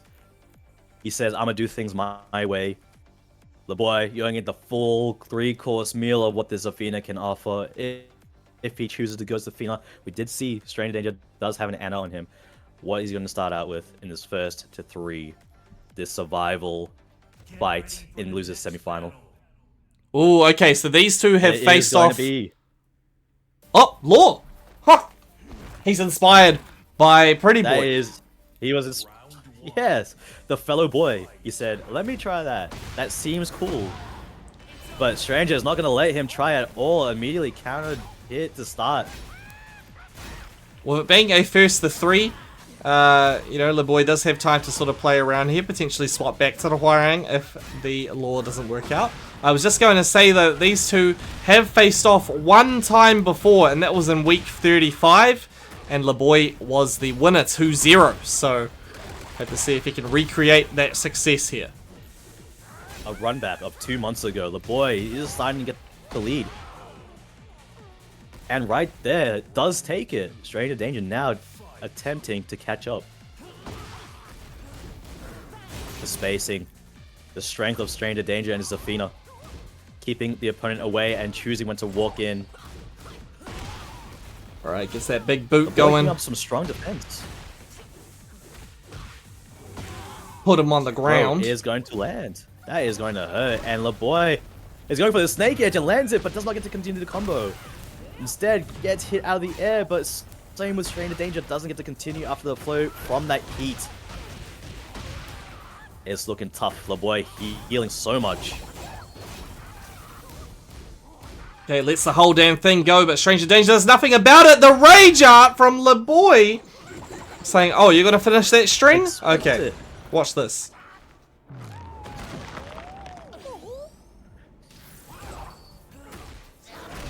Oh. It's not over yet, but it is now that War Rising is going to get Stranger Danger. Now the floor is on. Can Stranger Danger use it to his advantage, or will it spell his demise? LeBoy, he's on the first match point right now. There you go, the nunchucks. Yes, LeBoy's the starting to pile the nunchucks. pressure on him. Oh, yeah. Okay, LeBoy. He's seen those strings before multiple times. And look at that pressure, Stranger Danger. He can't do nothing about it. However, finds that grab. Good option. Oh. Oh, and finds the foot in his face straight after, as LeBoy does a cartwheel to send him flying. And again, puts a foot in his body, blows him up. Stranger Danger is fighting for his life right now. Pops the heat. And Both again, had the immediately same idea. They were going for Oh it. 20 my seconds on the god. clock, and what a beautiful usage of the counter hit tornado, the power crush. That is absolutely going to keep Stranger Danger alive right now and breathing in the first game. There we go. Stranger Danger gets his first round on the board here against LeBoy's Martial Law. The unexpected pick.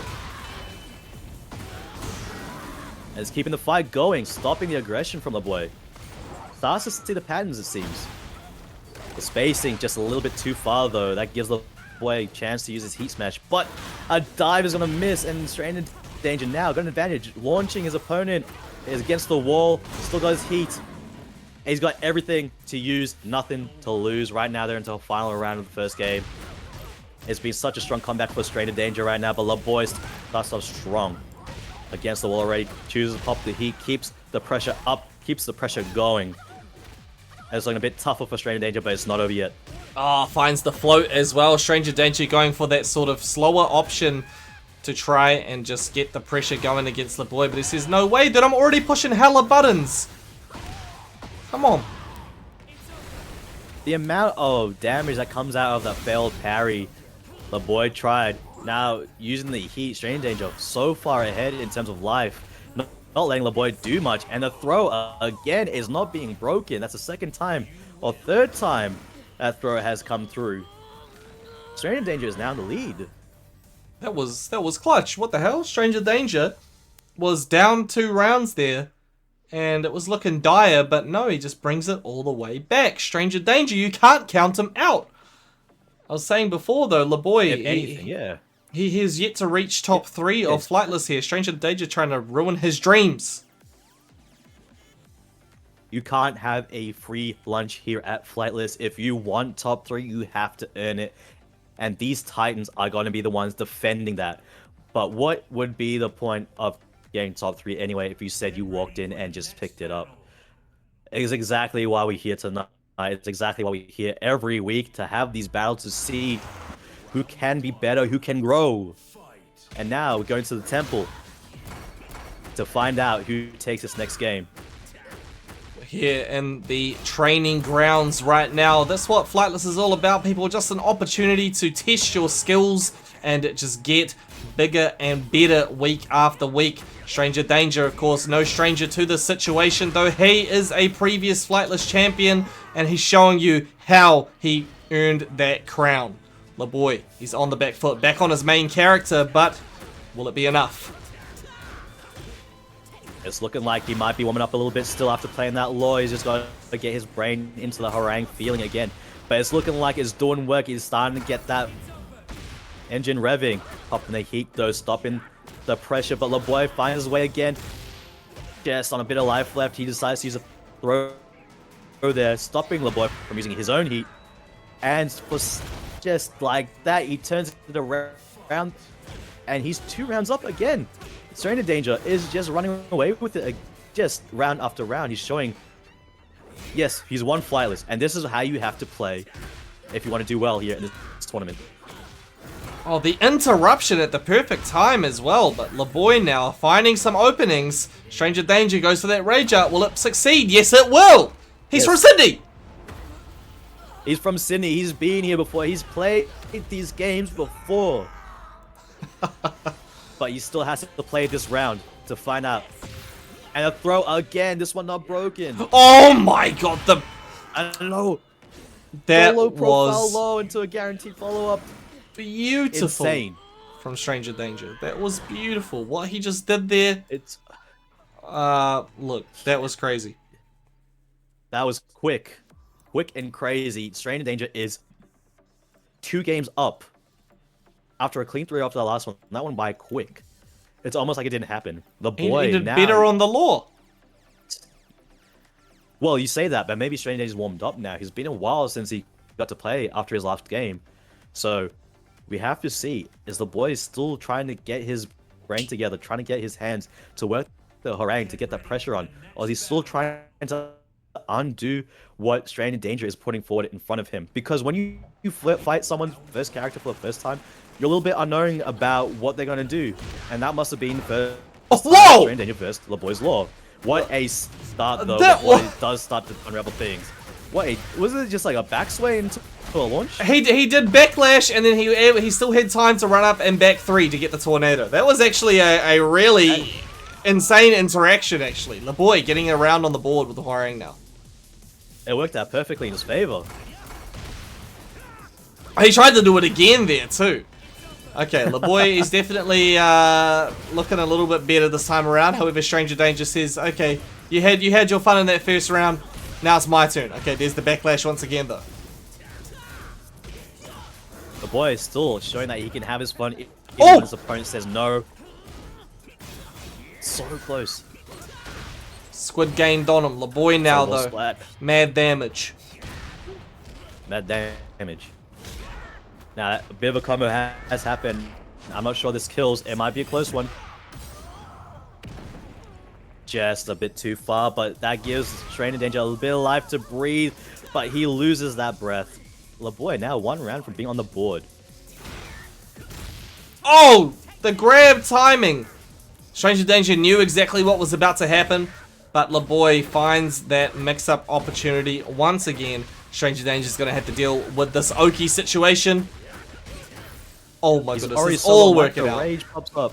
Be careful of the rage at LeBoy. You know it's happening. Almost, but it's a clean 3-0 right back at you. Now, LeBoy on the board to what Stranger Danger seemed to have a dominant victory. Stems the bleeding and keeps himself alive in the loser semifinals. It's LeBoy. 1 game. Alrighty, people. Stranger Danger, 1 game away from losers finals, but LeBoy finally finding his Emperor's new groove. And yeah, that game right there, he was able to rush Stranger Danger down like it was nothing. But we'll see. The stage is going to be quite important here. Ortiz Farm, okay. Is Ortiz Farm. So we're going to start off in a bit of a smaller area, kind of like the last map. This could work out very well to LeBoy's favor.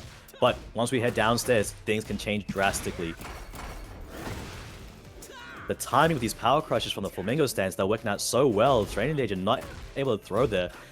Looks like LeBoy has wisened up to the throw tactics of Stranger Danger, but here, being able to pick up and do a bit of damage on his own. The Grey Health, though, keeps LeBoy a little bit more in an advantage state. Oh my goodness, going under. Crushed. Stranger Danger, dude, but he gets floated once again. I think actually the game plan from LeBoy has revolved a lot around how Stranger Danger has been trying to use that approach tool. He's gone for backlash on multiple occasions. That time he just floated it. Stranger Danger has to find different options to get in there and make LeBoy make mistakes. This round, once again, looking good for LeBoy. Oh, there's that parry though. So you're absolutely right. The spacing has been such a use for Stranger Danger to use, and just like that, he's waiting for his opponent to whiff or try to run in and try to use a long range move where he can walk in, as well as the crushing properties of all the moves from different stances. But LeBoy still able to keep things on top on his side, and now the mix-up, and it's gonna be enough. The throw there is not broken. It is gonna be LeBoy on top, 1 round away from taking the next round, next game, and evening things up to a 2-2. Wow, dude, LeBoy, that's 5 rounds real quick, and just like that, this game could be over. Could very well be. Could be a last moment here, though, for Stranger Danger. He's not dead, but he is now a perfect to even things up. LeBoy is starting to look good. He's starting to look great. He's starting to look like he could take this. He is starting to look so fresh and also so clean right now. That we've got... Dude, Stranger Danger, 2 games up, and just like that, we're on a final game situation. It was looking so dominating from what was that first game. 2 rounds down, Stranger Danger came in with a run back of 3 rounds in a row. Then cleared out in secluded training temple 3 rounds in a row again. But LeBoy answers back in quick fashion, 6 rounds. It's starting to look dangerous for Stranger Danger. Can he stop this harangue from running him over? He chooses the Arah as his character of choice back into Ortiz Farm to try and get that run back. Can things change? It's up to Stranger Danger to do so. Alright, we're on the Arah now for Stranger Danger. I feel like the Zafina was doing fine, but of course LeBoy was able to get his number on the approach in particular, so having some different options now to sort of cover that distance. How much of a difference will it make? Yeah, the huge moves that he would have to otherwise use on the Fina to really commit and get in that other people are actually getting hit by. It's a little bit easier if you can use your stance cancel, just encroach a little bit easier. But LeBoy is still able to find his way through and get that first round. Navigating the match and catches again. Stranger Danger coming in with a skyrocket. It's huge. It's going to the next floor. It's looking like LeBoy is getting a whole lot out of this.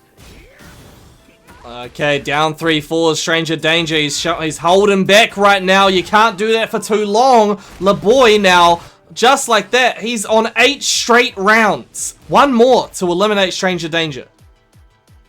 He's breaking the throw to start with. It's looking scary. Stranger Danger finally getting the throws, mixing things up with which one he's choosing. LeBoy now starting to take a lot more damage, but still starting to get the driver's seat. He's still got heat, and he's still at an advantage, but gets floated and picked up, and it's so difficult now. Stranger Danger is a bit more confident. He's waiting, he's looking, he's watching, he's picking up the right situations, trading heat. LeBoy's starting to lose a little bit here, but it's not over. Yeah, he's in rage, and it's so close. Stranger Danger now 1 tick away from losing, Wow. and it's gone. His health finished as 9 rounds straight. Go to LeBoy, clearing out 3-2. Stranger Danger putting on a show, unfortunately though, losing to LeBoy, and what seemed to be his game goes in the hands of his opponent. Damn, dude. Okay, just like that, Stranger Danger has been eliminated. LeBoy with 9 straight rounds after being down 2 games. It was insane.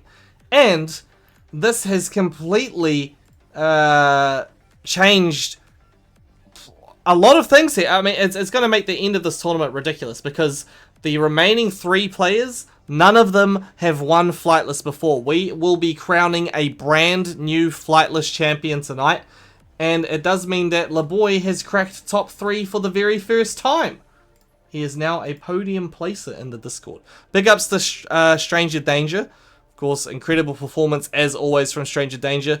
That is New South Wales eliminated though.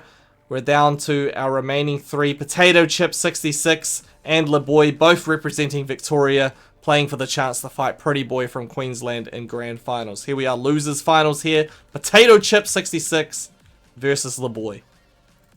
How do you think this is going to go? Look, you know, we could say things all night, and it could turn out the exact opposite. We are here potentially crowning a new champion of Flightless. Like you said, we have Potato Chip, who's coming for the first time, who's come back after a bit of a break and shown that he's taken down some titans in today's bracket. LeBoy showing us that despite getting taken down to losers and make an amazing losers run, he only needs a bit of an entry. He needs to just warm up a bit, and he can make a reverse sweep. But Pretty Boy, who's still sitting pretty on the winner's side in the grand final over there, he is the man of the night. He is going to be the person to beat. He has definitely shown us why he is still on the winner's side with the way that he controls lore, the movement, the evasiveness, the use of the mix-ups. Like I said, I could not say something, and I expect it to happen. Anything absolutely could happen. And I am here, and I am excited to watch it. Alrighty, people. Potato Chip 66 making his Flightless debut. He's been putting on an incredible performance with the Kazuya. LeBoy, of course, the trademark Hwoarang. We saw the martial law for a moment, but I feel like this time maybe he's going to stick it out with the main, especially after that 9-round straight performance in losers semis. That was crazy. Winner of this going on to fight Pretty Boy in grand finals. You still got chances to vote here, people. Let's go.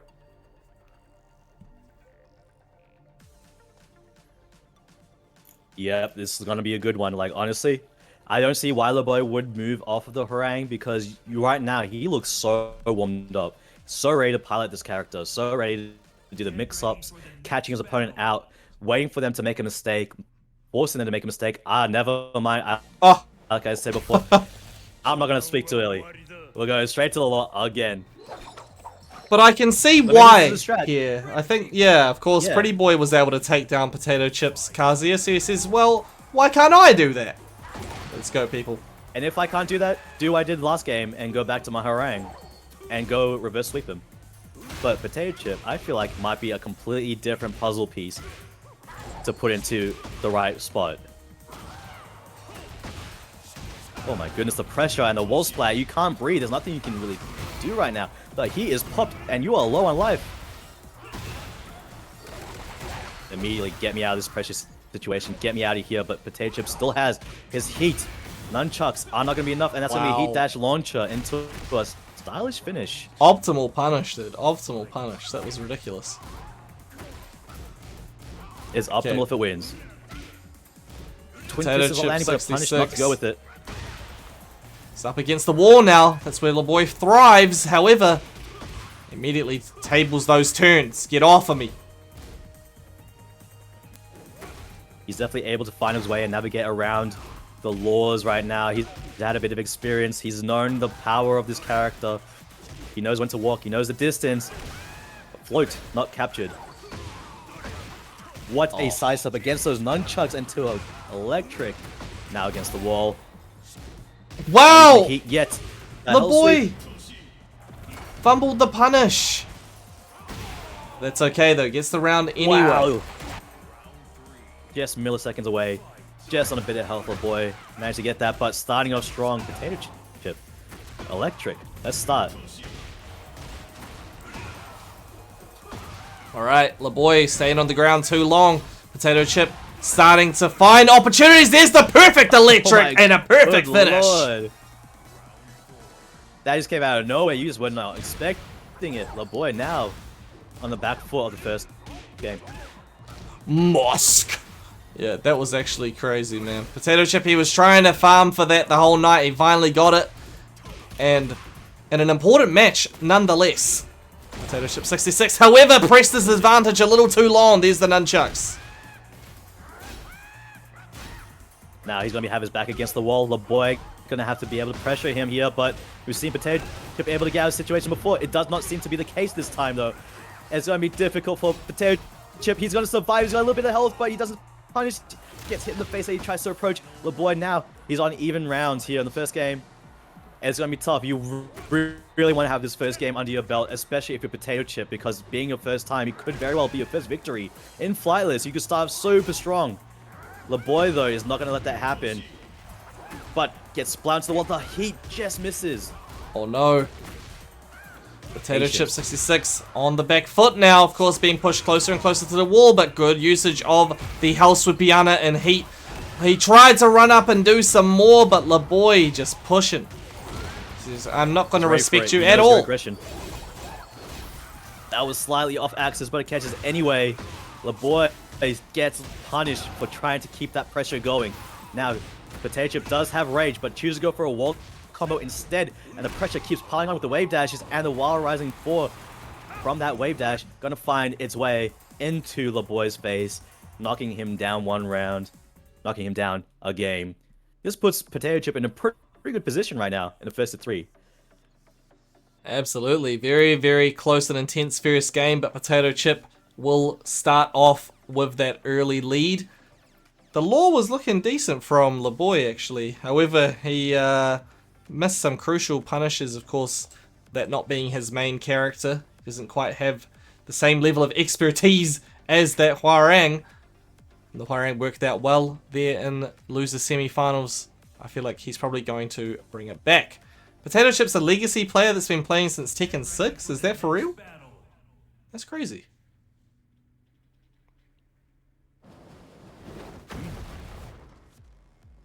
Round 1. Fight. Well, let's see how he manages LeBoy's Hwarang right now. He immediately sees a low coming with the low parry. Already finding the wall. Potato Chip is taking advantage of what he's seen of LeBoy so far, and he's going with it. What a sidestep. It's going to be so much in Potato Chip's favor right now. But the heat is running out. LeBoy still has his heat, and he's running now, doing some damage. Unfortunately, the whiff is punished. Alright. Push on the ground. What's the Oaks? He wavoo. Did he push? No, he did not. Potato Chip takes that round. Round 2. Fight. Okay. Electric to start things off. LeBoy showing him a little bit more respect now, but you can't back off for too long. LeBoy, if he starts to power up, he starts to charge up, it's not going to be a good time for you. Damn, just took challenge. a little bit too long to charge. So good though, that a lot of health on the side of LeBoy. He healed up, but Twin Pistons finds its way through. Potato Chip 66. Run out of heat. Is he gonna pop it here? No. Good boy now. Pops his own, finds his way through. Oh, Supiana. Oh, sweep.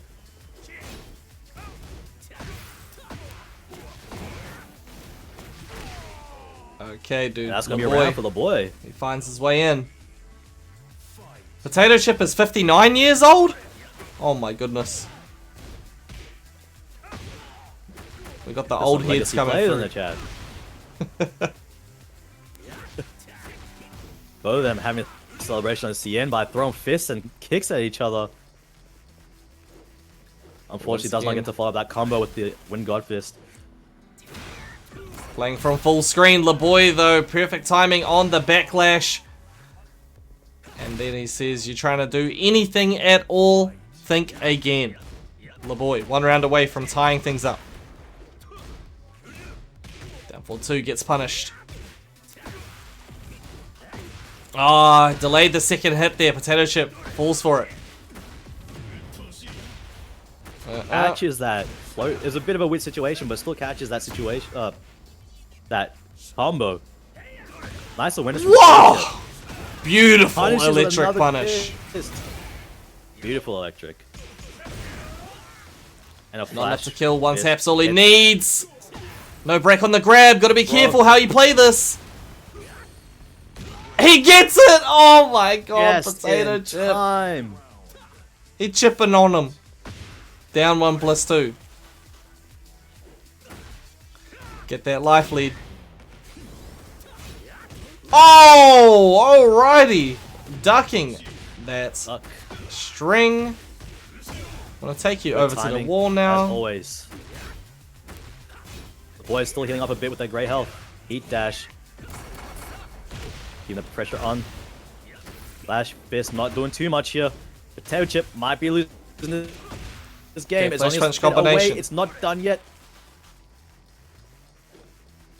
He's backed off pretty far here. Someone has to make the first move. LeBoy goes in, and he manages to get it done.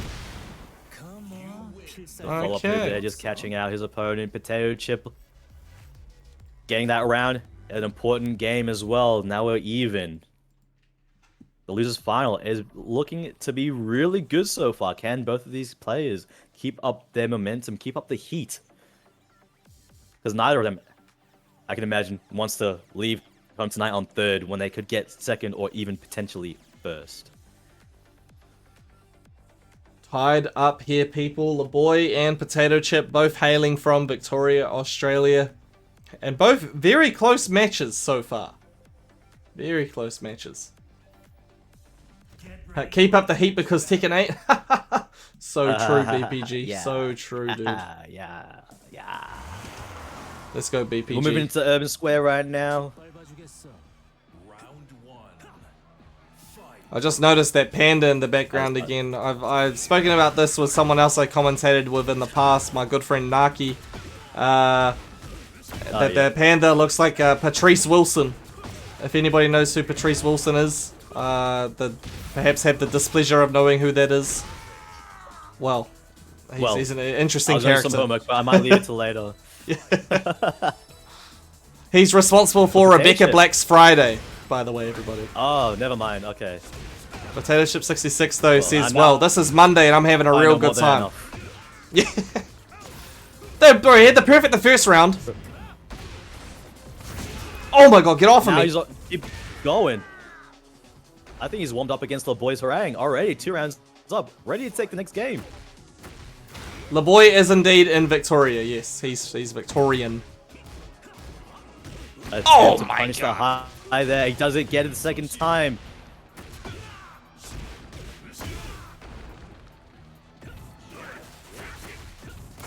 An attempt at the whip punch with the electric, but unfortunately just misses. It looks like the boy is starting to use more of the mids there to check the ducks coming from Potato Chip. So Potato Chip was using that so much and punishing the boy with those twin pistons. Alright, people. What a launch. Boy, finding some openings here. Pop that heat, take you over. What are we gonna do with this Oki? He's gonna launch! Ooh, What the no, unfortunately, I do it again. I dropped it. I'll pick it up again. Final round. Even things up. Okay, people. These games have gone to final round like every time so far. Oh, Potato Chip barely off with the spacing. Decides he's had enough with this pressure. Use the heat to escape it. But the boy back again to pile it on. Flash Too fist. far. The boy gonna take Low it. track. A lot closer this time, but still goes in the hands of the boy. 2-1 now. This is the boy's game to lose. It's the set looking in his favor. Potato Chip might end up going third unless he changes things up. He puts a bit more effort into how he's going to deconstruct the boy's harangue because he looks so close, but it just got taken away from him at the last minute. Hey, thank you, JZilla95, for sharing the live on TikTok. And I'm not sure how to say that name. Is that Pain Coco? Thank you for the follow there, Pain Coco. Appreciate that. For the next battle. Xavier31, not a fan of Hwarang by the looks of things. Oh my god, Azrael542, thank you for sending those 5 roses. Beautiful. Oh, Azrael? Is that the Azrael I know from Pixel? Yeah, he's loving your commentary. Hell yeah, brother. I'll miss you, man. I better see you this Wednesday. Hell sweeps coming through. The boy. Unfortunately getting hit by that on the way he's running in to try and start his pressure. Potato Chip sees that coming, greets him with fist, meets face. Wow. Sidestep, Coming it's like... on with a sidestep left electric. That is amazing. He goes and Potato it's Chip like, showing us you some know, great stuff. attempts to mix up and he's like, the boy gonna try and disrespect me in this situation. Immediately he's prepared with the electric follow-up. Also, thank you the wall crawler for the follow. Thank you very much. Appreciate that. Wow. Again, the duck into the pistons. It's looking far too painful to be in those situations. I'm sure the boy has picked up on that so many times, and he's thinking, how does he remember every time I tried to check more with the mids last game? But Potato Chip just showing us his awareness of the situations. That was dangerous. Potato Chip was hoping to get the heat dash off there, but heat ran out too quickly. However, still with the life lead, breaks the roll and choke. And LeBoy. Stances, that might have been what he needed just to confuse Potato Chip just a little bit to get that pressure, to get that string off. Big boot coming through to the guts. Oh, Poltriarchy with the raid. Hey, thank you, Poltriarchy, for the raid, dude. Hope you had a good stream over there. Thank you so much. They've come through, brother. Hope you're doing well. Again, you just love to see Potato Chip punish all these highs that are too long, too committal. Continues that hull sweep with that throw. It's too difficult. How do you get through now? How do you start making him sweat? Potato Chip, he's too ready. All the salt, the electrolytes, you can't make him lose liquid, bro.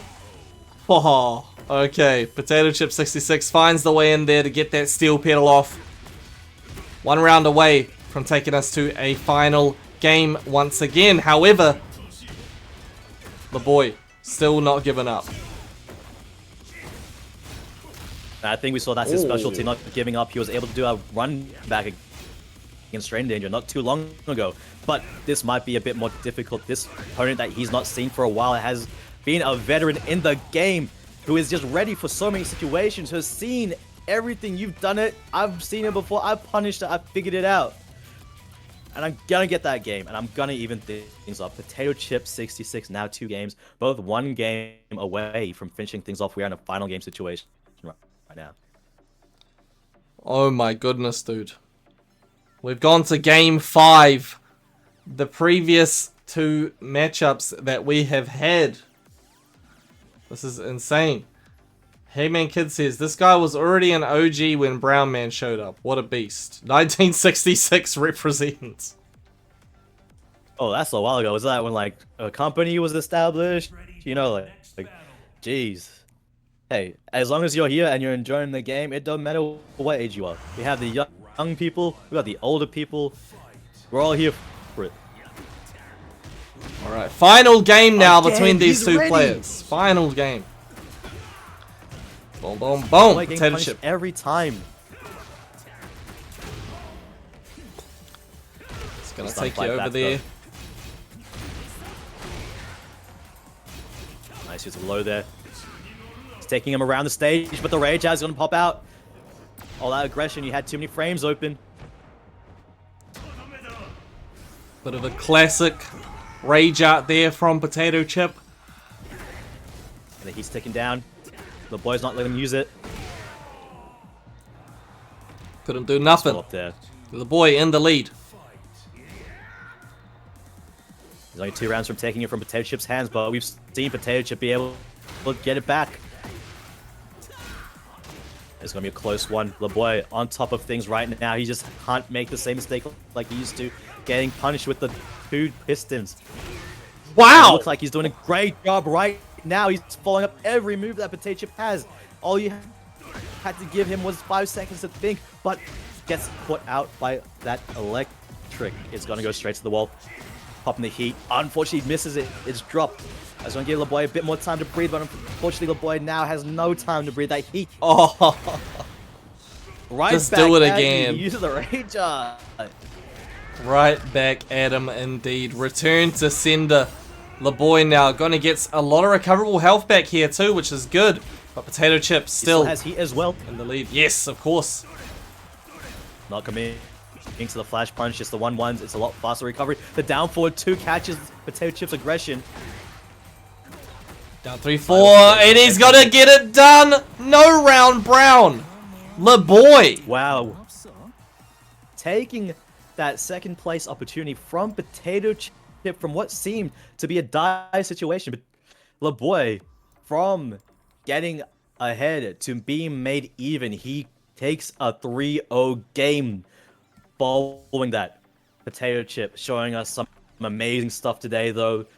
Every game, every round, it was always so good to watch. From the start, beating Scotty and making us go, what is going on? Shows us why he was here, why he was able to claim third today. Great job from both people. But LeBoy will be facing off Pretty Boy once again in the grand finals. Damn, okay. This is a brand new grand finals that we've got on our hands here, people. Big ups, of course, to Potato Chip 66. First time entering Flightless and put on an insane performance to make it all the way to 3rd place there. 3rd place on your first run, gotta be feeling good. But for these 2 Flightless veterans at this point, Pretty Boy and LeBoy, this is a run back from earlier in the night, by the way. Pretty Boy was able to take it over LeBoy to send him into losers in the first place. Now they've got to play again in a first to 3. And for both of these players, I think it is their very first time in grand finals. And one of them will become Flightless champion for the very first time here, people. Make sure you cast your votes as to who you think is going to win. It's going to be a good one. Look, this is going to be a tough run back for LeBoy to make. When Pretty Boy knocked LeBoy down, how many times can you say boy, right? Into loser's side of the bracket, it was a 2-0. So Pretty Boy had that law on lock against LeBoy. But we've seen LeBoy warm up a bit and be able to use that harangue to make some comebacks. We just saw in the last game against Stranger Danger. He was down, but he just keeps coming back up like a phoenix. He's taken down, he learns, he comes back, he changes his game plan. You just have to give him a minute to think, and he'll absorb some stuff. And then the next time you play him, in the next game, it's a completely different person.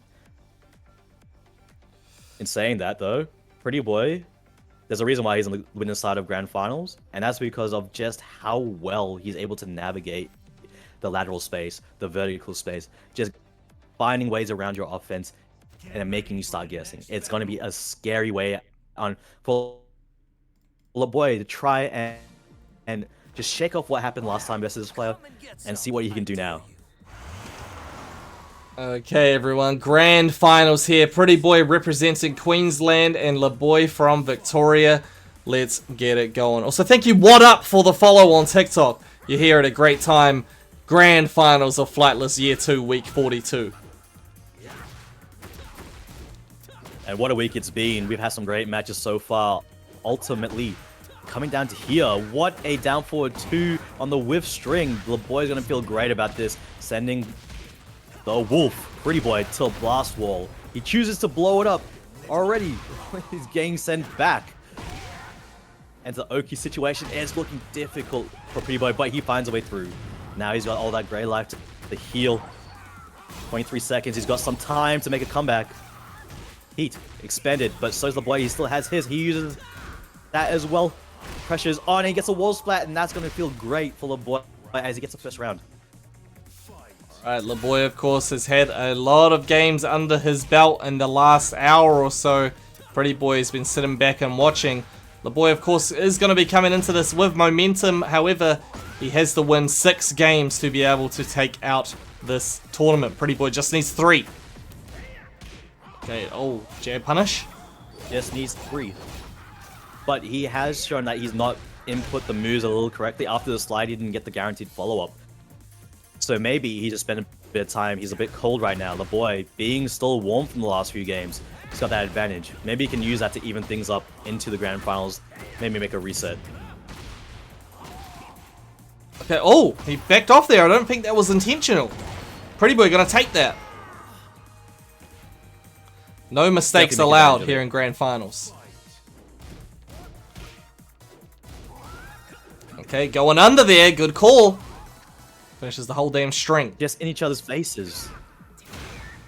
It's so scary, but both these players are just able to stay composed. Stuck in each other's face, keeping their pressure going while trying to put their own pressure on. You know, you don't want to be too far from each other, especially when both these players have ways of catching you running in. Throwing out those down forward 2s, throwing out those skyrocket kicks. But the boy able to find another round, pointing to his name. He's 1 round away from taking it here against Pretty Boy. The first game. Rushes up in there.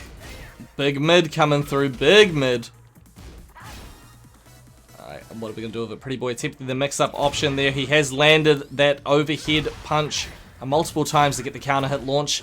But LeBoy is starting to show a little bit of restraint in those situations. It's looking real good for him now. Wow! First game. Yeah, extremely good. He's not going for the super committal moves. He's keeping it small sometimes. He knows that Pretty Boy loves the side step. He knows which moves are kind of weak to his game plan. So he's peppering him here and there. Just not letting him move as much as he wants to. He's trying to stem the game plan. And you can see it's coming to fruition here and there.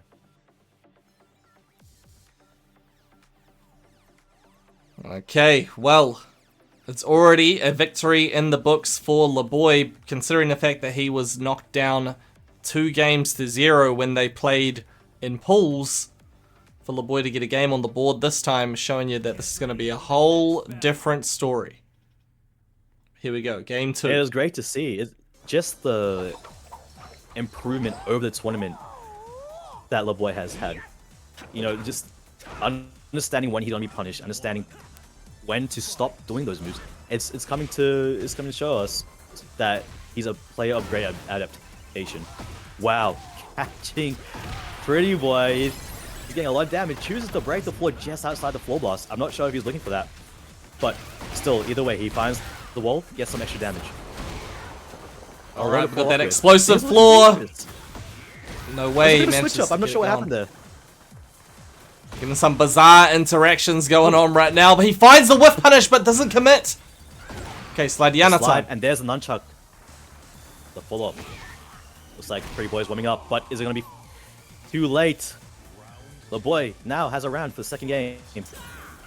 Just frame skyrocket gets sidestepped. Okay, it doesn't matter for LeBoy. LeBoy. Just a little late. LeBoy is getting all these opportunities to do damage, and he's defending so well against Pretty Boy. You see, Pretty Boy was crouching while in Flamingo stance. LeBoy started to move back, ready for potential slide. Just limiting Pretty Boy's options on what the mix-up can be. Keeping the spacing here. Okay, LeBoy with the punish as well. He's looking locked in, but Pretty Boy finds that opening down forward 2. We're going to go over to the wall for some big damage. In fact, this could be over. Oh no, he's going to save it. It's going to be very close. Nice patience from LeBoy. What's the mix-up? Legend kick. You love to see it. You love to see it. Oof. There we go, explosions. Oh, Floor Blast coming into play. The center one used up now. Boy, it's starting to take a lot of damage. Not just in this round, but it's starting to look like over the next few rounds and next few games, things could start looking differently and who's an advantage. Pretty Boy is starting to warm up. He's feeling good. He's feeling himself. He's starting to throw those armored dragon throws. Maybe he is the dragon. He was the dragon after all. Pretty Boy. He's looking definitely like a dragon right now. Just absolutely fierce and with the heat on his side. LeBoy, though, can't count him out. Gonna pop that heat for himself. Nice. He lands it. You could see... Unfortunate, but you could see Pretty Boy start to sidestep. Able to land that heat. Still loses the round, though. Now, Pretty Boy, one round away from evening things up. A bit of a situation going on. Nunchucks. Good disengage with the Power Crush. Sort of pressure him to the wall. Sometimes just that forward movement. You don't have to always be pushing buttons to be on offense there. LeBoy, though. This is a very important round for him. Exactly. Yes. Oh, God, LeBoy damn. gets this. It's going to boost his momentum and confidence up against Pretty Boy. Super important, especially if he has 5 more games to win against him. But Pretty Boy, he's still well composed. He's warmed up a bit more now. So definitely he's going to be punishing a lot more than what LeBoy was facing in that underground arena just before. We'll slide down and he got picked up there. Pick up from the Heat smash. What the hell? It was insane tracking. I thought they got rid of it, but it's still around if you look hard enough. The roll and choke coming through. LeBoy gonna get killed LeBoy gets a bit again. off. He's getting it. 2-0 right now. Important game. He must be feeling so much better. He's starting to think, okay, maybe I can actually take on this guy. I've been doing so well. I've been on a tear. I've been winning rounds after rounds, games after games. I can still win this. I can reset this bracket and I can take #1 Flightless week 42. Also, Lucian on TikTok. How do I learn a character that I know nothing about? I guess take the character into practice mode, fight against the CPUs. You got many options there. Personally, you just gotta find the way that works best for you in terms of learning. If you're a visual learner, then doing something like watching just replays of other people play the character is always a good idea. That's how I tended to learn characters back when I was playing stuff like Tekken 7. There was a time that I watched Book play Lucky Chloe for like a couple hours, and then I went and played Lucky Chloe in a major and got top 8. So, you know, that's just the style that works for me. You'll find that style that works for you. And these players right now, well, Pretty Boy in particular needs to find that style that works for him to keep himself in this winner's side, because he is down 2 games. Also, thank you Puppy Girl Violet for the raid, by the way. Welcome, everybody. Let's go. Look, he's definitely got a style, but it's looking like LeBoy found a style to add to his previous style. That's undoing Pretty Boy a bit. It's starting to look like Pretty Boy is feeling himself a bit more again, but LeBoy is getting those interactions, those wins that he needs. If that unblockable landed... That would be insane. I'd have popped off. No more heat for Pretty Boy, though. Doesn't need it, though. Catches the crouch. It's looking like it could be his first game to put on the board right now. The parry into the 3+4 string. Absolutely beautiful. Also, Puppy Girl Violet says the Shrivers have just finished on the Monday. Shout out to all my Guilty Gear Shrivers out there. Shout out to my Guilty Gear Shrivers. Those people love to grind their Guilty Gears. I don't know. I'm glad you had a good time, guys. I hope you had a great tournament. We're about to look if Wolf, Mr. Pretty Boy, can finish things up in the winner's side, or will it be a reset for LeBoy? That was the exact same sequence that he used in one of the previous games, actually. Pretty Boy, he's got a little bit of a flowchart there, but it doesn't seem to matter because he takes out that round with the greatest of ease. There's some Pretty Boy fans in the chat. They don't want LeBoy to give Victoria a win on Flightless. Alright, boom, boom. 88 Denmark coming and it through. Looks like it looks like the cheers are coming through as well. Because 2 rounds up and half health until he takes the next round. Oh, nicely wall, done. up Manages to to get the right angle for the beautiful combo at the wall. And there we go. Pretty boy. No round brown to keep himself in winner's side. Almost had a reset, but it's not happened yet. It could very well end right here. 2 more games could be the end of tonight's Flightless. But LeBoy, still a force to be reckoned with. You cannot relax against this player. If you let him get his pressure on, he will take it all the way. But saying that, Pretty Boy has his tools to use against it. We'll have to see what comes up in the next game.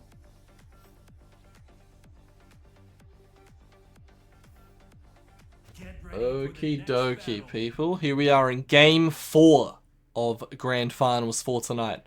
We head into the Sanctum. Round 1.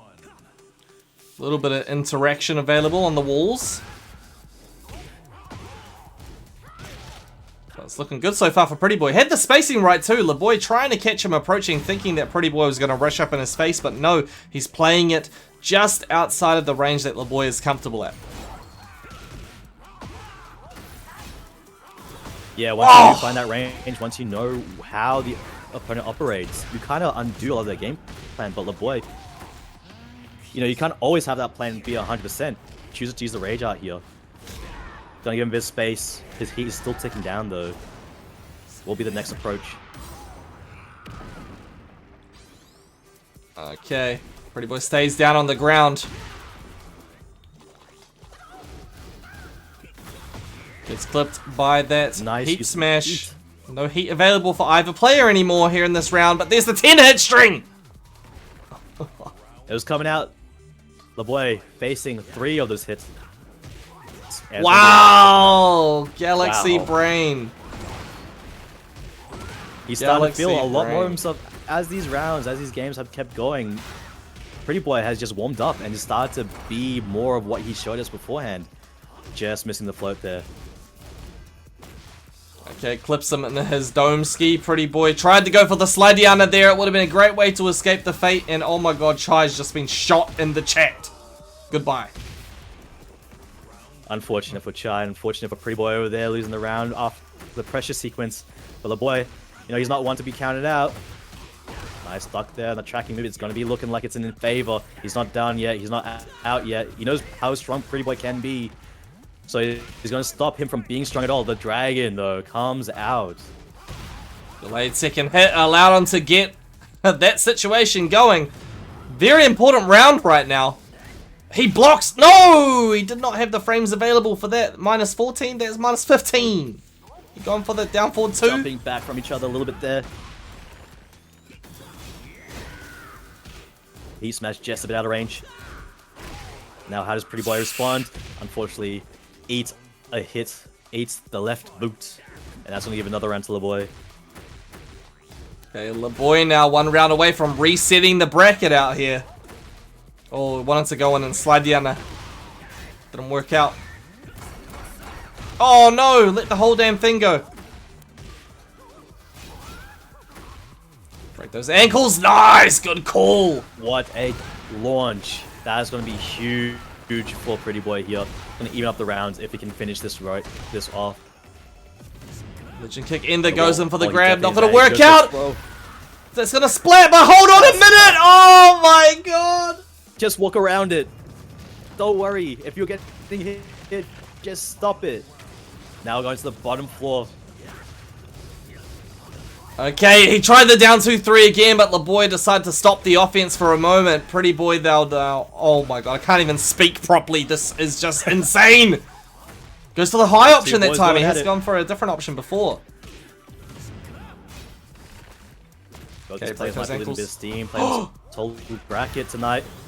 What's tracking on that string? He was definitely off axis when it started, but it tracked afterwards. Wow! And Pretty Boy stopping LeBoy from...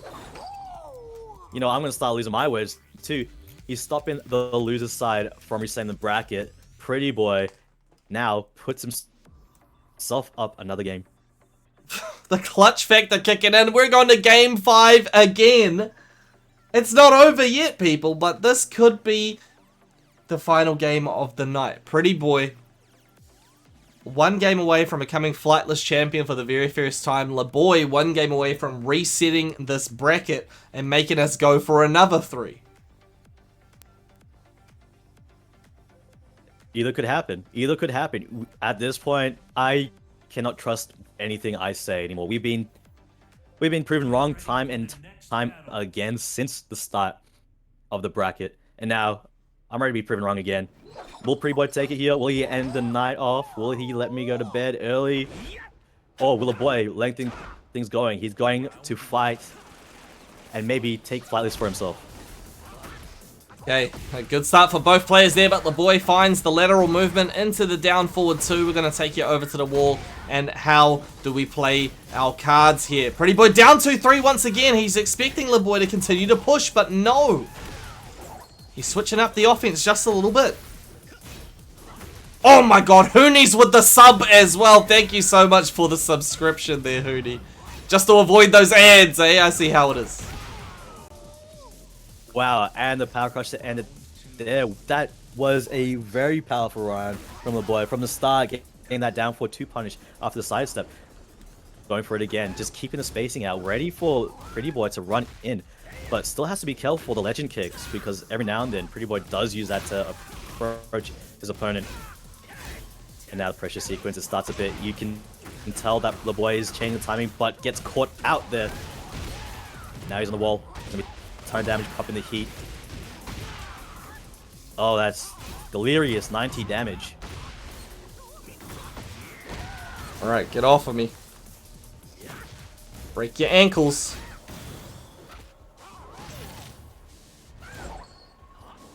Oh, too far away for that one. Hold on. It's not over yet. The pressure, it's on. Gotta start guessing. Attempts the slide, the trade, and Pretty Boy gets the better of that. It's tight. It's very tight here. We'll run around a piece. Either reset or end the bracket tonight. He finally finds the down 2-3 that time. He's like, look, There's 2 kicks. eventually it'll work out. There we go, I'm gonna big start damage. kicking. If you get hit, it's your fault. Trying Nice to reset jab him. Stop the running in. Oh, what the hell is going on? Oh, jump for joy, but it's too much joy. It's okay. Just like that. This Could be the last round of the night. This could be it. Tournament point. Oh, he did hit the Pretty counter hit Boy's that time. Looking real good. That's so close. The boy trying to survive here, but he's doing a good job. But again, the death 2-3. Or the 3-4. It's too much. It's going to be going to the wall. It's going to be doing a ton of damage. The heat is still there. The spring kick gets caught out. It's a launch and it's a punish. And it looks like it could be the game right now. And it's over! Right there. It's over. Pretty Boy comes back in spectacular fashion when it looked like the boy could reset things. Pretty Boy takes Flightless. Week 42. Congratulations. Wow, insanely well done by Pretty Boy there, clutching up and manages to get the whole damn thing done. Pretty Boy will be your Flightless champion, and he will be Flightless champion for the very first time. How many people get to say that? First time Flightless, first time champion. Same night, same week. You gotta be proud of yourself. Absolutely, gotta be very, very proud. And look, we're all proud out here. Damn, my camera froze. Hold on a second. I was like smiling at my thing. Hold on a second. I think when my all my things disconnected before, that's what happened. I'm trying to find when my camera is. Hold on a second. Oh, there it is. That's funny. I'm like smiling. I look like an idiot. All right, we're back. You're just there. There's a painting of you. I'm just mesmerized by your smile. Oh, you're too kind. You're too kind. Well, thank you very much. You know, Big Cheeseburger, for coming through, mesmerizing everybody with your commentary tonight. You did a phenomenal job. And, look, the experience of tonight's event just couldn't be the same without you. I think it was your your words and your commentary that was you were able to help Pretty Boy achieve that very first victory there. So kudos to you, my friend. Kudos to Yeah. you. Well, I mean, thank you for having me on board. I'm just trying to get better at commentary. I'm getting myself more out there. So yeah, it's been a pleasure to be here and commentate. So thank you so much for having me, and it's been a pleasure commentating all these fantastic matches. You know, honestly, I didn't expect today's Flightless to be so crazy, but I'm so glad it was. We saw so many great matches and so many fantastic upsets. I'm looking forward to watching next week. Who knows? I might hop in again to commentate, but I'll let you know. Again, thank you to everyone watching as well. You all on TikTok, you on Twitch. It's been a pleasure. It's been an absolute pleasure. Absolutely, man. You're more than welcome to come back and do it again, dude. That was awesome. That was awesome. Thank you, of course, everybody for tuning in tonight. Thank you very much, whether you're watching on Twitch or TikTok. Thank you so much for following, supporting, donating, subscribing, whatever it was that you were doing. I appreciate it immensely. I know some people are complaining about the ads. I mean, look, I don't make them run. They just do. So it was, I guess, just unfortunate timing for the people out there. But that's how the cookie crumbles. Of course, a couple of things to close out the night there, people. Remember to support those local tournaments. If you've got local tournaments in your area, and if you're in Australia, you've got locals in literally every state that there is, make sure that you support those locals. Go and play offline. You don't ever have any of those moments like lag, things like people's games disconnecting like we saw earlier in the night. It's you won't regret going out to play it offline. So I had an experience that I thought would be really interesting to tell the stream about. There was somebody that I invited to come and play at locals over the weekend, to come and play at my local that I run. And this is his first time at a local. He got eliminated from the bracket. He was saying, nah, man, look, I don't see any reason for me to stay at the tournament. I've been eliminated. You know, what else am I going to do? Just sit here and watch? We said, no, dude, you can play casuals, you can ask questions, you can learn more about the game. There's so many more opportunities. And what happened? He stayed the whole damn rest of the day, making friends with the people that were there, having more games with people, learning more, and having a really good time. You could see it on his face. That's just there. That's the experience of going to offlines. People do it for the first time. We had a couple of people come up for their very first offline at Handbats over the weekend, so that was really fantastic to observe. But of course, Big Cheeseburger was talking about it a lot tonight. Big Pixel coming up in Victoria. I don't know if you want to do another last plug for Pixel. You're more than welcome to. Yeah, sure. I mean, it's on December 6th. It starts early. It starts at... I think the mic was cutting out, but well, I'll keep going. It starts at 11 o'clock, December 6th. It starts early. You go sign up to the bracket. It should be on start.gg under Pixel 200. So if you have the time, if you ever want to come to Melbourne, experience the Tekken scene, that would be the day. I unfortunately won't be there, as I'll be heading to Sydney for family stuff. But definitely go check it out. There'll be other brackets. There'll be Tekken 7. There'll be other games. There'll also be prizes and merchandise. So definitely, if you wanted to make your way down, that would be it. That's right, people. Big Pixel 200 coming up December the 6th. And of course, for the people in New Zealand who might find it a little bit difficult to get over there to Melbourne for Pixel, well, we have tournaments here in New Zealand as well. I run tournaments in Hamilton every month, so our next one's coming up December the 13th. Auckland has a big event called Christmas Damager coming up on the 6th of December, which is the same day as Pixel 200. Head up to that if you're in the Auckland area, but they do their local tournaments every 2 weeks normally, starting February next year. Wellington does theirs every 2 weeks on Sundays, and then in Christchurch, if you're in the South Island, head up to Christchurch every month for the locals there. But that's pretty much it for tonight, people. I don't know if I'll stream again this week, but you'll see if I do. You will see for sure. Make sure you join the Flightless Discord, by the way, if you're not already in it, and especially if you're somebody watching who's thinking, I could take on these guys. I could beat Pretty Boy. If you're really thinking that, you want to take on that challenge, well, join the Discord and sign up for the tournament next week and see if you've got what it takes to make it all the way to the top. But hey, that's the end of the show for tonight. Yeah, I mean, it is past midnight here in New Zealand, so probably time to go to bed very soon. But thank you once again, everybody, and a massive thank you to Big Cheeseburger for coming on and jumping on commentary tonight. If you want to see more of Big Cheeseburger, well, you know, let him know. Let him know. He's saying, hey, you might come back. Well, he's more than welcome to come back. Any last words for the stream? Absolutely. No, I think I gotta head off as well. It's getting pretty late, you know. I've got things to do tomorrow morning. I work, but yeah, again, thank you for having me on. It's been great. No, absolutely, dude. Absolutely. Anytime. Alright, well, we should probably go and raid somebody. Of course, bring all our viewers over to somebody else. Do you have someone in mind that we should raid at all? If not, I mean, if you really want to, I think I saw Yagami one just started, but I'll leave that decision to you. Oh, he did indeed. Okay. Yeah, I just saw it pop up in the corner. Yeah, I think we should definitely do that. Okay, so we'll go and raid Yagami 2428. Enjoy some more good ass Tekken if you weren't satisfied by what you already saw, but have a great night, everybody, and we'll see you again when we see you again. Okay, peace out, peace out. Ladies.